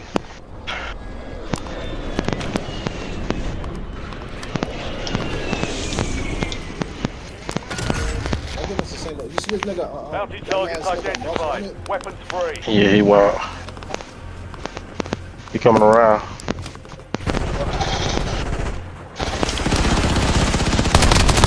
Only 4 left. Ooh, he scared this shit. Oh, that just threw me off. And he ain't died instantly. That just threw me all the way off. There gotta be some big checkpoint somewhere. Two teams fighting.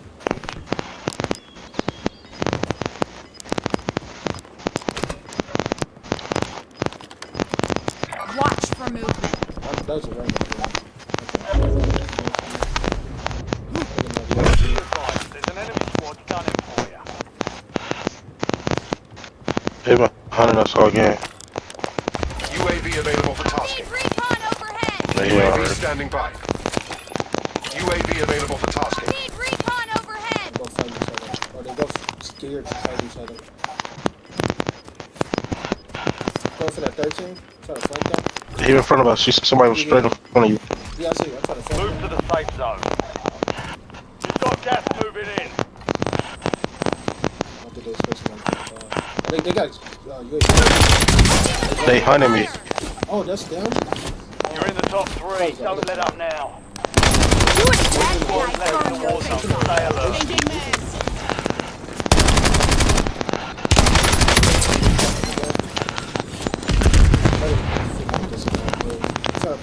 Changing mags.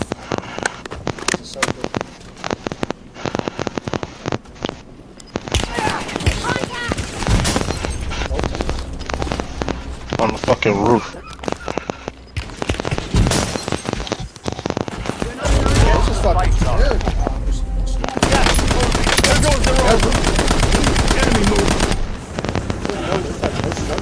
We got this. Put this spot. Now it's a good spot. Oh, shit.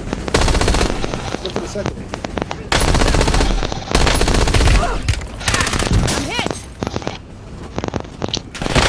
Oh, I thought I had a stem.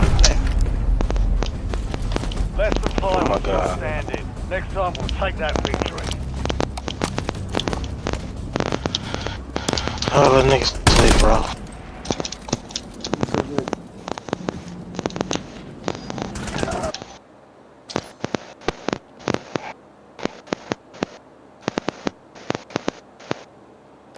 For some reason, I thought that building was something. I would have pushed it.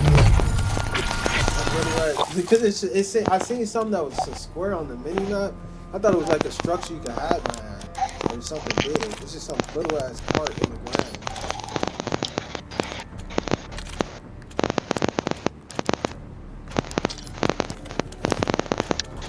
Ray and Poe. You say that like you're sure it's real. It's real. They levitate across the water. These people don't have speeders either. How do they know what anything is? It's like a primitive remedial society. Bro, they wouldn't fit in Israel. Everything is an Israel-Palestine joke. War? Israel. Palestine? Israel. There's a lot of desert planets in Star Wars. Force brought me here. Brought me to Ray and Poe. You say that like you're sure it's real. It's real. What? He has the Force too? Or is Ray just like crossing the ocean with the Force? I mean, at this point, why not just make her literally levitate across? Like Princess Leia in The Last Jedi. Why are they still so concerned about Rey when it's clear that she can just magically get out of any situation or peril that she's ever encountered? But oh no, a few waves, that's too dangerous for her. Gotta act concerned to make it feel like not just going from point A to point B 17 different times. Basically no resistance. What are you talking about? There's a whole bunch of resistance. Oh yeah. I mean, they almost all died in the last movie. I was just trying to make a bad pun because they're the resistance. I understand. I'm sorry. See, it's funny you're like explaining. Hey, look, it's like the old Death Star. It's kind of cool, right? Oh, it's kind of like the old Star Destroyers she used to climb around in. Yeah, it's like it's like Lando was flying around in the interior, and now she's physically climbing it. You'd think with all of her climbing experience, she would have been more careful to lay all of her weight on that one. It's okay. We're just padding out the runtime some more. What, she like did all this stuff, but she's just gonna fall here. I would love a movie like that, where it's like the plot twist is that they die in the most benign, boring way possible. The way that you do in a video game. Look, it's the Emperor's old throne room. Remember that from the last movie? Oh, dude, I remember. And they're playing the same music cue to make sure you remember, because they couldn't think of anything new or interesting. Yeah, we get it. And the door opens automatically. Why? There's still power in the ship, I guess. Oh, wait, no. A great scene is about to occur. That's why. You know, I'm confident that this movie's going to turn itself around. I still believe that Star Wars can be saved. I do believe it can. Does it actually feel like anything has happened to this point? We're about to enter the third act. It feels like almost no progress has been made to the actual plot. Well, I'll tell you what. We're 3/5 of the way through the movie. The ending's gonna be great. The last 2/5 of the movie are great. The first 3/5, it was a compromise. Because they realized that the last hour is so good. Starting now. See? Plot twist. There's more women in Star Wars. You recognize her? It's Rey. What? And she has pointy teeth. What? She has veneers. I thought that was her mom for a second. See, it's the 3/5 compromise. And then the other 2/5 are... I made a mistake and turned off the field. How did he get here? I'm sorry, what even was that? Was that a holocron? It wasn't even No, that's like another one of those things that's supposed to lead you to the Emperor. The whole point of this has been going from a place to a place to a place to a place, trying to get the holocron so they can find out how to go to the Emperor, because it's not on the existing star maps. Okay, here's that other scene that I've seen from the commercial. I mean, it sure looks cool. Like a cool place to fight. Yeah, this is the lightsaber battle on the RMS Titanic as it's sinking. Very classic That's scene. my hopes and dreams for Star Wars not being cringe. Imagine that. Ouch. Imagine that. Finn running out and screaming Rey. He's been doing the same exact thing for 3 movies, and he hasn't changed. He's still simping for that. At some point, it's just a total joke. Oh, this is just segregation. He's gonna shout